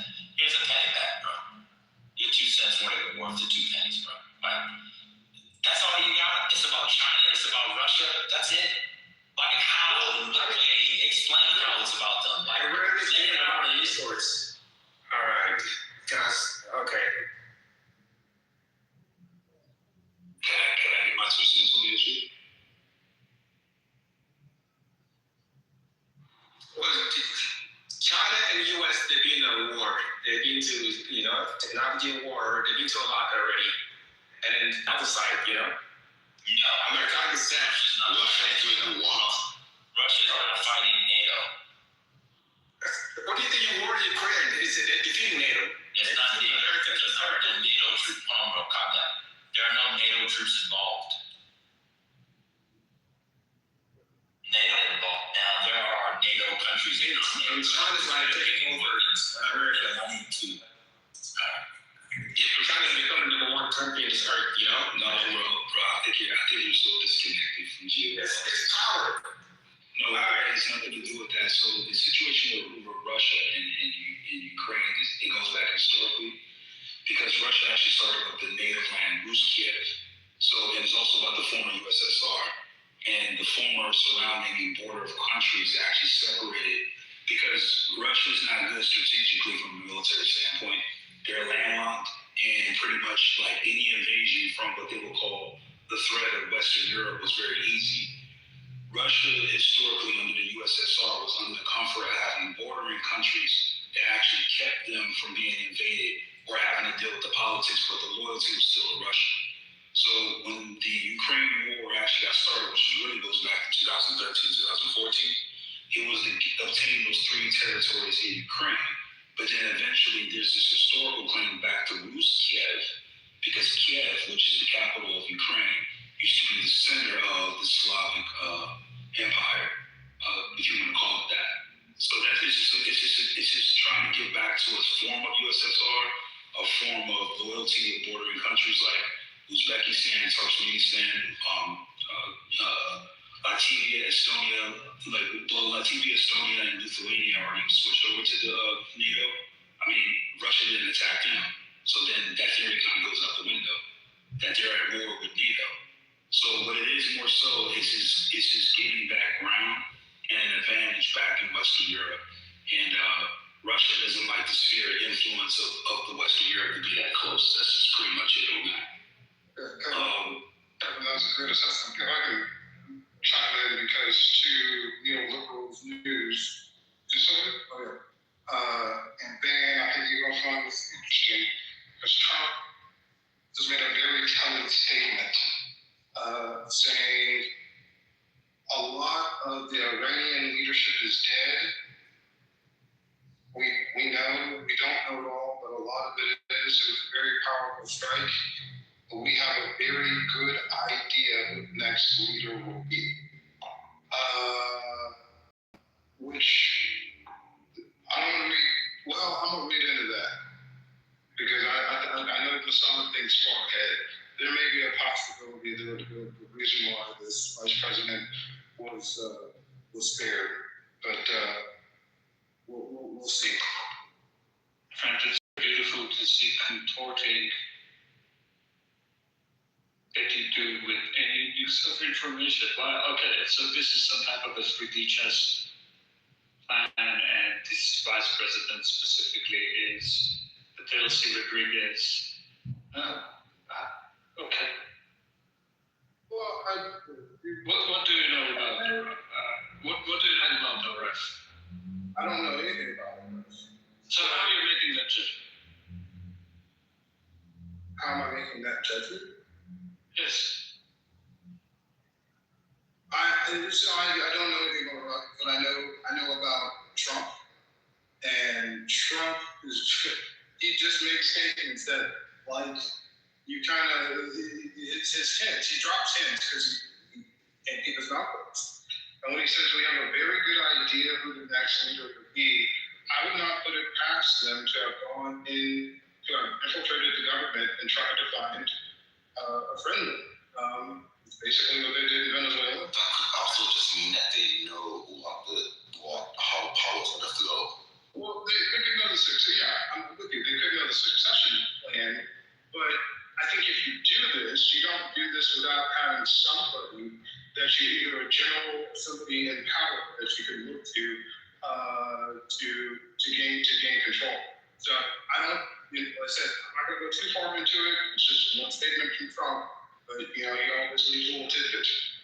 I mean, if that's true, honestly, that wouldn't be the worst outcome. RF supported the Green Revolution, he's a reformist, but you know what's ridiculous? The rest of the government was also reformist.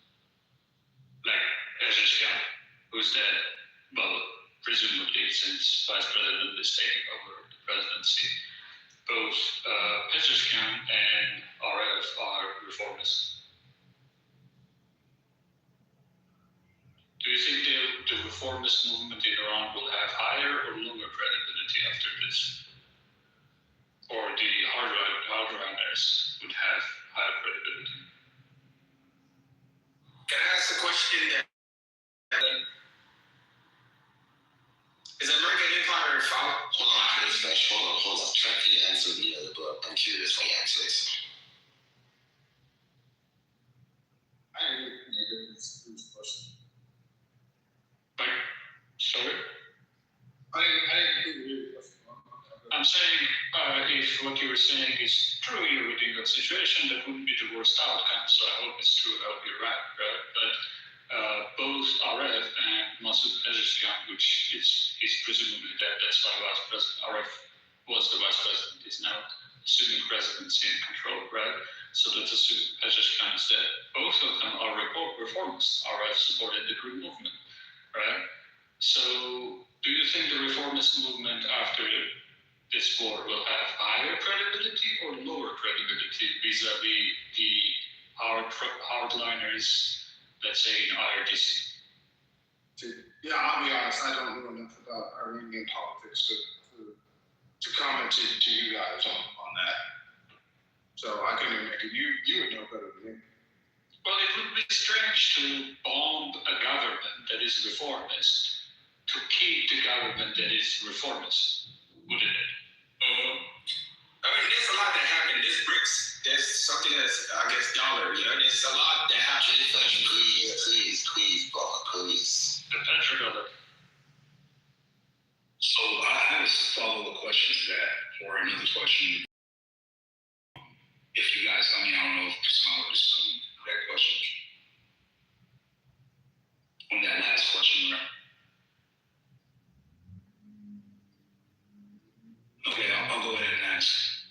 Does anybody suspect, and I think this is actual real evidence for it, that this has been a long agenda of Israel's backing of the U.S. for the idea of greater Israel?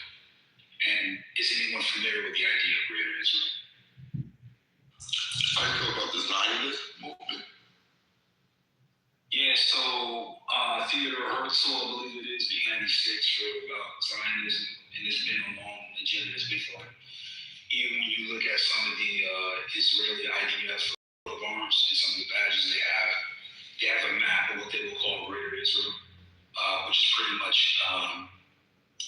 it will show the region between the two rivers. So the Israeli flag is rumored to portray that artistically, about the two blue lines that you see on the flag, which actually involves the Nile River and the Euphrates River. So there's this idea. So what I'll do, I'll actually post it in my PTR now. You guys can check it out. So I have it in there now. If you refresh your PTR, you'll see that the lower badge below the flag of Israel, they have this badge that they wear. It's called the Greater Israel. And this badge actually shows the regions between the two rivers, what encompasses what they will call Greater Israel. My question is, do you guys think that the destabilization of major, I wouldn't say Arab, because there's different ethnic groups, and I think that would be unfair to say that, but let's just say Middle Eastern countries, do you think that the fall of these in succession was to achieve the goal of getting this? No, I do not believe that. Okay, no problem. I was just wondering, what do you think your opinion is as far as, do you think it's totally about Iran and your enrichment levels and your nuclear program and things like that? I think that the Israelis have lost their minds and in their heart of hearts believe that, in order to guarantee their security, they need to lord over the region. And in order to do that, they need to put down all of their enemies, with a big enemy being Iraq. And to the extent that they can, they and the Americans can work together to, cordon off and restrict Iran, they'll do whatever they can to do that. And a circumlocution to what it is I just said. You said they do it so that they can have control over the region. And Greater Israel is that. No. But control from a security standpoint is different from having control of the actual land, right? You can have peace, and that would be control. Okay, no, thanks, God. But you're right. So like them, getting whipping Iran into shape doesn't necessarily mean that they're going to go and commandeer or conquer territory from Jordan and Egypt, etc. Yeah, I'm not saying occupy it, but whatever the case may be. What I hope though is that Israel is just stopping the nuclear program, allowing the government to reform itself, and then hopefully Iran will turn back to the way it was. Well, there is no nuclear program to stop because Israel's nuclear program is already done and it's good to go. So no, we're stopping Iran's nuclear program. Oh, okay.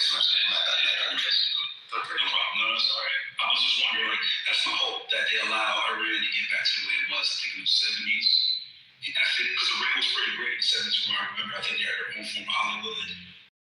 Free, education was really high. They had a fantastic cinema, actually.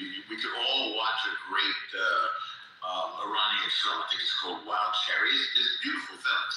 Great art, great. Wait, great food. Wasn't the presumed nuclear program stopped by Trump already? No, they took down the facilities and they delayed it, but they didn't eliminate it. And it was obliterated, right?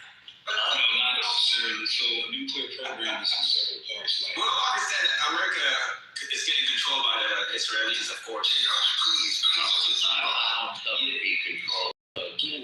So Iran, I think, is still mining uranium, right? So to make a nuclear weapon, Or just enriching. No. So the Trump mining uranium is different. Enrichment is different. Enrichment is when you separate uranium 235 from 238. The heavier 238 funnels out, and that's via the centrifuge. The center actually sends up to 235. You must get the 235 to 90 plus or 96+% for it to be weapons grade. So it's all about removing the heavier elements. And then the idea of making the weapon, whether it's fission or thermonuclear, that the payload delivery and all that is something they have to figure out altogether on their own. And then there's delivery of the payload. Like they can make a bomb, but can they make an efficient bomb to put in the payload small enough for a rocket to carry a certain? It takes a lot to do that. But the enrichment of the strong drives we may not. Well, it's not about learning. It may be limited intelligence, but it's okay, man. You can tell the truth. You exaggerate it. It's okay, man. You can say it. It's fine. It's fine. I exaggerate. It's okay. It's all right. Yeah, I think there's some sort of nuclear program still. So why does IAEA say that they don't have a nuclear weapons program? Well, nuclear weapons program is specifically founded. Nuclear enrichment of uranium is mining and enrichment of uranium. You just got here and you're talking over everyone. you need to relax. Okay, You need to relax. You just people were having a conversation and you're Yes. telling them. So when you said information, I know more. It's fine. You can't do that without interrupting. That's right. I'm not interrupting. Just add. You are interrupting me, right? People do it. You're interrupting me, right? Thank you. Okay. So when we said we found it, is it like he and his homies went around and found it? What does that mean? United States owned intelligence said they don't have nuclear weapons program before the 12-day war. So a nuclear weapons program is military and government intent to weaponize a nuclear weapon. However, mining and enrichment is totally different. That's what the centrifuges are. Thank you, that was the point. So there is a difference between nuclear weapons program and then enriching uranium, right? Yes. So U.S. own government said that there's no nuclear weapons program. Then Trump said that the nuclear weapons program was decimated and whatever. Well, the facilities of what? The facilities of what? Facilities will be like centrifuges, so that's what you need. Okay. So, okay. Yeah. So if they were limited and decimated, then what is happening right now? They reconstituted it in what time period? In the period since June. Oh, do we have any non-Israeli intelligence for that? Yes. Because it seems just now, right? A senior U.S. official speaking to Fox News said the reason for this attack has nothing to do with nuclear weapons threat. That's ballistic. That's inaccurate. That's one of the major acts. Yeah, it's actually not. Let me just work with neoliberals' point here. So that's a PR story about the nuclear program, but this was a regime change thing. I mean, like, why are we playing games? Like, it's fine, right? And maybe hold on, let me make this point. And maybe if this exact war plan had been presented to Biden and it said we can take out senior leadership in 12 hours, I don't know, maybe Biden would have went for that. Obviously, But we don't need to hide and say it was a nuclear program. That's like very, very secondary. Very, very, very secondary. How's the regime changed? How has the regime been changed? You take out senior leadership. You take people to There's no regime.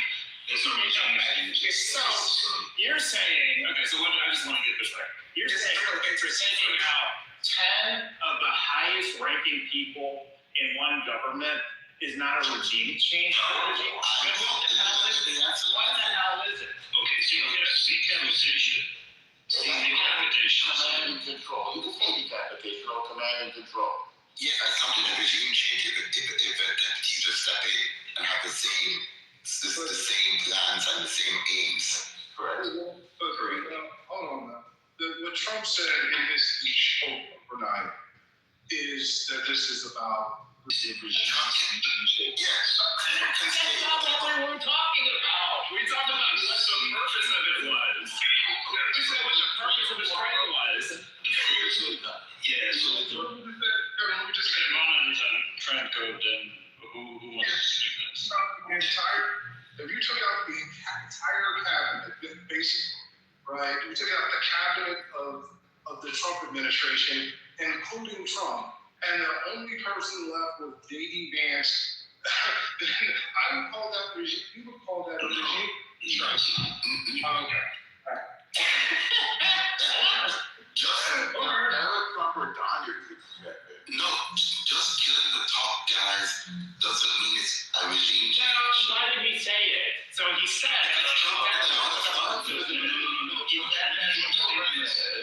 Trump's statement was in regards to the goal, the telos of the entire mission. The airstrikes and everything is not the thing that actually brought regime change, but it's the start or the mechanism to bring a future regime change. Correct. Correct. Oh my God, you're just being semantic. That's what I'm just reading semantic, right? you. You don't even have to make your point. I don't disagree.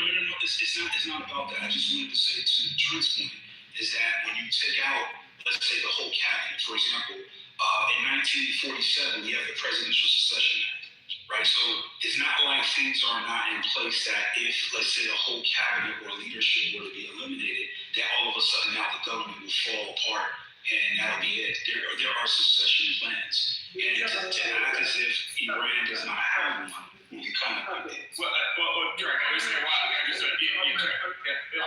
second. So, y'all work too hard to disagree. Okay, I'm in agreement. This was to put the ball in motion for regime change, okay? Yeah, do we have disagreement? We do. I just want us to go, offer Persian people the opportunity for that. The taking out the ballistic missiles and taking out the nuclear facilities are also key. If at any point they had agreed that they wouldn't develop a nuclear weapon, that might have prevented what happened overnight. Okay, I have a question. So what comes after? First it was nuclear, then it was ballistic, then are you going to take away their guns? Like, I'm not.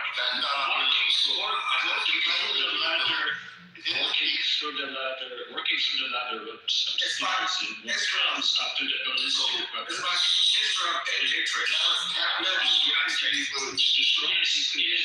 Does AK-47s qualify as it's not on the list. Let's look into this piece. Yeah. AKs or not. I think it's something to do. Well, ballistic weapons weren't on the list when the conversation was about the nuclear weapons. Ballistic weapons are on the list. Ballistic missiles. Well, they are on the list now. They weren't on the list before. They were part of the negotiation. Yes, they've always been. They weren't. No, they weren't. Because they know from what it was about the nuclear weapons. Yeah, they are. Exactly. They've always been. Now they are. But before they weren't. You might not have I'm just interested.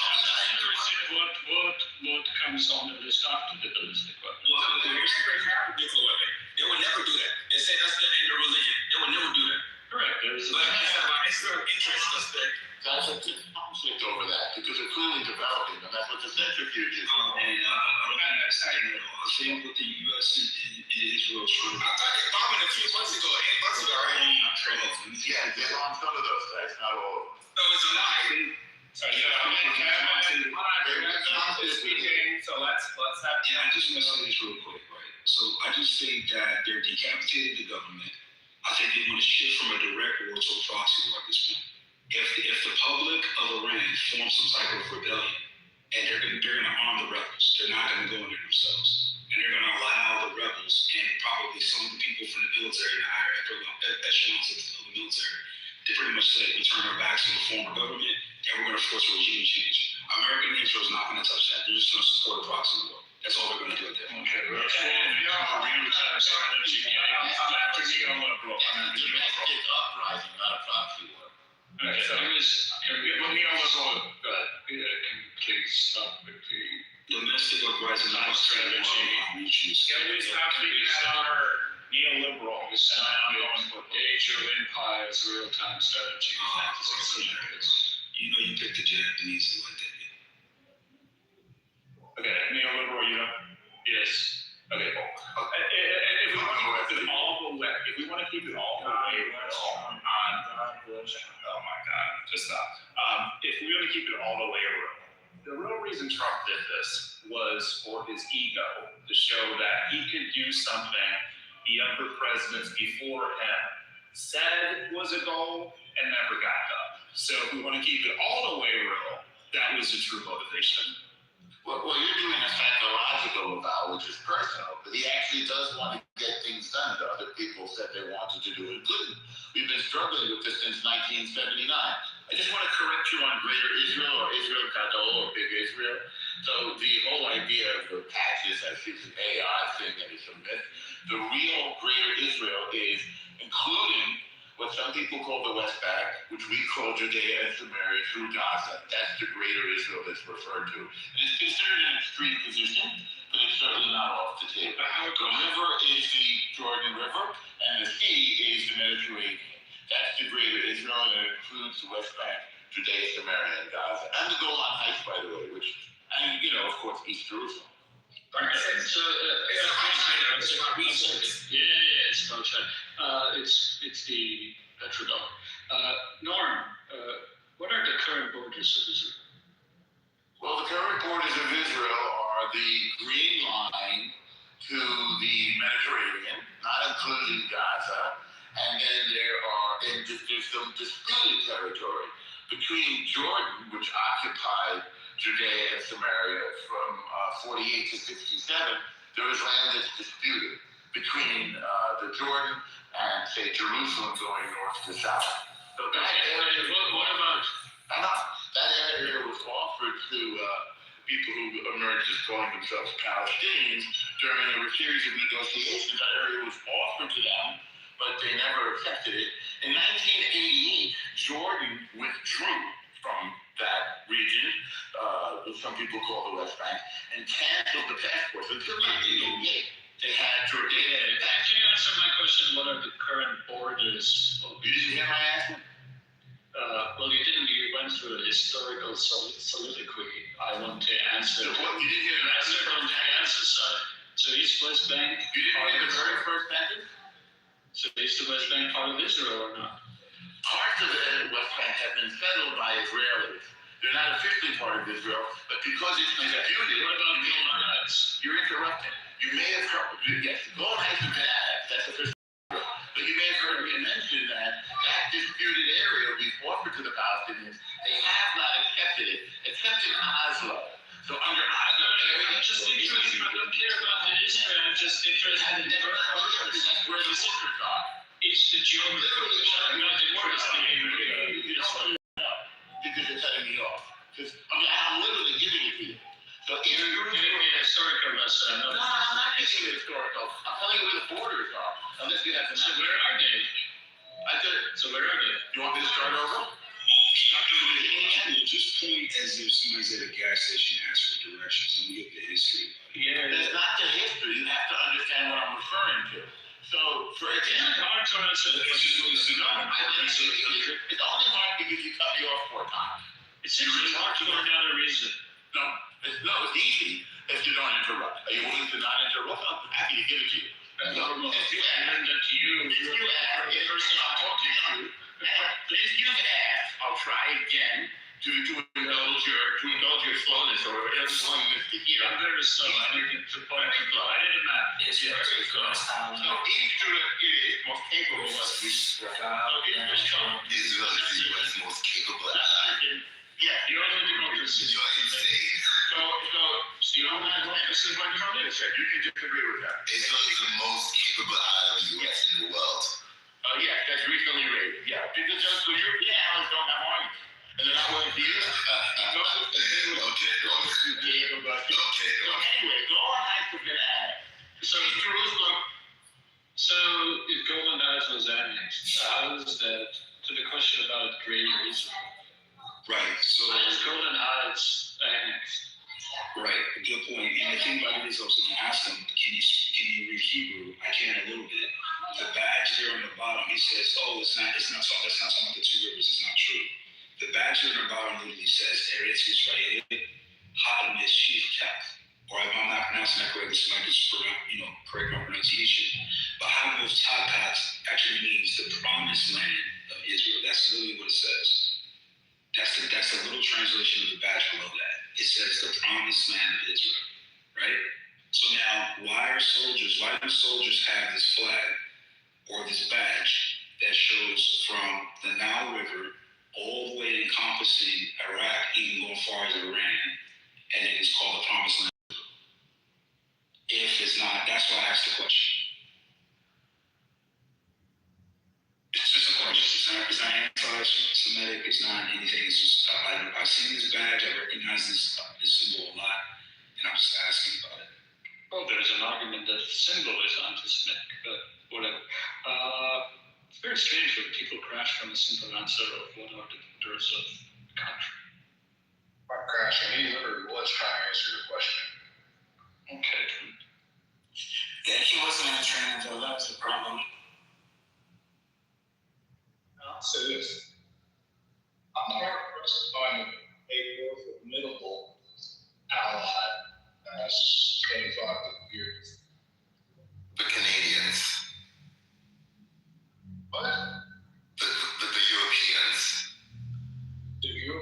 Which country? I don't know, France, the UK. Like, why do you believe that Israeli military is of all militaries that are allied with the US, the Israeli military stands ahead and above? Because they have the best Air Force. Also, the United States have the best Air Force. Good question. That's a great question. Outside of the Yeah, so it's not a true statement. I'm not sure it's accurate, but it's not a ridiculous statement. Yeah. I was going to be like, look, yes, France may be the strongest military-wise out of all our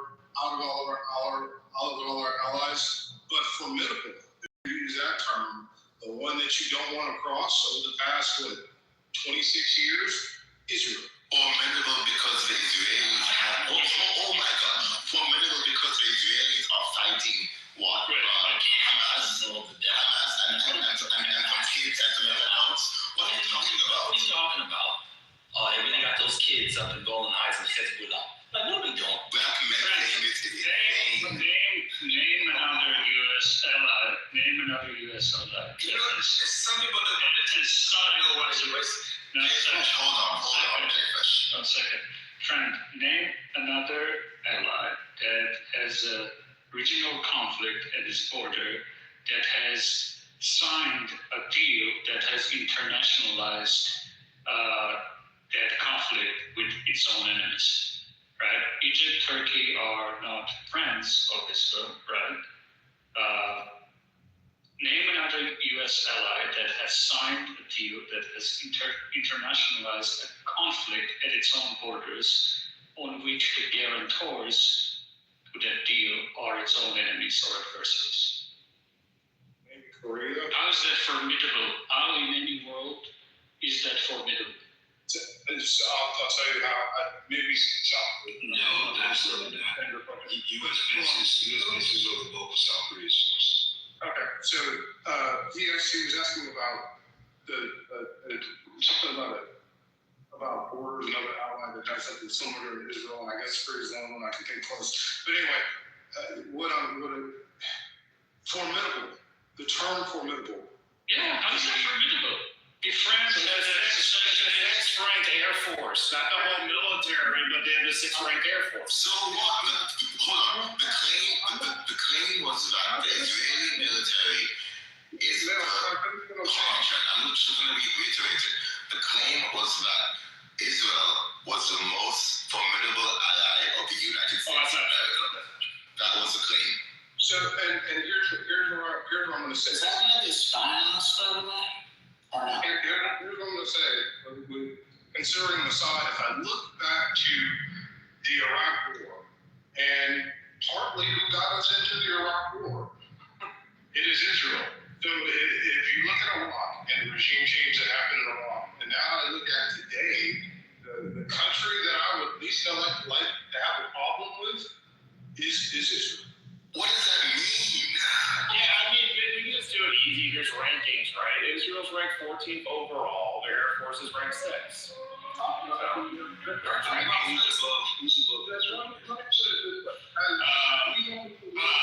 just answer his question. So U.S., Russia, India, China, and Japan. Okay, hold on 1 second. CEO, who does the voting for the rankings? Is it the coaches? No, it's a media. No, it's U.S. Israel.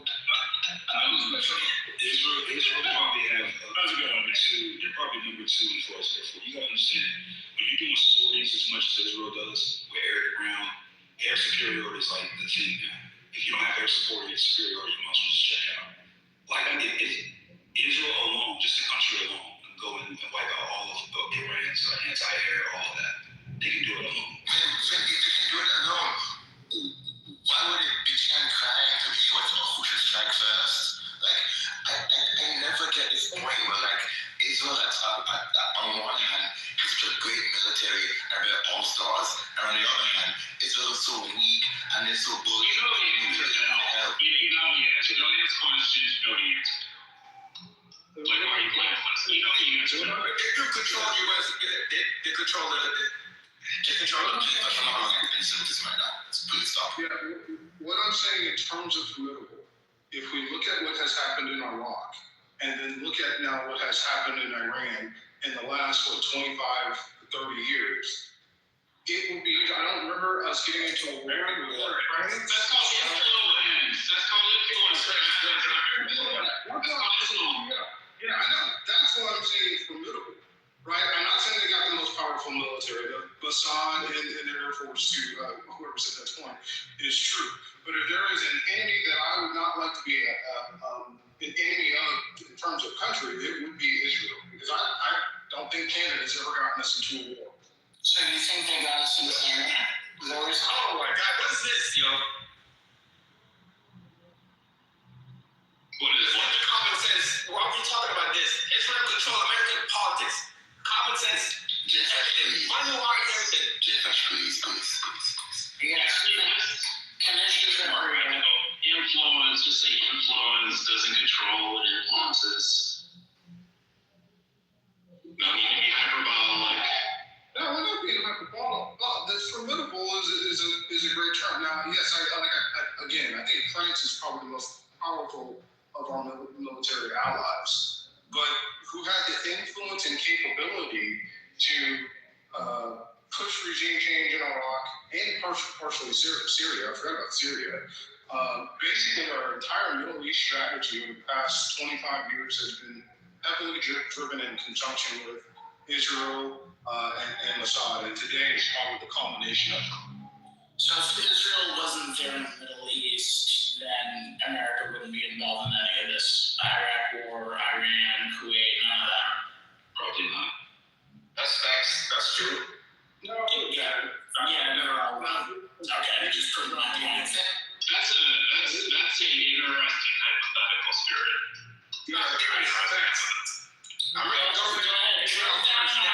Drill down on it, you wizards. Let's go, foreign policy analysts. So I'm just going to compare one thing. When you guys talk about capability as far as Air Force is concerned, and y'all say Israel's number 2, they do have F-35s like written in the other countries. Their pilots are very much capable. But as far as the best pilots outside the United States, they're not. South Korea beats them. And I know that because I used to go to joint exercises with a lot of them. And South Korea was always there flying against stationary targets in the West Bank and Gaza Strip. Doesn't make them our best ally or more capable allies. Some of our allies are nuclear, even though Israel is undeclared. England has more capable. They have submarines, they have aircraft carriers. And so Thank you, ML. Thank you. I'm just so tired. Hold on, Jay Fish. They're formidable. They don't have aircraft carriers and they don't have soldiers. Yeah, but you sort of South Korea has a pretty capable headquarters. We train them and they train with us. Okay, so ML, so you're talking about joint exercises. You're talking about like dogfighting? Yeah, joint exercises. Okay. Yeah. So Air Force really doesn't shine in dogfighting. The dogfighting is just Come on. Bro, New topic. Okay, so Air Force is not really rated in its dogfighting capabilities. That's just competition that's taking over air to air. Air Force is really measured by its ability to gain air superiority in ground combat. Like, for example, how do you consider that? Okay, when did Israel gain air superiority? What? Because Gaza doesn't have an air force? No, so it's a repetition. So they have no superiority? What are you talking about? I'm curious. Because the pilots have more hours in repetitive, regular sorties of ground attacks.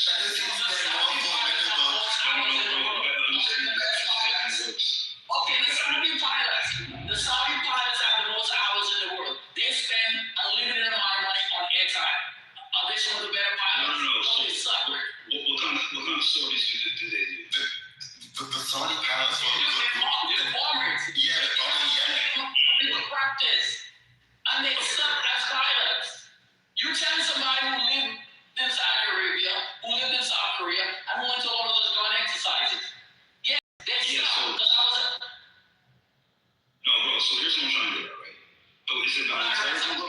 target. No, it's about intelligence gathering, target. Like America has the best when it comes to target. I'm speaking of Identify targets and things. I'm so sorry, but the Israelis hold on. I'm so sorry, but people citing the Israelis bombing Gaza and Hamas as some pin on their capabilities does not impress me. I agree. That's a fair point. That's a very fair point. Yeah, that's so. Bill, I'm not saying that Israeli military is not capable, but they're kind of a one-dimensional military, but two-dimensional. They have pretty good foot soldiers, and they have a pretty capable air force. They're two-dimensional. So how are they the most formidable if they have two avenues of failure? That's it. But when you look at the British, you look at the French, even the Japanese has a Japanese, It's South Korea. So when you talk about allies, Canada has more capable military. I believe every country should have a nuclear weapons Ukraine. So excuse me. Ukraine definitely has a pretty capable military now. Again, when I'm talking about formidable, and somebody said it, I don't know who said it. I think Kuwait in 1991 happens whether Israel exists or not. But I don't know. I don't know if the second Iraq War happens, and I think absolutely not. Does today happen if there's domination? So that means that 9/11. So 9/11 wouldn't happen if Israel didn't exist in the Middle East, and therefore we wouldn't have Palestine and Iraq. Okay, cool. Go ahead. I'll yield to the experts. Go ahead. Can we move on from this? Like, this is not super interesting. I'm going to give you that. That's an excellent question that I really have to think about. It was satire. Go ahead, think about it on. You have to think about whether Israel is in some way connected to 9/11. No. Okay, moving on. No. What? Well, I mean, it's a difficult question because one of the reasons that Osama bin Laden uses is our support for Israel. So that's a difficult question for me to or for anybody to contemplate.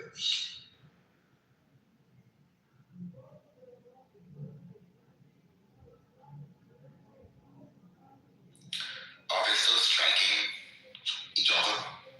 Yeah. Iran is being bombed right now. Iran is being bombed right now as of about 27 minutes ago, and there are celebrations all around Iran. Mass celebrations. Do we have some type of feed that don't videos of Israel? To be honest, let's not think about media. You're right about the US Act, 100%.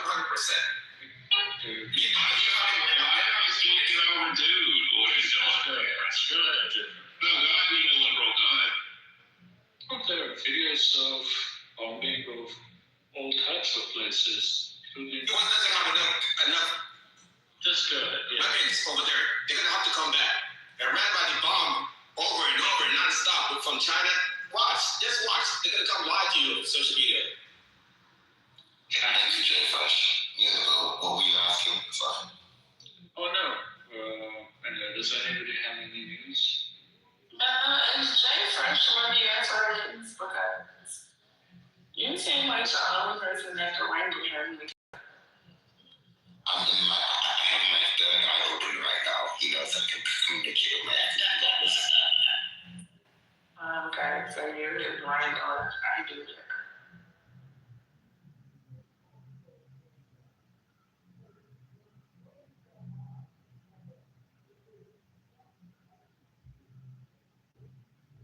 Now, y'all couldn't see y'all was worked up today from the show. In Brooklyn. I just feel this. I'm just not listening. Yeah. Listen, I'm just saying what other bullshit can be speed, but go on. There's plenty of breaking news. There are, obviously. I'm sure you bad. They was looking for you, Trent. I don't let these people, Trent, don't let these people make it seem like they ain't fuck with you, because they was looking for you when you was going. Trent is the highest ranking military expert in Clubhouse. His track record beats all y'all. And foreign policy, and economic, and cause, and AI, and extraterrestrial. You got a pretty good record on these military strings, but No, he does not. Yes, I told him. They was looking for you. They was looking for you. So don't let them make it seem like they don't want you around. They want you around. They say, I told everybody that you were embedded over in the Middle East. Getting details. No, Trump is politically correct Christiana Amanpour, so. you're welcome. And thank you, brother. Scotty, I didn't say none of those things about you, Trent. Because you're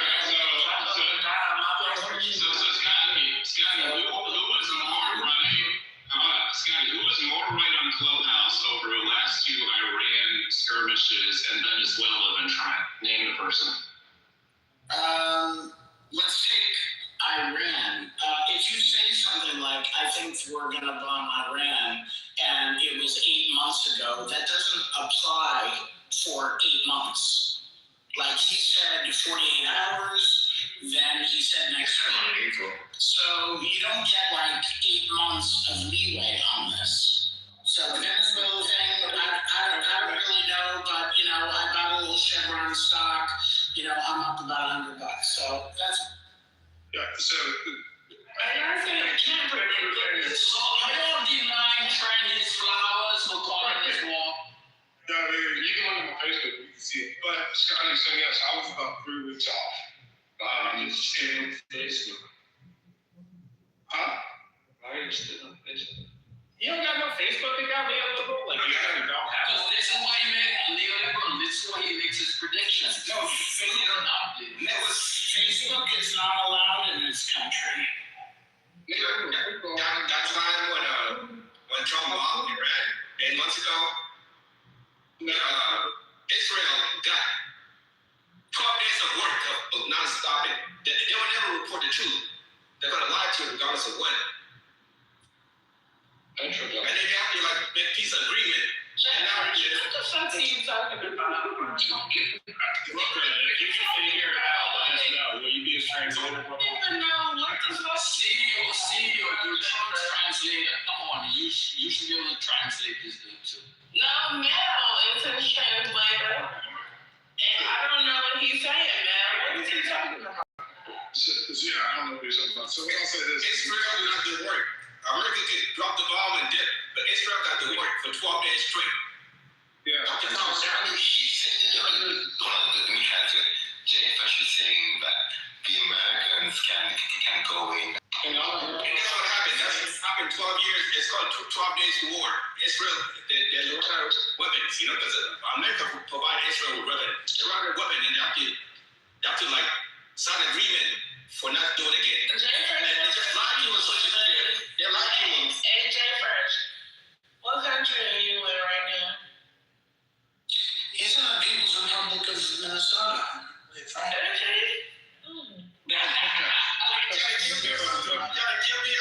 Arizona. I just wanted to know the country. I didn't ask you where. I didn't say drop your fucking pen. I don't care about y'all so much. I'm trying to stop none of y'all. Just know that. I pay attention to politics. I do have a degree in political science, but I pay attention to politics. I know, but when bully become bully, it's too much. I don't understand why they're doing this. Yeah, so to address Scotty, you are correct. I was 3 weeks off on the strikes, and I really want credit, Trent. That's okay. That's what I'm just. Let me. It's I'll tell you. Thank you, Richard Engel. I really appreciate.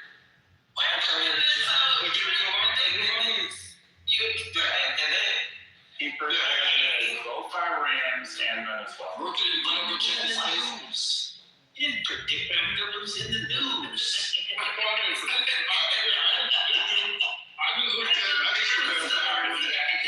best analysis.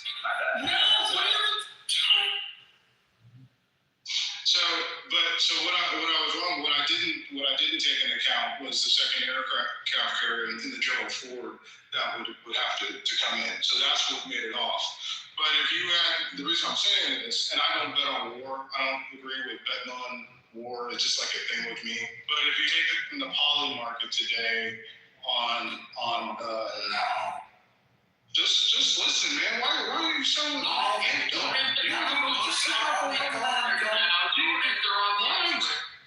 If you'd have taken that poly market that had commodity going out of power, I think earlier this month, it was like at 17%.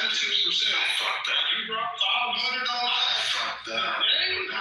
Yeah, you'd be making some money. So I'll just land right there. That's why I'm looking at Kim Young. This is why it's not funny, because you guys report and gleefully come on stage and talk about numbers and this amount of people died and these places were hit, and it's the cavalier attitude of this that for me is personally really fucking disgusting. And I know you're joking about the bets and everything, but it's really fucking disgusting. People are dead and people are dying and you're joking about making bets and then running and saying, oh, breaking news, 4 more people died here, 100 people here, some are children. This was happening. It's violent. No, that's sick. Are they really betting on the war? It's just going to be a war night. Yes. 100%. And I do agree with Scotty. It is pretty foul. It is pretty foul to bet on something. Yeah, I think y'all can at least keep that part a secret. If y'all don't do that, you can do it. Well, no one's betting on kids dying. What you would have Find the market for dead. Yeah, we're talking about the leader.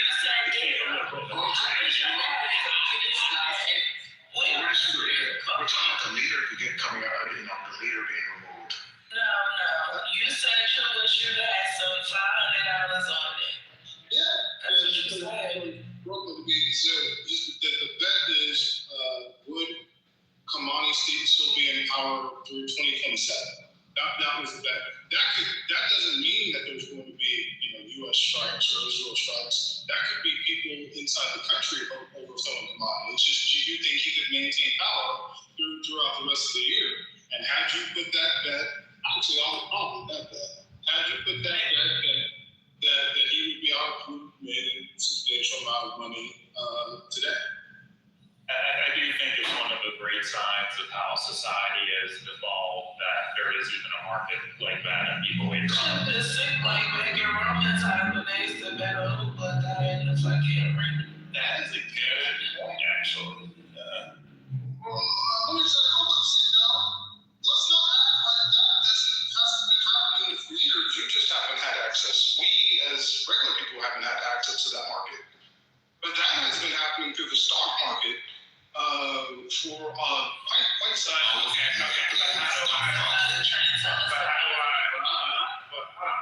So one, even if that's true, I kind of expected from like a small group of people, but the fact that it's gone mainstream and people are comfortable with it, that is my issue. The fact that the elites can benefit, but regular people can't? It's that most people are pigs. I expect them to be pigs. There's always going to be. As long as a pigs is a small group of people, I'm good because there's depravity in society, right? But the fact that is now mainstream, that is the problem.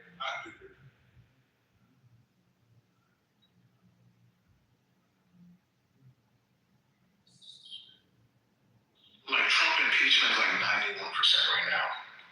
On poly markets. Like that was, a Captain Obvious bet. Yeah, that's an excellent bet. What is the Republicans taking the House and Senate? Like 52% now, right? Or 47%. Higher than it was. I know that.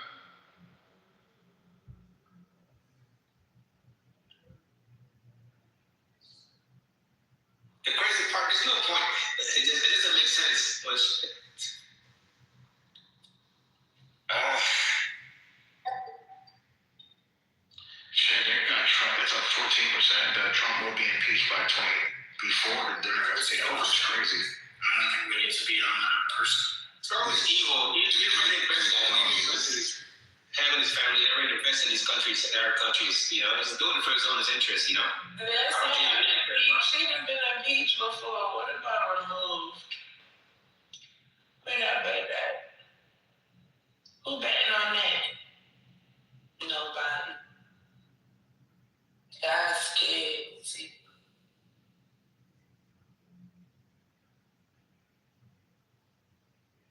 Why y'all scared to talk about that? Why y'all quiet now? I'm trying to see that, but we're trying. I think you may be. I don't know if you're wrong or not, but on the issue in regards to Venezuela, I think you said by April they're going to come out and announce that it's all about the oil. So you got 2 months. You got about a month left. You said about around the first week of April. We don't need to go back on trend. You don't need to tell us what we need to do. Please. Well, because it sucks because we have a title in the room. Thank you. We don't need to go back to it. It's not a trend prediction room. So he just got back here. Let him breathe. Yeah, this is all about how you make them breathe for a while. What about the aliens? This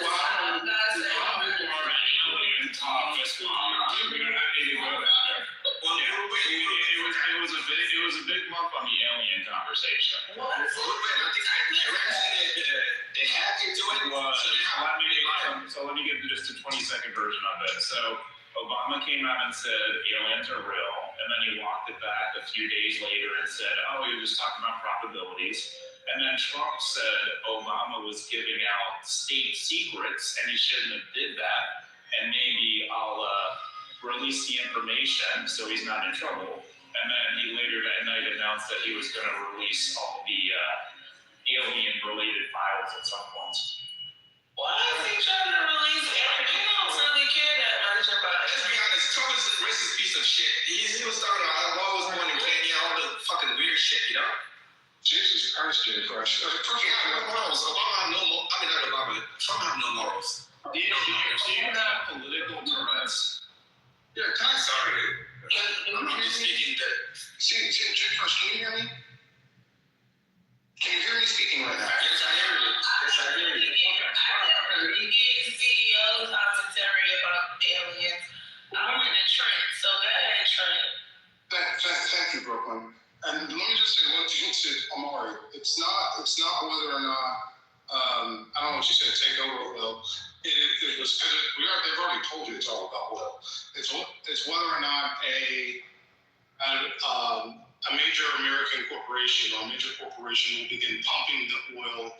There'll be an announcement of contracts in Venezuela by April. That was good, just so we don't. Yeah, you said on January 15th. I mean, I was paraphrasing, but I had to go find the notes. So on January 15th, you made that statement. So I just wanted to make sure they had. Wait, you got record keeping notes? Yeah, you got real good notes from. What's a record keeper for PC? I'll tell you. Yeah, because he made and so I want to make sure if his predictions come true. If the prediction is wrong, the prediction is wrong. And they have not told me it's all about the oil yet. I have not heard that. The oil company sit in the White House didn't tell you it was all about oil. Okay. But they were invited though. I don't think they said and in that meeting, if I recall, they said that right now it's not. I'm paraphrasing that. Right now, it would take them a while to get that oil out. Understanding. So, okay. All right. Well, we'll come back to Venezuela because let's go to aliens because that's what we're going on. Yeah. So, what they're going to release the file like CEO said. NASA has already said that there's nothing in their file. I do not expect. Yeah, his wife. He got it from Steve. His wife. He's telling me he does have to look at it. Yeah, he really does. But I can't remember my thoughts. I don't expect that you're going to see them come out with like evidence of like the U.S. government has interacted with. Oh my God, what the fuck are you doing? Wait, what do you mean? You're in the bathroom. You're out, man. I'm outside, man. You're not. Oh, yeah. Thank you. Go ahead, Trey. Said I'm outside. So Brooklyn, I don't expect that we're going to get evidence of aliens. What I think we are going to end up with, though, is we're going to see some pictures of craft that are more pictures of craft and more things that are unexplainable. But I don't think that the world is ready for an announcement that we've interacted with alien craft. However, the last thing I'll say, Laura Trump, which is Trump's TO, the daughter-in-law, she's a daughter, right? Not the actual daughter. She says that Trump has a speech prepared to announce alien presence or interactions on July 4th or somewhere around there on the nation's birthday. I'll end right there. So when you doing the Independence Day? Amari, did you record that one, Amari? I did not. Oh my God, so I'm doing a change request on the project. He said that the alien announcement around July 4th. Okay, on the birthday.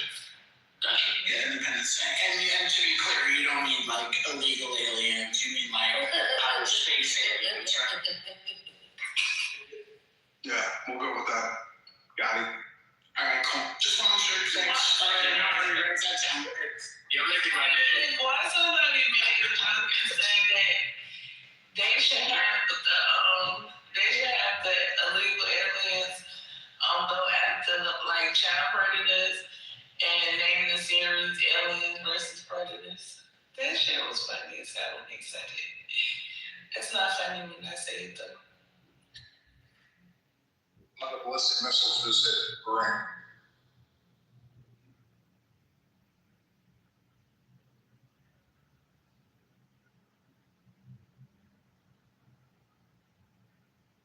Fleet, what's the time? Love you guys, man. You guys making my day. I'm smiling the whole time, you know? What did we do? Jay, first you that bastard man that yelled out nigga in the middle of the thing. We know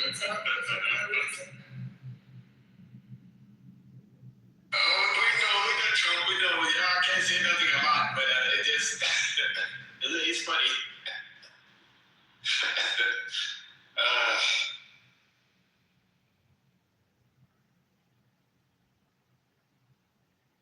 And then what? What else happened? Come on, niggas, let's go. Well, it's hard to say what we know, you know? It's going to be all the people that love him, they're going to protect him, but we know his behavior, you know? Well, not everything about Trump is true, you know? Man, fuck it. Go USA. Congratulations, Donald Trump. I'm proud of everyone. We know he's a pedophile, too, you know? So he's a pedophile, 100%. Wait till Tehran and start leaking his stuff. All right. Okay. Jesus. Here's a question. Are we hearing anything about Khomeini lawyers? Because yes, we know that Khomeini, the leader of Iran, I'm sure he had a following. Not everybody wants this, right? We know this. Okay. I'm going on there. Hey, blow his ass up next. Congratulations, USA. Is that Trump? No, it's what you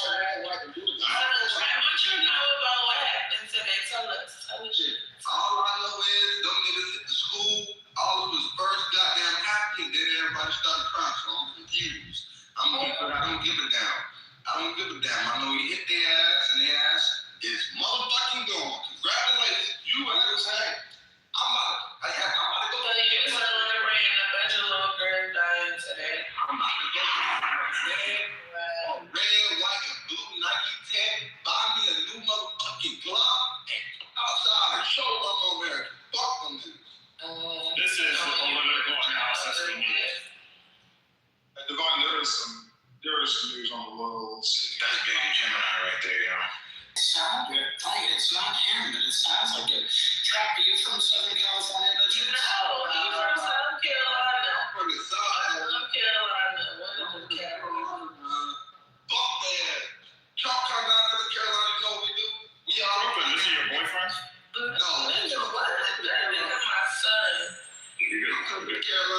we all get motherfucking crowd and motherfucking sure, and we got down, set a table up and wait for him. And guess what? When he come across, we all start clapping. Everybody. Hands all in the air. Cultural motherfuckers, yes, Lord. Y'all gotta stop that shit. You speak that way, white be talking to you, boy. I swear to God. Why would you say that? That's just crazy. And ain't gotta work too, Brooklyn. American, y'all must be from Iran.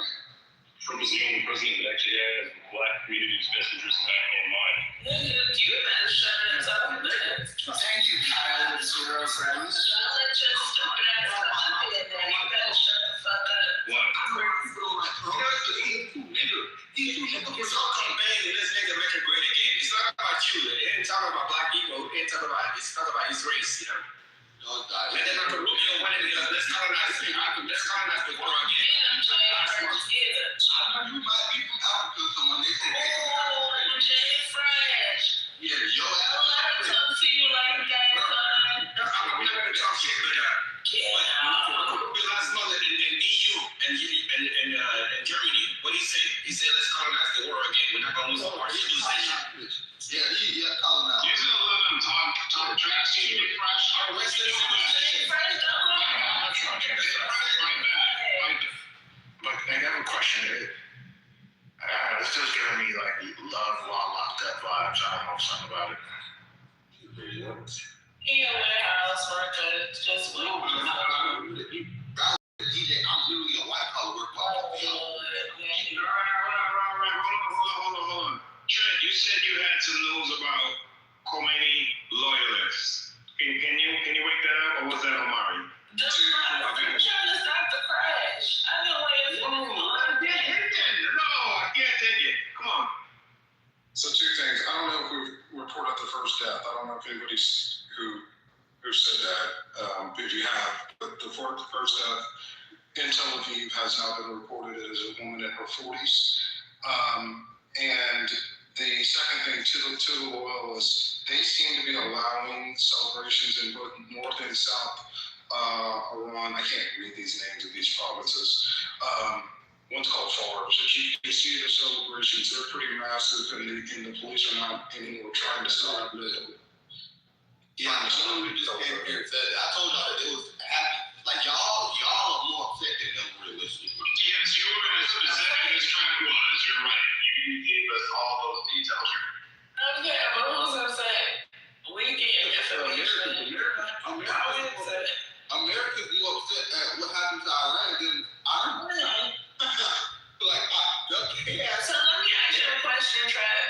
Because maybe you don't worry about it in the warehouse. Are you concerned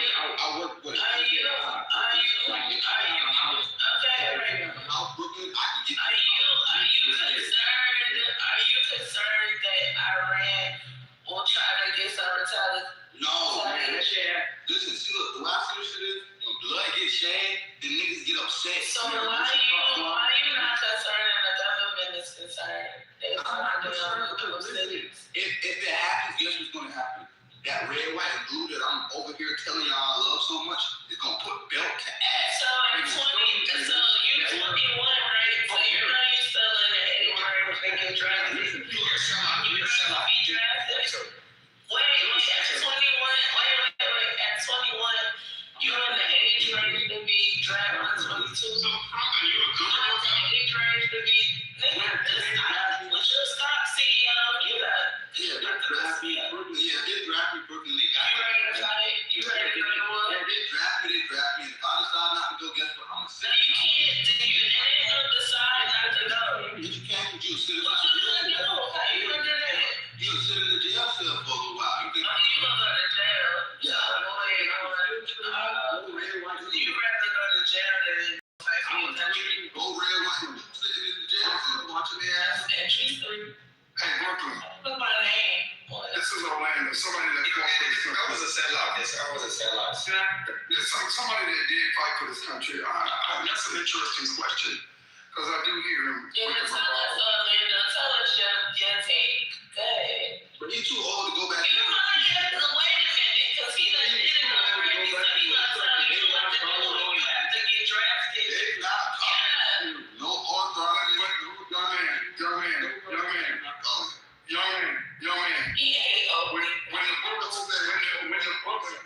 young man. Oh man. When the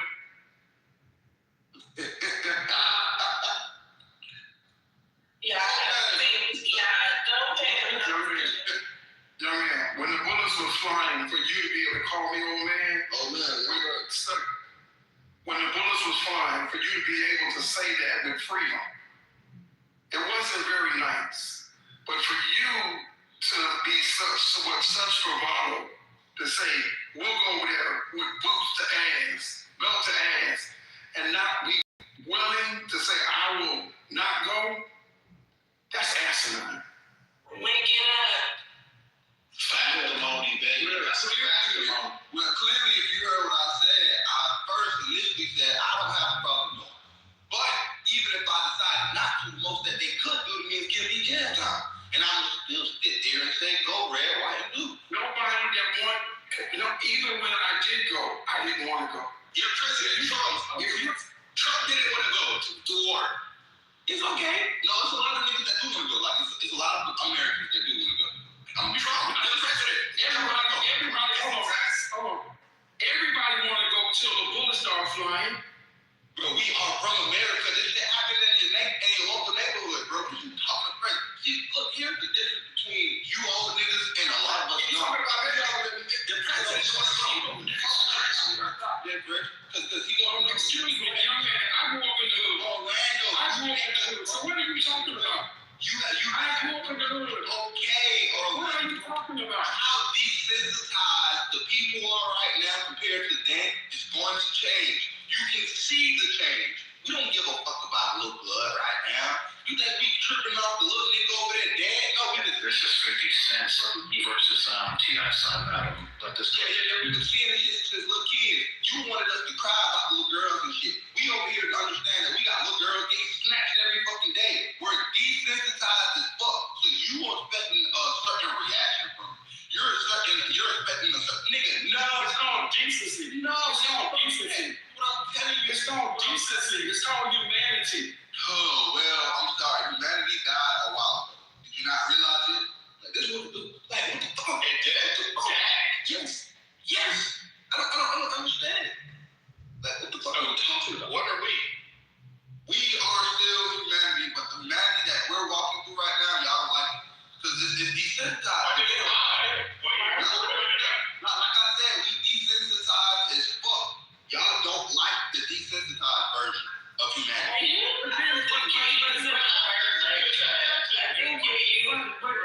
But when it comes, I'll hear the bravado. But when it comes to putting some skin in the game, I don't hear that. I hear a lot of bravado. Oh my God, this man saying bravado because he don't hear me saying, hey, I got a medal for shooting 40 niggas. I ain't hear me saying that I'm a Purple Heart or something. Nigga, nobody talk. I don't give a fuck. I don't give a give whatever you hear. Bro, I ain't even been to jail, let alone done anything else. Oh my God, bro. They don't stop what I'm saying from being true. It's niggas. You ain't been to jail, you ain't been to war. You still got some of that around your mouth, but you got all this bravado. What you talking about? You ain't too much older than me, Brooklyn. I'm way older than you. You could be my son. Not to be my son. Literally, you could be my son. You're literally not too much older than me. I'm so young. I'm really not. But good. So again, the state that America is in, we're watching these crimes happen, even if it's not on this extreme scale. We're watching these crimes happen all the time. Like niggas in New York. A nigga in New York right now is going to hear about this shit that happened and just be like, oh. Don't let the top left person hear talking about New York. You don't get the general treatment. Yeah, nigga in Chicago going to hear this shit and say, oh. Like, Florida nigga going to hear this shit, oh. Some of them might smile and smirk a little bit, because like, what part of Florida? Because I'm from Miami and I was raised in Miami. So what are you talking about? So either way it goes, I don't give a damn. Miami has been Miami for a while and it's only increasing. So when Miami had the cocaine situation and all that, I was in the midst of that. So what are you talking about, young man? You've been in the midst of a couple things. You're a veteran and that's okay. You're an OG vet at the game, but the game has changed.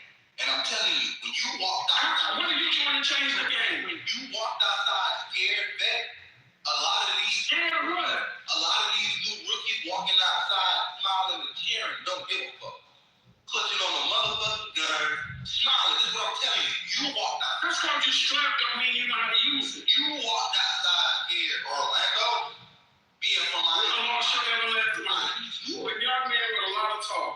Oh man, well, I'm telling you, there's a lot of young niggas out here with the same shit. And not only do they got talk, a lot of these niggas got guns. And not only do they got guns, a lot of these niggas got heart. When you put all three of them bitches together, ooh, that sounds like a motherfucking problem to me.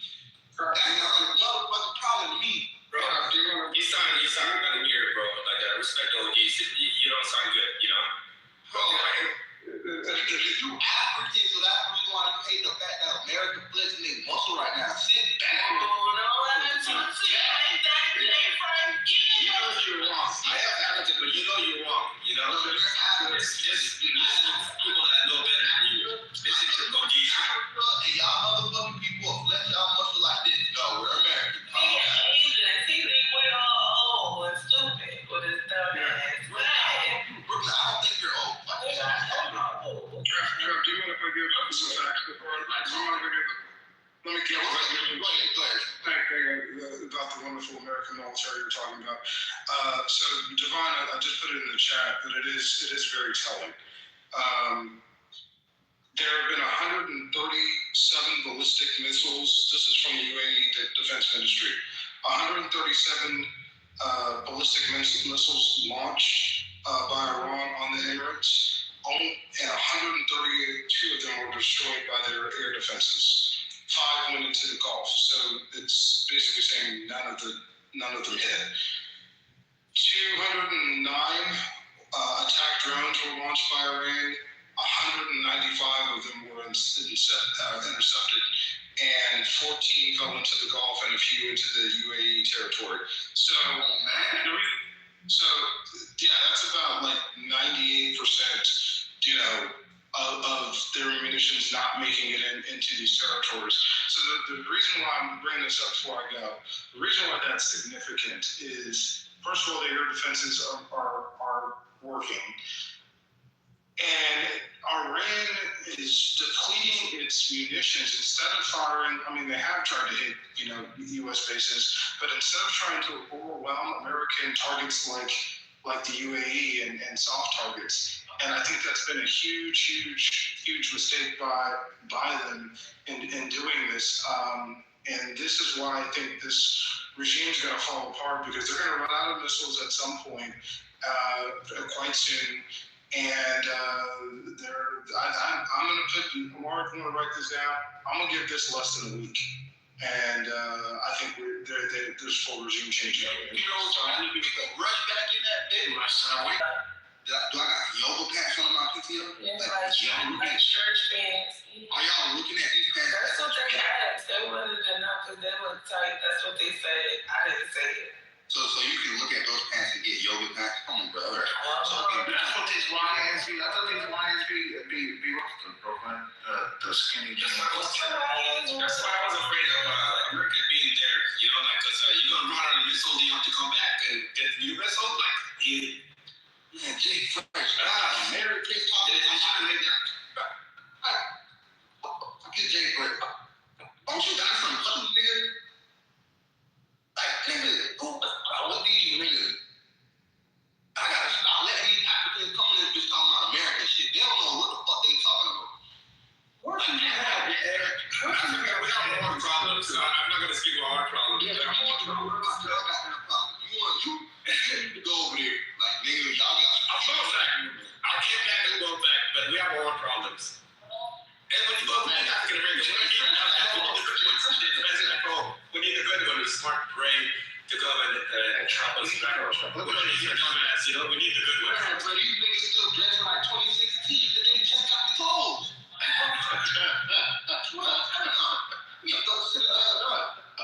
You just get ready to vote, and your 2016, that's crazy. You just get ready to vote, and your second, just getting ready to vote for the second time in your life. Orlando. The second time. I'm not trying to stall on you, but I know I got better style than you. Way better style than you. Way better style. Fresh. You see his name is Jay Fresh, nigga. What you talking about? You can really smell it. Yeah. He got to turn it on. I think every day work here right here. Which one you, Jay Fresh? I'm the one. I am that one. He the one. He the one. Nigga, you don't even know shit my style. You from New York. I'm Jay Fresh. But I'm about to stop your piece. This is an only nigga, bro. The only nigga that's fresh in this picture is the nigga who had it. Like, that's the only nigga that's fresh. The nigga with two niggas with red hats. No, the one with the bucket hat on. Like, that's the only fresh nigga does. It doesn't matter, but I'm styling for real. Real life, I'm styling you. Tell him Jay Fresh. He don't know. No. Whoever the fuck this is with the white and black goddamn shirt on underneath that. I'm trying to get a picture out. That shit look ridiculous. The nigga with the fucking Air Force It's not about you. I want to speak. Let's speak about real shit going on about the world. That's not funny drinking Coronas on the LA River. It's crazy work. The niggas is crazy because these niggas is like, what the fuck? Y'all mixing African goddamn clothes with American clothes. Like, that's mixing designers to a whole new extent. And everybody drinking with that. My suit game is crazy. My suit game. I didn't get a regular clothes. Suit game. I wear so. Oh my god. Niggas go to motherfucking TJ Maxx and get numbers and not even bucking. Oh my god. That chicken game is crazy too. I got fucking shoes from He not telling me. What you talking about? You still shop at Ross.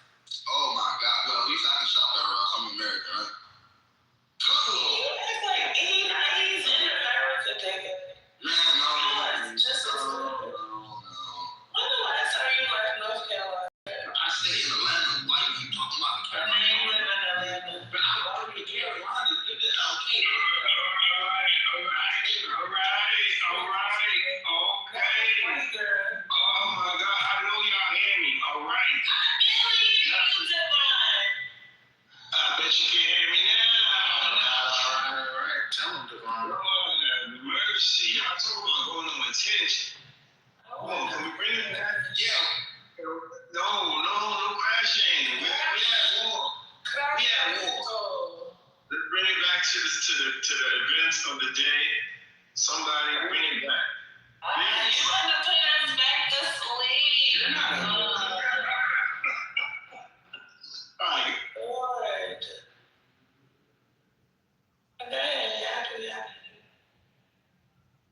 Thank you, Devon. And the words are being said, I do that.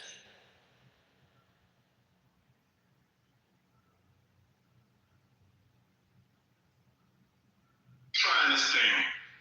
Let me find the words in the hold on. Okay, do I remember you about protesting with Mom Donnie? I don't know. I was out taking care of my mother today. So, being a motherfucking American. I'm not that nigga. What he was protesting for, Scotty? Oh, there you go. Hold on. I'm going to read something real quick. We don't talk about mine now. What? We're going to be all right. I don't want to focus on you. And plus, I got the Obama walk, you know? All right, brother. We heard about enough of you. All right. I got the Obama walk. Oh, my God. Not too much. Yes, Jay Fresh, shout out to you. So I'm gonna read some of this. We know most of this, but I'm just trying to put the train back on the tracks. All right, U.S. and Israeli forces have launched large-scale coordinated strikes across Iran, targeting leadership, missile infrastructure, and naval assets in what President Donald Trump termed a major combat operation aimed at regime change and elimination of Iran's missile and maritime capabilities. Explosions and reported Tomahawk impacts have hit multiple sites in Tehran, with satellite imagery and initial U.S. claims severe damage to compounds associated with Supreme Leader Ali Khamenei, whom Trump has publicly asserted was killed in the strikes through independent verification and remains incomplete and contested. Well, yeah, it seems a lot of American news are saying he's dead. It says this is incomplete, so I don't know. Don't know what to believe. Iran has responded with ballistic missile and drone attacks on U.S. and allied targets across the Gulf, including the U.S. Fifth Fleet facility in Bahrain, Dubai, and Kuwait City, prompting wide-scale airspace closures and the evacuation of key civilian infrastructure such as Burj Khalifa. Damn. France has called for an emergency UN Security Council session, while regional and European actors warn of systemic risks to global energy markets, maritime security, and non-proliferation governance arising from explicit U.S.-Israeli pursuit of overt regime change objectives in Tehran. So it seems that U.S. and Israel, the rest of the world seems to be chiming in. The UN is meeting. Like I said, let's try to discuss today's events. I want to pass the mic. Let's go. That shit sound amazing to me, man. That shit sound music to my ears. Keep going, Trump. Go U.S. fucking goddamn military. Do something. Goddamn easy. Oh, that's probably, look at that. That's probably my brothers and them trying to tell me about the war. That's it.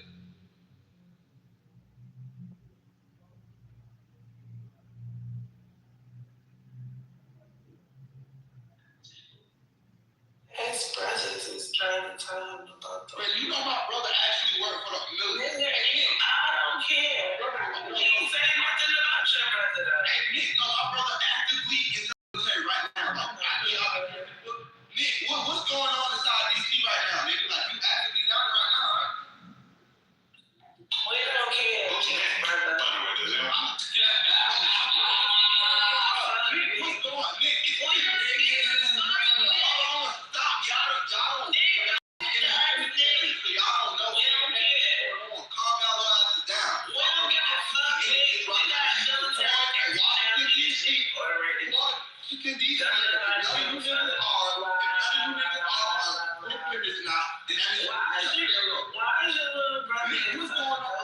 Nick, That's the question.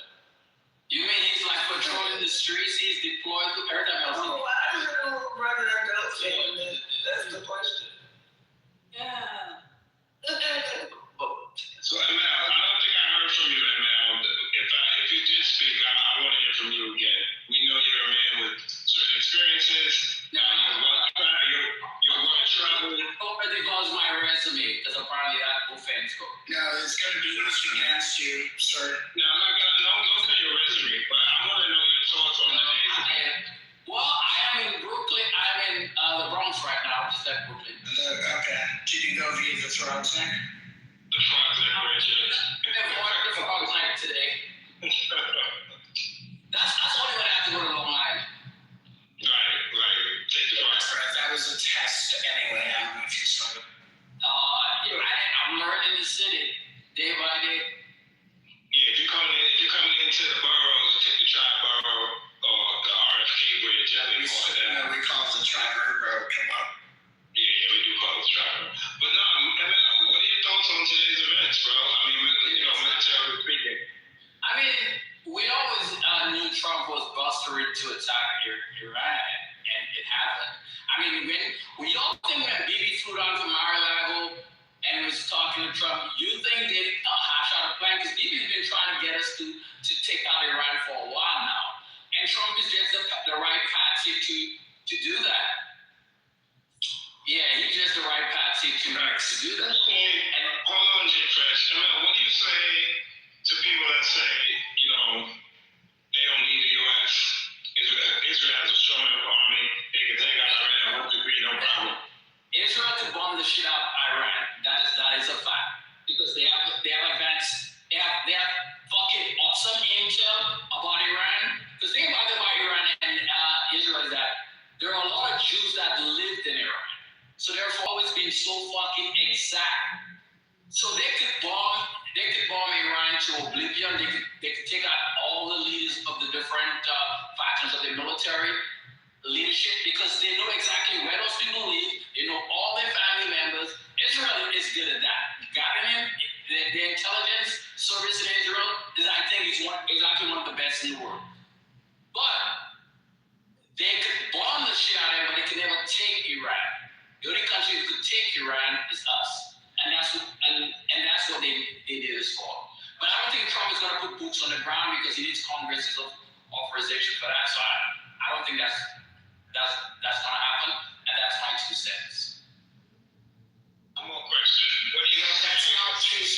Shekels, get it right. Israel controls now. One more question, what do you say to the fact that the rest of the world is kind of like looking at us side-eyed for doing this?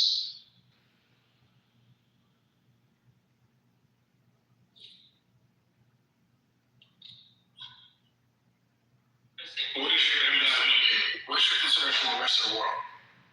Well, I just read it that said, France is like, hey, are you the only, why is it just you and Israel? Like, when we did Iraq, remember the quote-unquote, it was coalition of the willing?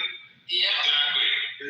There's no coalition in this case, so, yeah, I mean, there's not a broad consensus that Iran is near having the ability to actually fill a bomb.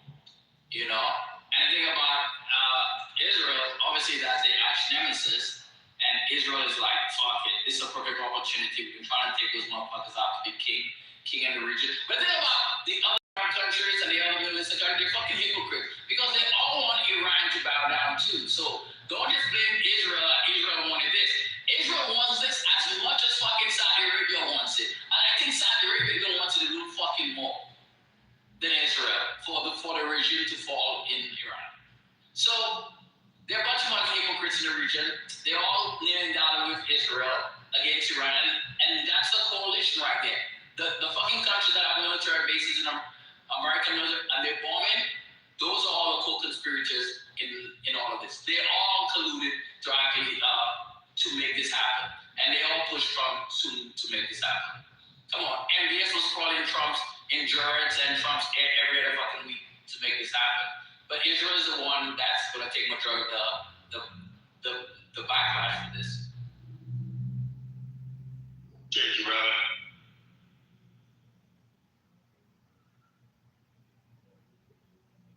All right, I'm going to invite this chat.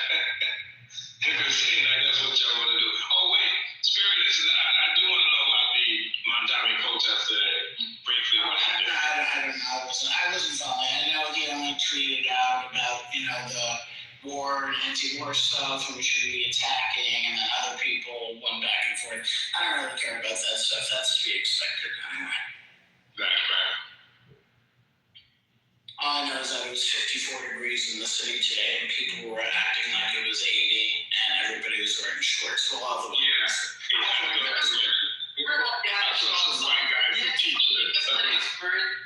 Spirit from yesterday, I saw white guys in shorts on. Yeah, that's the thing. That's how you know it's spring. It's not the groundhog. It's the white guys in shorts. 95. I know. What's going on? Hey, Devon, since Trump did this, do you believe that Greenland is off the plate? Or do you think since he did this, he might just do that? I don't know. What country bombed Greenland that Trump needs to get involved in? Serious.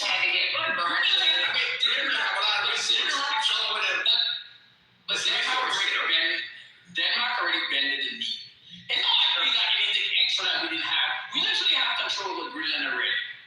The fact is that, the way Trump was acting, Trump wanted like full control so he could extract the resources natural resources from the country. But but that doesn't mean we can't now. So it's like, I don't understand why Trump was doing all of this. I think it was more of a distraction for you guys to make sure, TDS, and for Trump to throw out the Epstein file. That's what Trump is doing. Trump is continuing to find distractions so you guys don't talk about the Epstein files. And invading Iran is another distraction. 100%. Trump's brilliant. I give him that. He follows the Steve Bannon playbook like a good student he is. And them not releasing the files all at once is some type of psychological warfare, it feels like. Like there's a strategy behind this. I think the next couple of months are going to be crazy. It's going to be really crazy, but just prepare for it.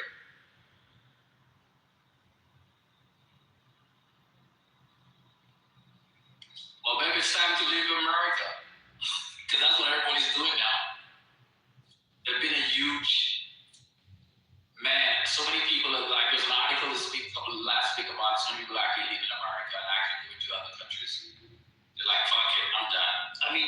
hear about, you probably know this because of what you do. Europe has something with Visa, like they no longer accept like Visa card readers or something. There's something going on that I came across. That would make me want to move to Europe, personal. Wait, why? What?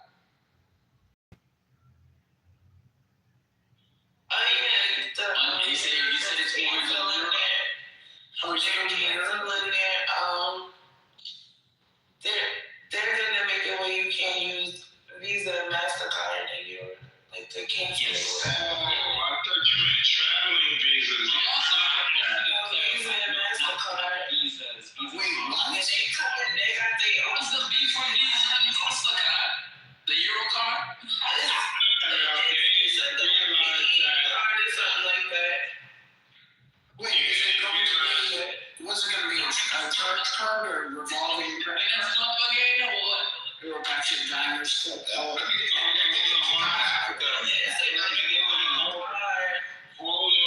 to clarify. So they realized that the U.S. kind of had a corner on the market when it came to Visa and MasterCard, and also that we had the ability to kind of sanction individuals, just like we sanction Russia, right? We could do this to anyone in any European nation.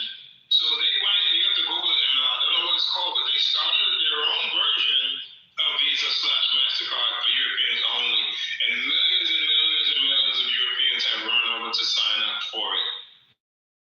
Wait, but this doesn't mean Americans can't use Visa, MasterCard in Europe, right? You're not gonna understand that. No, that would be shooting themselves in the foot. That doesn't make sense. No, because because of your travels, it's not, oh wait, you might have to get some travel checks. That's how City that Americans travel to. That's shooting. Let me know for the details. Please speak on it. I don't have all the details. He finally had Congressman. I've never heard of it. Yeah, right there. Come to the stage. We're not going back to traveler's checks, guys. That was the worst thing in the world. I don't know if anybody had to go through it. I hated traveler's checks. And we're not aging ourselves. Yeah, traveler's checks are a hassle. It's not fucking 1980. It's cool.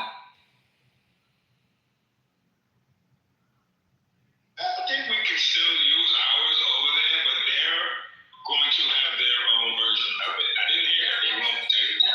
We gonna make them, instead of paying you guys all the money, we gonna come with our own version. Is that what they're doing? That makes more sense. Yes, that was my understanding. Yeah. Because I mean, there's a lot of networks. I mean, all those networks in the world. True. I mean, you talk about the SWIFT network, you talk about Visa, MasterCard. All those a bunch of networks in America. Well, the SWIFT is international, but Luxembourg, I think that's where its headquarters are. And but MasterCard and Visa is one of the two richest corporations in the world, and for good reason. They have a monopoly on charge. Well, you have American Express, and I guess you still have Discovery. Is Discovery still up there? It is. I thought it went backwards. It's called Discover. It's called Discover, yeah. Who owns that? Did CS own that at one time? I'm not aging myself. Wow, you're really aging yourself, bro. No, I think you're talking about the Marshall Shields card, but nobody knows about it. But crazy time. Anything extra exciting happening again apart from the war? Anything else? Any tidbit news? I've been involved in other stuff. I've been trying to keep up on the news lately. I feel like that's about it. Since we got today, that's what it's been all about all day. legalization in the region. It is the last day of Black History Month today. That's not really news. Hey, what were we talking about yesterday? Man, my short term is gone. This water took over everything. Look, Trapper's going crazy in the group. He's going crazy in the group? Bruh.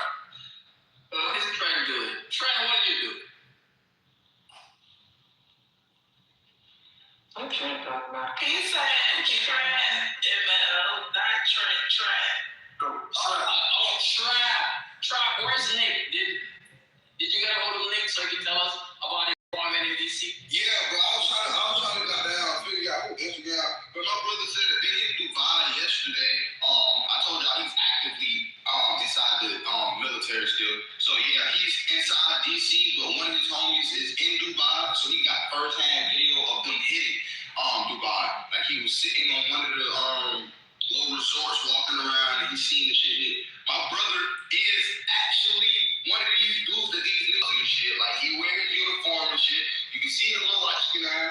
Yeah, my brother's one of those big dogs, man. That's what I'm telling y'all. I'm not worried because he's not worried. He's not worried.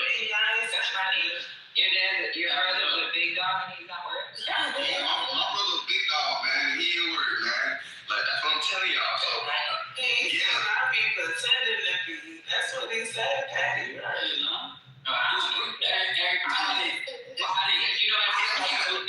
Who can I send this to though? Because I want y'all to see the same thing that I seen. I mean, I thought it was pretty interesting. Your brother's a big dog and somebody from so your brother's a big dog, he's in the military, and somebody from Qatar or Qatar sent him a video of income. What's this? I'm at the pizza. You said Dubai. Yeah, Dubai. Yeah, this was yesterday.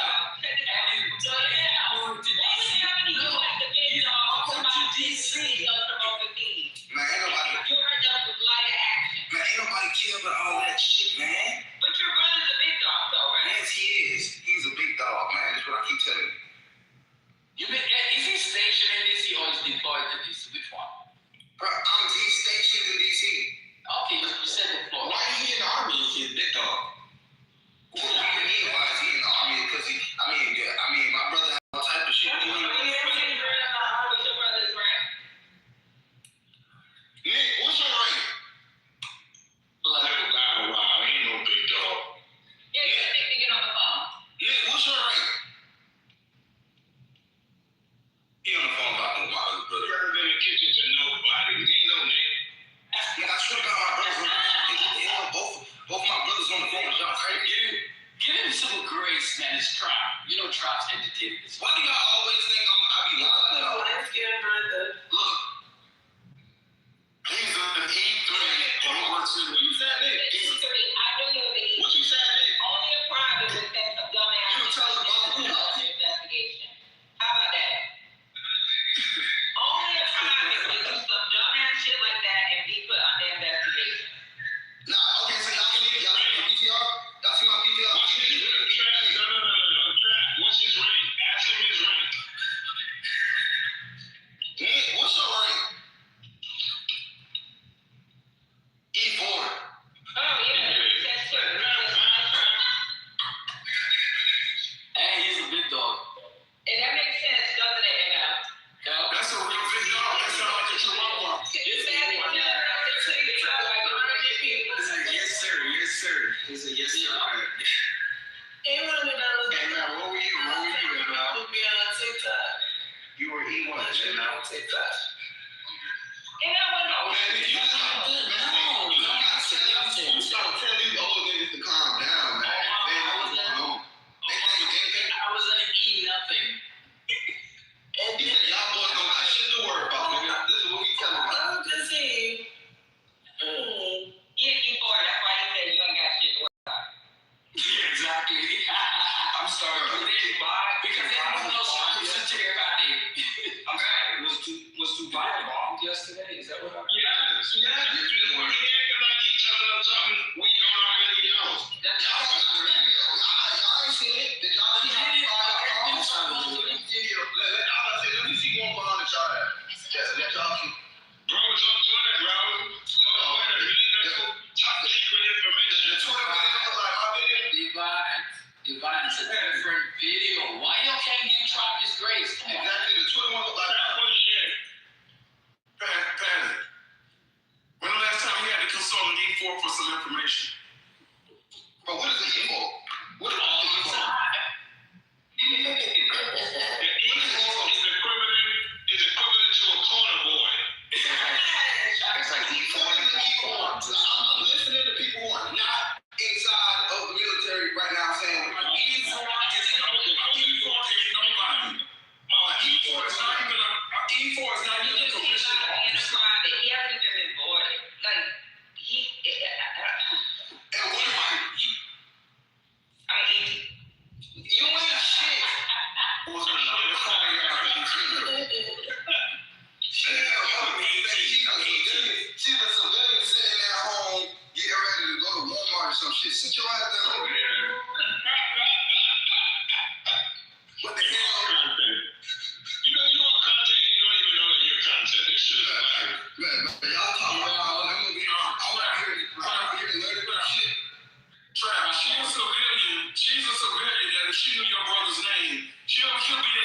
before the night is out. Man, no, you won't, bro. Y'all don't understand. Y'all slow. Yeah, I'm gonna put that out there like that. We ain't slower than you. Yes, y'all is. Yes, y'all is. Yes, y'all is. Y'all see my PTR though. Y'all see I'm not playing. I'm not playing around. Y'all even want me over here trying to get the information. I just got picked up a phone. This man is get to real education.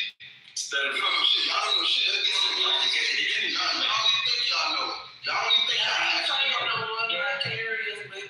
Actually know. I don't even gotta do shit but pick up the phone. See? Congratulations to you.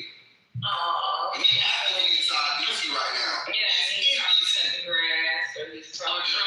He probably was my brother with the president not too long ago, literally. He probably locked up the captain's office right now. When you want to visit him in DC? I can go visit him anytime I got down with you. Why y'all worry about my motherfucking brother? Like, what did y'all worry about him for? Y'all don't want to go see my brother. My brother, although he's in the military, bro. Although he's in the Not sure about the bottom of What branch is he? What branch is his brother in? He's in the army. Send the reserves, please. Yes, I'm a very proud brother, yes. Man, active duty, man. Give the man his flowers. Yeah. Yeah, active duty. Now, I'm not one of them niggas that sitting on the couch all night. So who get the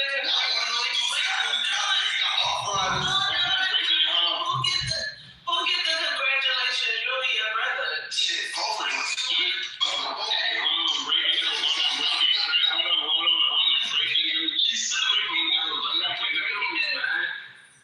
Breaking news trend in the chat. Bahrain airport with a direct hit. You know he got the inside track. I know friend is Nobody knows where he is. So we know China is watching everything. Like, It's Trent there. it's gonna get populated on Trent there. He there. Hey, tell Iran, do we fucking in Bahrain? That's one of my favorite places to drink. That's where he live. And Connie is lovely. Yeah. And I suppose that bridge, and I'm like, yes, friend. That shit used to suck. How you say it? I wish America can just get to the point. China's the one fighting all this fucking right now. You an African, but I don't take a million times. Calm down.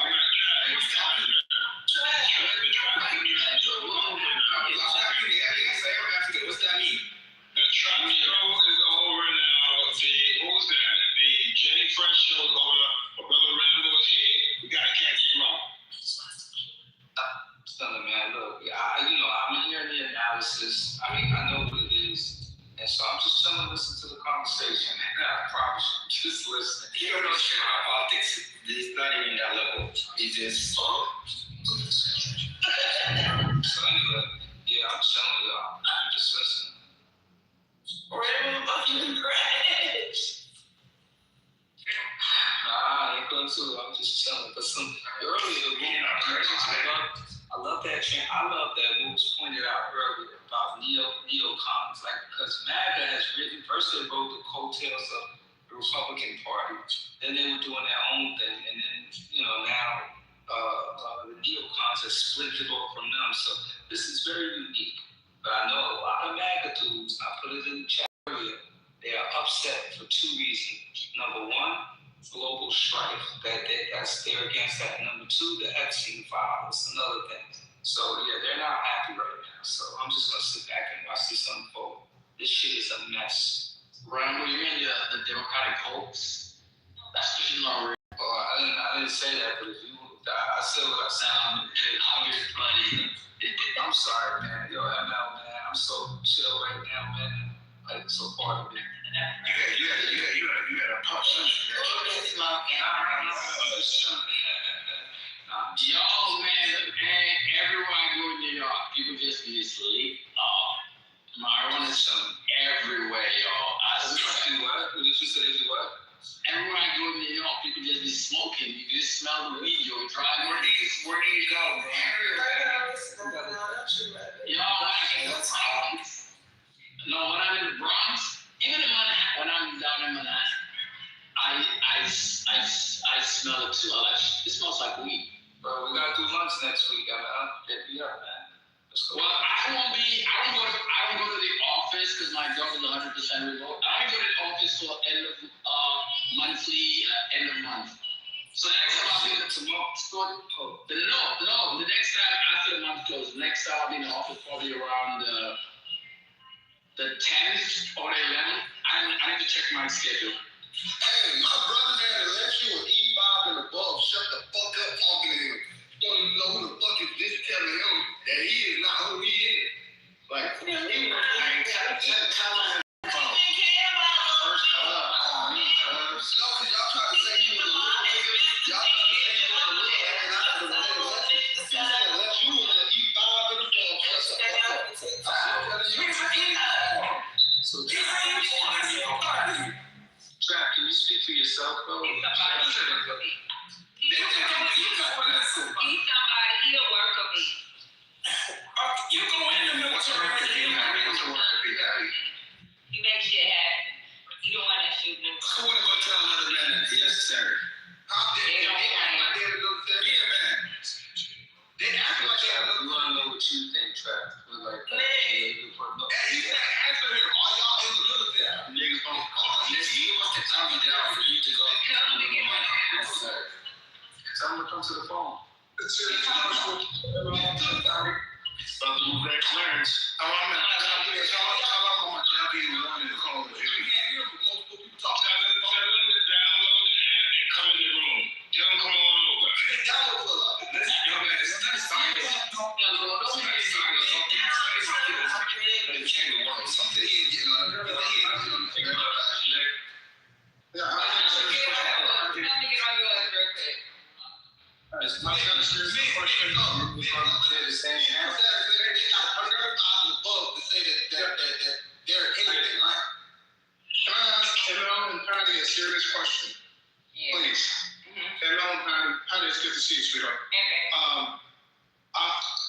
What in the fuck do we have that could drop 30 bombs and not be detected in broad daylight? How did that happen? Wait, you said I'm from. Wait, hold on, Iran. What did you say? What do we have in our arsenal that dropped 30 bombs on the presidential or the Ayatollah's compound in broad daylight and wasn't able to be detected? How could they fly that far and those people not be able to get out? The new kamikaze drones. How do you think Iran is from? I think they're sitting ducks, you know? I don't even think it's worth it. I mean, it was a fake out. I'm not in the military people. I'm military. Before they answer, I knew the game, man. Remember they had a movie? No. Let the military people answer. I'm not answering that question. I'm going to let the military people, but what I'm saying is they had everyone thinking everything was going to be cool. You know, their reps are here, we're working it out, and they fell for that shit. I did not. I said it earlier. I'm asking the military people a serious question. We're going to respond. In the meantime, they will respond, but I'm just going to still a trend. Yeah, but I'm just asking real quick, like, how in the world did in broad daylight we have something that they couldn't detect? I mean, what the fuck is that? Beginning, that's why I was talking, because if anyone had begun to respond to me, I just would let them speak.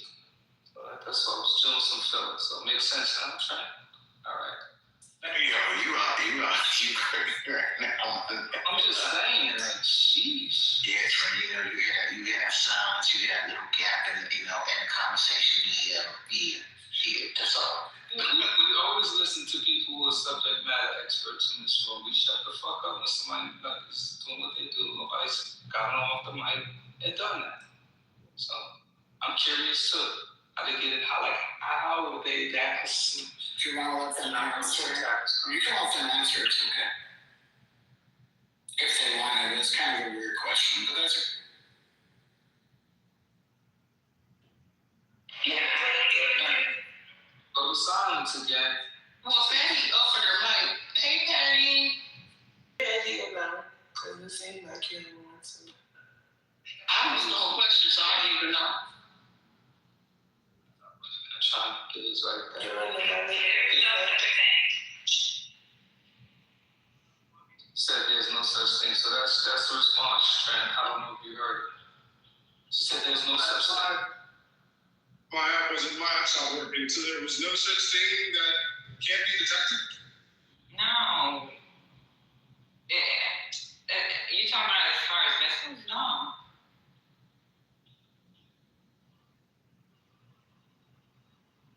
It can fly in low. Like sometimes, like the ones that come to the bomb and we don't detect them, that's because of the it flew low. There's no such thing. They give out heat signatures. Again, this is our technology. I'm not talking about what I Yeah, I'm talking about our technology too. There's nothing. What was that orb that was in? Do you know? I mean, I know what that orb was in the sky last night. Was that a drone? What sky? Where? There was an orb over Tehran last night. Oh, you talking about the UFO? Yeah, it's a UFO. You ain't know about the UFO? Come on, man. They don't want to get into it. Come on, Trent. We don't want to talk about the UFO. Yeah, well, we obviously have some technology that is. Well, you now got some scholars on the radio station, so they don't have to. I agree with it. Hey, Victor. Thanks a lot. Thanks, people. I'm born in Iran, and I live in Washington. And I just want to say thank you for so fast. You support the Iran, but you support also Iranian people or not. This is my question. I just want to ask, do you support Iranian people? Do Iranian people support black people? Of course, in terms of the Iran, Abadan, Bandar, Abbas, all they are black. Are there black people in Iran? Glad this thing is being transcribed because I do not understand. We have very dark people in Iran, but it's not means to just go to another country. We have black people.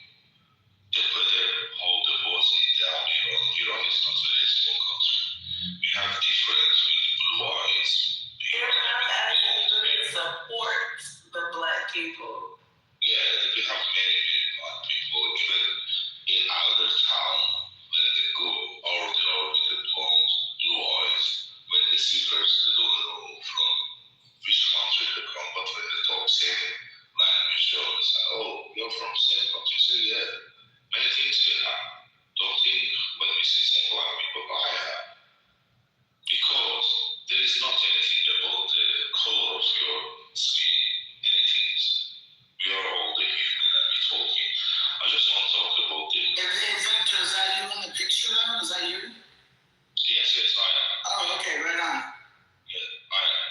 So I just want to say,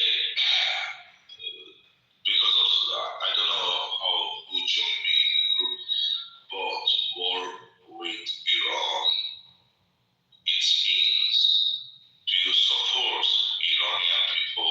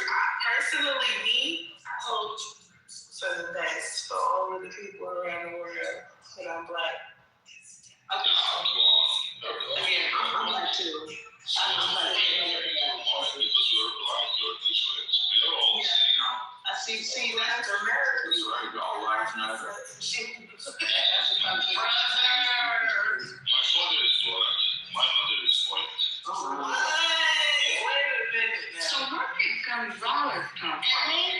Looking at your name, and I'm like, Gonzalez? That's not a Farsi name. Yes, I'm from Mm. I'm originally from Israel. Oh. Yes, Like chickens, y'all. Okay. Shalom. I'm Black American, and I don't have. Salam alaikum. What am I gonna try and tell them, Charlie? What happened there? No, I think Iran is gonna win. You know, God sometime against, you know. If I did, I know right now. Is that what my mic is? She's spoken up, yo. Let that lady.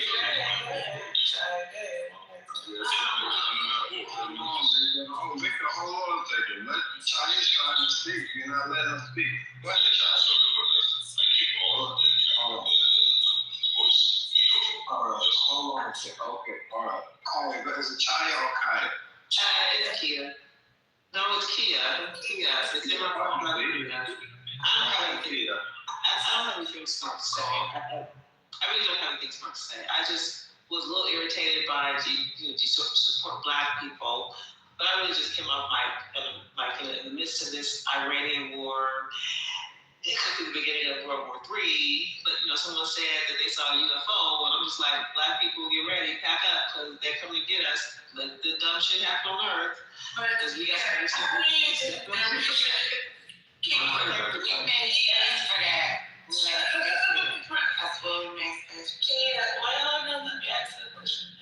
So, Kia, how do you think Black people should feel during this time? Yeah, I think this is not. I think I'm looking forward to World War III. I'm looking forward to World War III. I am. Yes. Because this shit's got to end at some point. Most Black people are waiting for Jesus to come back, and this is a good time for him to come back. And he's coming back. We got a lot of Black people waiting, just sitting around waiting, not doing anything, not participating in protests, not trying to stop the revolution, doing nothing but waiting for Jesus to come back. And this is prime time to come back. When people sit on suffer right now. They haven't been through the years. Go ahead. If you go showing that's Jesus come back, and that might be a good sign, not a bad sign. That's my point. That's right. That's right. Yeah, they sit on the couch. They don't move. They just been waiting. Just like, been waiting, brother. What? The Black people she was talking about, yeah.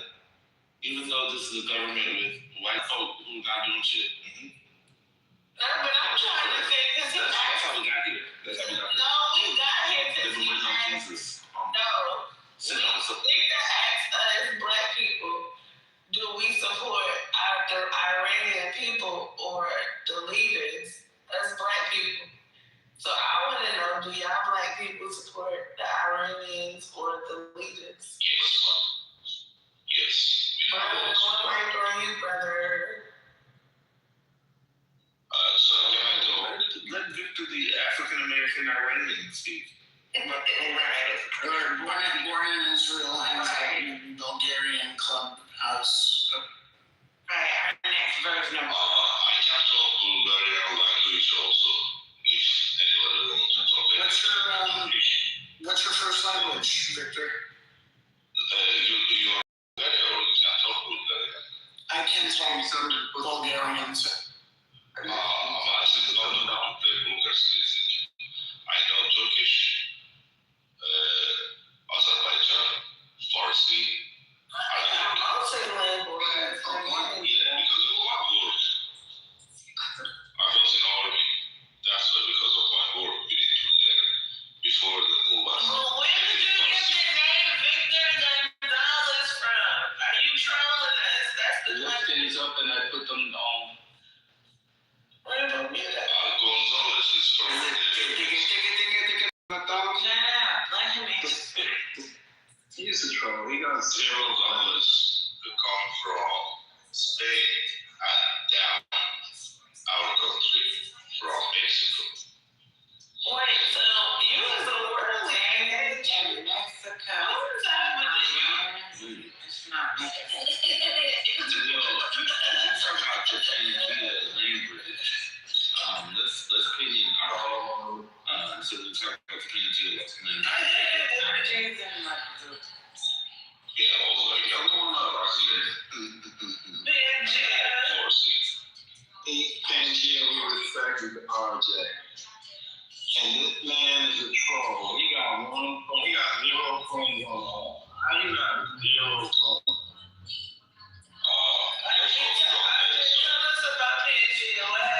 Take a picture of your wristwatch right now and PTR. I'm just here to get whatever he wants.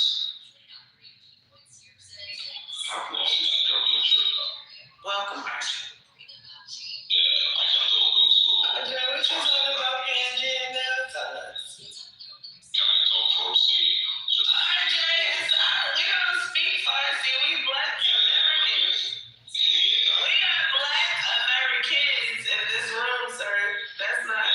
We don't speak that. Please. Mira, Victor. Mira. Everybody just go on mute. I was like African, it's not Sudanese. Oh, first I was Sudan. It's the dark of the dark age.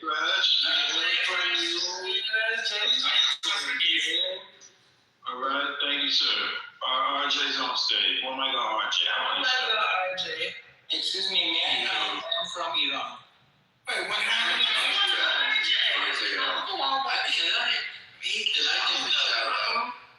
To the VPN in Tehran because all the Iranians are able to get on here despite what's going on, and that gives me a great word.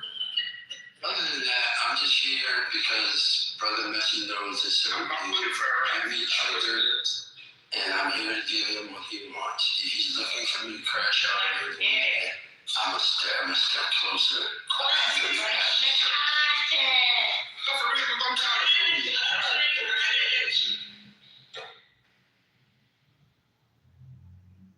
But you still like tell us about PNG. That was the whole point. I mean, really, this is a great brother scholar, activist, concrete, who often talks about PNG. I was just wondering, Ned said he was from Israel and from Iran, but when he said his country, you go straight there and you go to Mexico. I figured it would know. Yeah, really, man, it was a world. Possible way. I thought maybe the configuration of Pangea at one point, like commingled spaces that made it possible for him to be in Iran and then move to the south to Mexico. I figured RJ could help us with the scholarship. My Panamanian security chief in the group has told me not to speak on these matters, so I'm very sorry. I'm gonna have to be quiet unless I get permission. Victor's back on stage. Let's have a conversation. Reason moderator, can I speak? Can I talk or not? Charlie, you've been up here this whole time, and now you went, what are you going to tell us? Yeah, let Teddy go. Go ahead, Teddy. What would you like to say? Okay, I want to confirm that Victor said some things about the black and white. It's easy. You have ChatGPT and Google.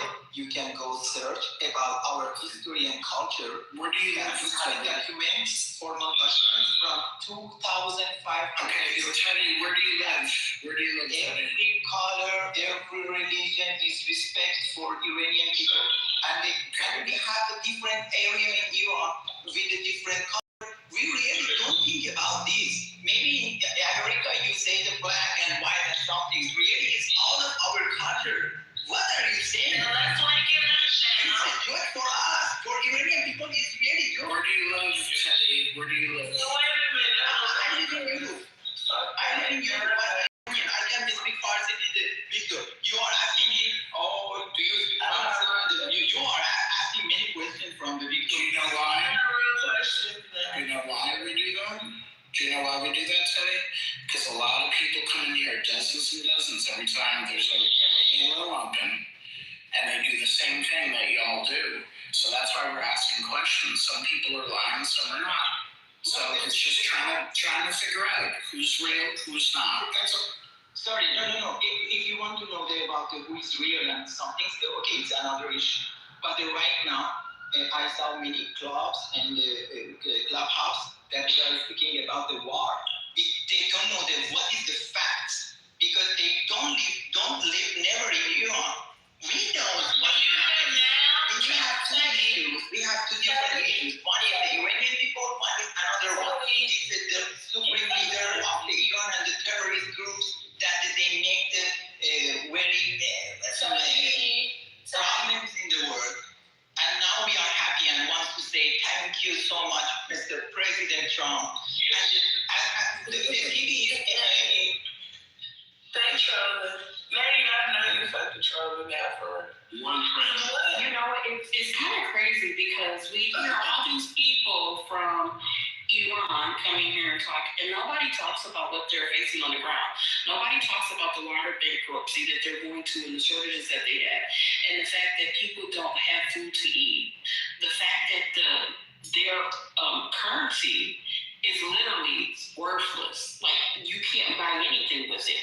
It takes millions to capture it. So, but we get to hear about how thankful they are for places to get bombed. Like, this is crazy. Yeah, nobody. Because they just killed 15,000 Iranians in January. 15,000 Iranian civilians were killed. Oh my God. Army, they're Here comes Chima Norm. Go ahead. They were getting manipulated by the United States. The United States doing all this shit on purpose. It's you are doing this shit. I'm so confused right now. Because it's a game. It's manipulation. It's all because of Hold on, Jay Fresh, hold on, because now my wheels are turning. So you mean to tell me all day that it's been Iranian, they here talking about they thankful for President Trump. How does that even make any sense? They would never tell you the truth. Y'all trolling. Why is it hard to believe that people don't like the Iranian regime? It's been very repressive. I mean, why do you think why is that so hard to compute? They literally have bigger fish to fry. They don't have clean drinking water. They don't have food to eat. And it's human fix. Repressive regime. Iran is diverse. Why would they sell their own people? Everything that they feeding you is lie. You not fresh. Why would they be celebrating their own people being killed? Like a Same thing with extreme examples.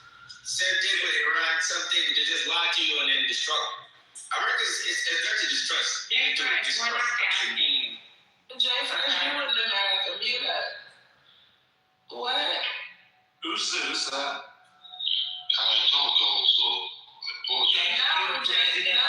Thank you, Benjamin Netanyahu. We are happy you are dancing. Iranian people are dancing on the street. You can look in the TV and see. We need to fucking die. So stop with that fucking nonsense. No, you Trump. Yes. Then the little girls get killed today. Why would you be so Oh man, here we go with this shit again. Yeah, the Ayatollah got killed. There's a lot of disinformation coming out of Iran. They're gonna blame. So the school didn't get wrong with the little girls, Randy. I don't have any proof of that, to be really honest. I know Iran wants you to believe that. You don't got proof. Okay. Now that the Ayatollah has supposedly been killed, what's going to happen? Hopefully the Iranians will form a new government. Hopefully. You know, I mean, it was impossible to form a new government. There's nothing there. When I come to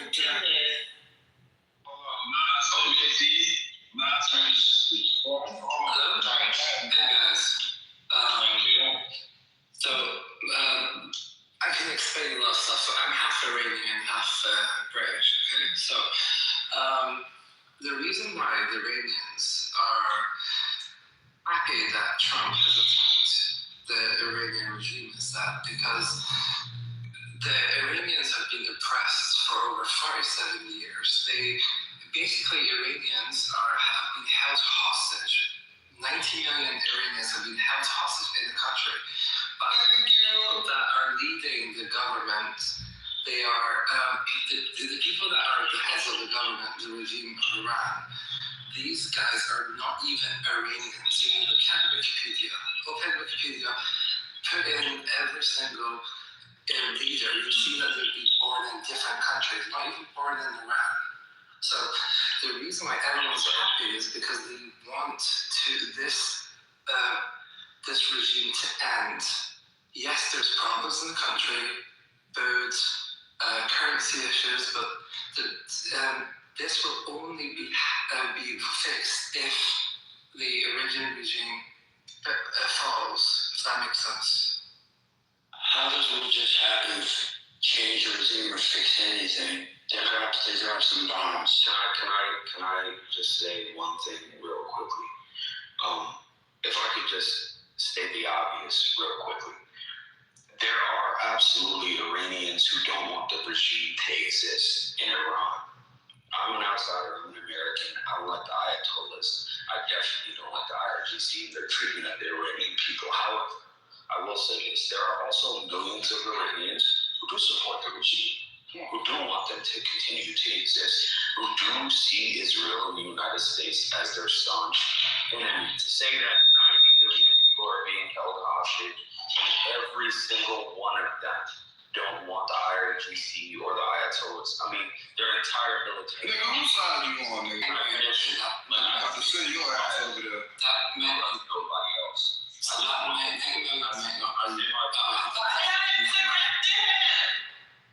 Right? But no, you have to let him you have to let him finish. And then let me see, the difference between the that's not it's not your turn. Let him finish. Go ahead. Not you, Victor. Yada. Yada. Oh, you know what it is. First of all, thank you. You accepted me in your group. I appreciate it. I know all of you. You got the sweet hearts, good hearts. You're welcome, Mr. Gonzalez. Thank you so much. Thank you so much. But I would like to listen all your words, what's going on, what you think. As I said, I'm also, my parents still from Iran. I live in Washington.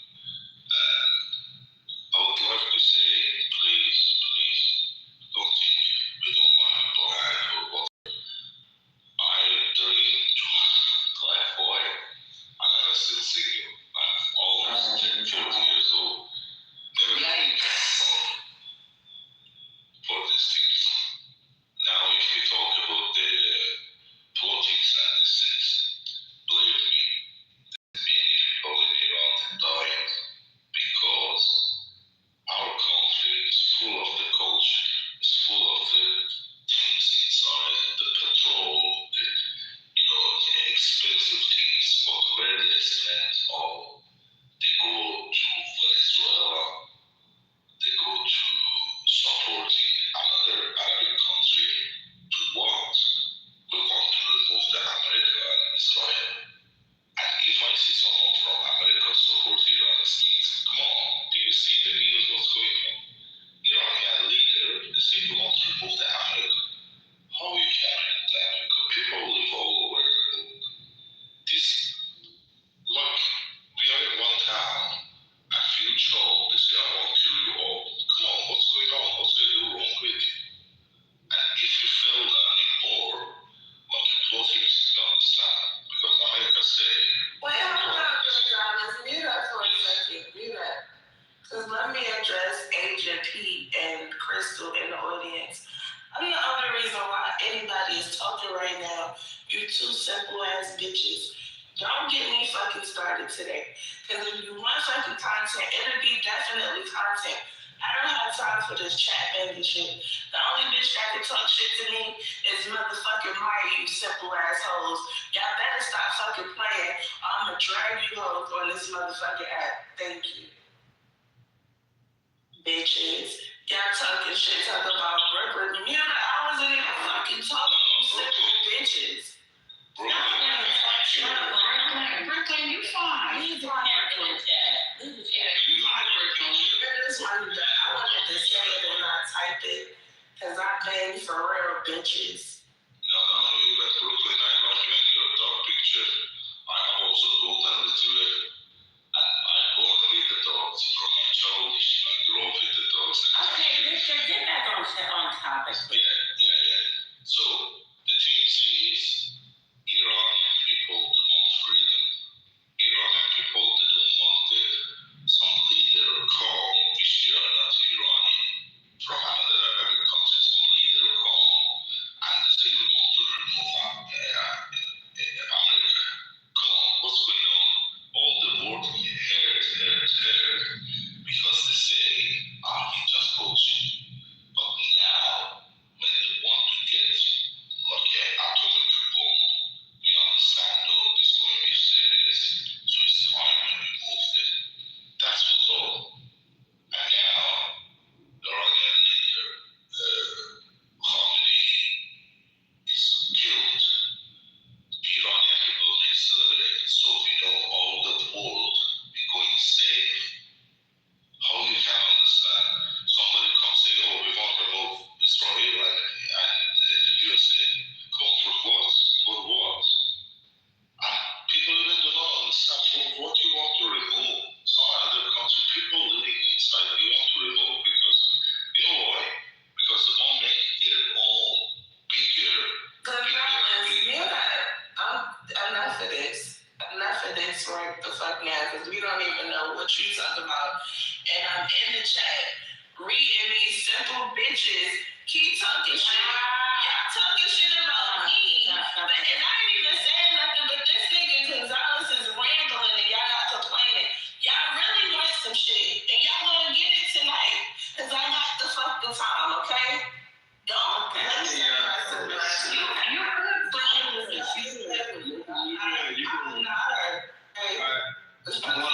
hear respect for you. Okay, one second.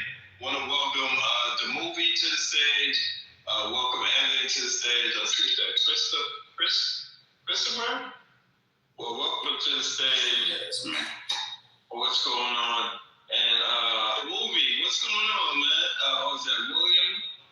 And welcome, William, to the movie. What you saw at today's events, brother?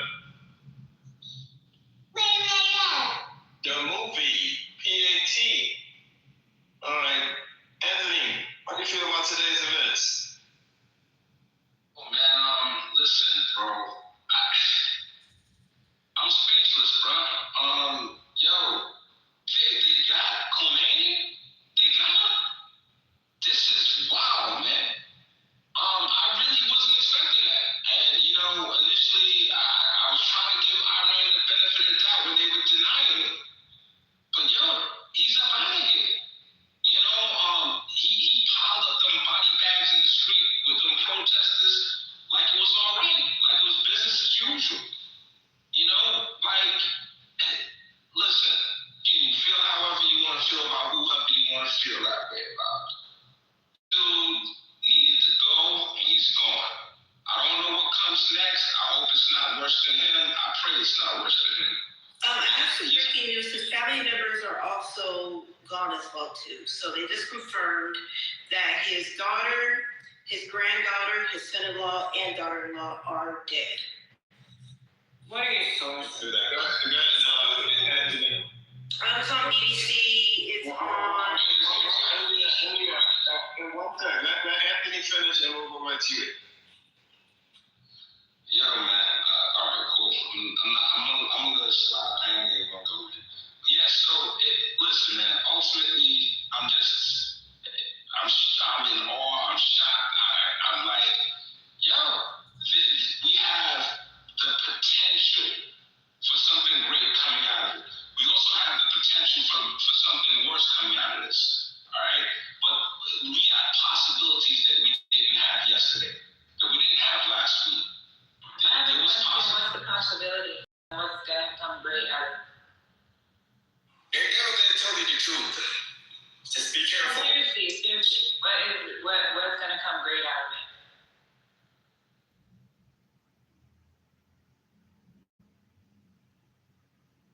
Of the leading opposition. She might take And hold on, that was Anthony. He's not going to answer. Oh. Trent, are you there? Oh my God. So, Trent, you said that this is, I want to quote you, probably the greatest. Wait, is RJ on stage? No, perfect. Yes. Okay, perfect. This is what Trent said. It is probably the greatest military feat in history.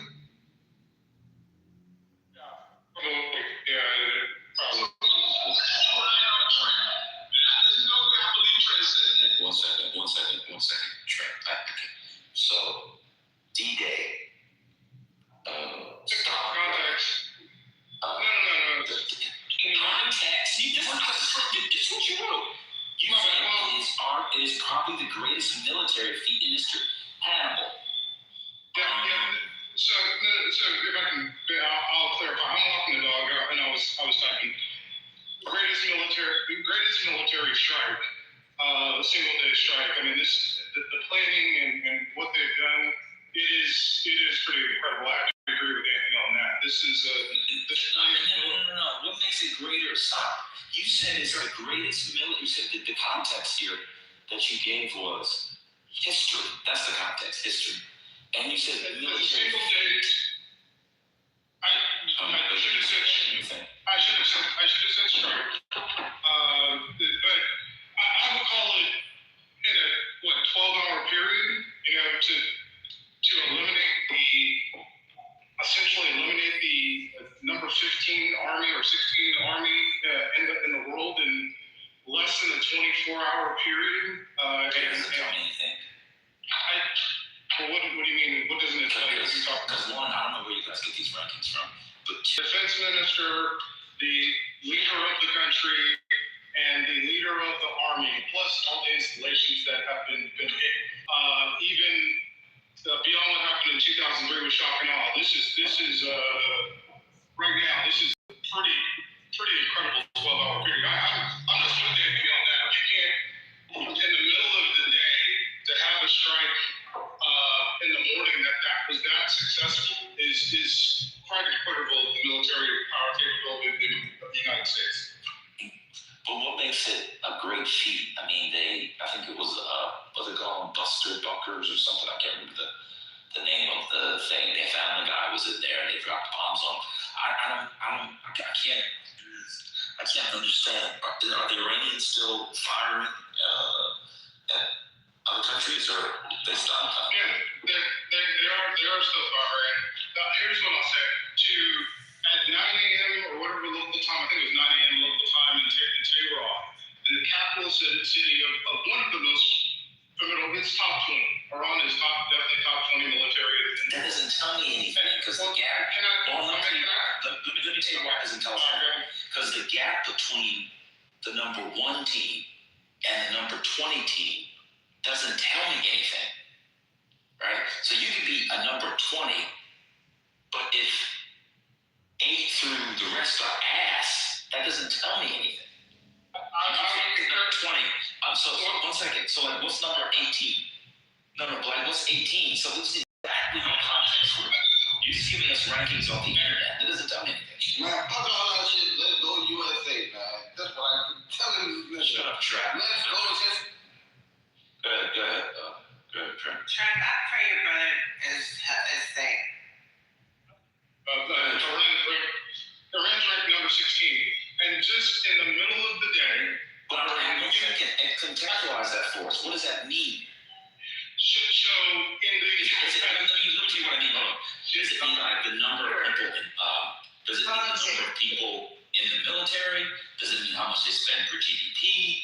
Does it mean, you know what I'm saying? Like, just put this number 16. What is the 16? Just tell us number 16. We don't know what it means. Yeah, I'm with you. I think this is the their total military power ranking. How many people they have, missiles, Air Force, Navy, everything in context. I'm not sure how they put the entire ranking together, but it's not like Iran they're not a small time military. It's not like Venezuela, who was number 4. Okay, that's a huge difference. And I understand that, but you watch football. There's a big difference between the number 1, number 2 teams and the number 16. I don't expect a number 16 team.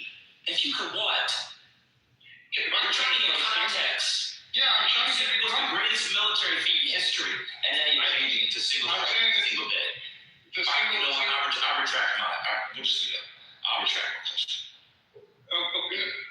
I'll retract my question because it was my question to you. Because you just want to gish gallop and rap. I apologize. I didn't understand what you meant. I'm thinking I can think of some battles in the Civil War. I can think of some stuff in ancient history. I can think of stuff in World War II. I maybe can think of some World War I. I can think about it. I can think of something in, lots of things. They killed some military heads through precision strikes. I wouldn't put that up there with the defense of Stalingrad that the Soviets did against the Germans. Now, RJ doesn't know anything about that. That's why he's here to learn from you, Trent. So we'll let RJ stay on me. I love having RJ on stage. And now you're saying the number 16, a number 1 football team versus number 16 football team, literally could be a 28-point spread. So you're not telling me anything. So if the number 1 team handles the number 16 team, no one will ever say that's the greatest win of all time. So that's why I was showing you the context. But I retract. Can I raise it? No, I retract it. Let's go back to that. No, we'll go on it though. Sure. All right. Thanks, buddy. Okay. Thank you. You too, buddy. Strangest crap ever. I don't blame that man for retracting his statement or whatever the hell.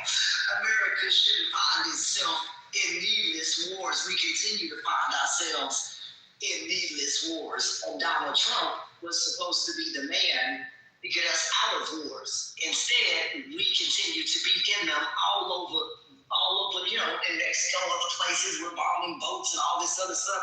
This is not what America should be doing. And I just don't think that this is appropriate.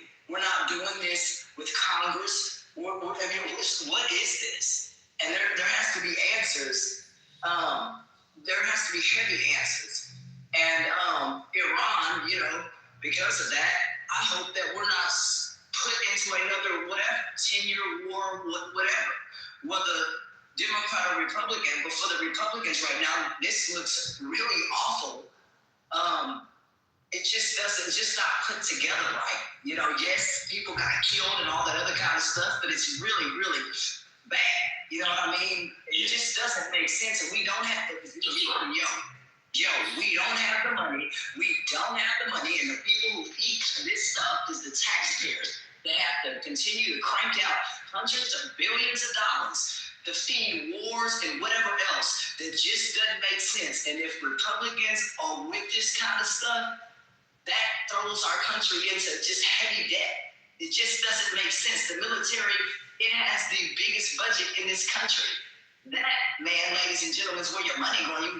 You want to know where your taxes going? Slice that pie down, and then you start to find out, man, my goddamn taxes is going to this crap. And we don't need to keep fighting and keep doing stuff if we don't have to. It makes no sense. Ooh, I'm sorry. Repeat that again, sir. Come again. You're kind of you're repeating yourself a little bit. Sir, I just think that it's a needless situation for us to be in. We don't have to. So, yeah, I feel you, brother. Okay. So maybe RJ, you can help me, or anybody else who knows. Military history is not my thing. But I don't know, what would the equivalent be in Carthage? So now they got planes and races. I don't even know how you would make, how does one make that comparison? Like they had a bunch of swords, or, during the War of the Roses, some broadswords and epées, and the Yorks descended on the Lancasters and killed Henry VI. And that, what would the equivalent? I don't even understand. RJ, can you help me? What does that mean? And the other thing is, I heard Steve Young do it today. where do military rankings come from? I've never heard adults who read. I've never heard adults who read get military rankings. I never even heard of this before. What does that mean? I thought the Associated Press was back in business somewhere. I was going to go look. Yeah, I was like, is there a committee like for the BCS, like a committee to see who gets in the playoff? They're ranking military, and like it's number 16. Well, I mean, I forget how many countries are in the world, but like a good 80 of them don't have militaries at all. That doesn't tell me anything. It's very strange. I don't know. But what would the pre-modern equivalent be? How do you even compare our technology today to 200 AD with the Romans? I don't know. It's very, very strange. I don't know how people get it. Military strength index by country. Yeah, it's rankings. It doesn't tell me anything.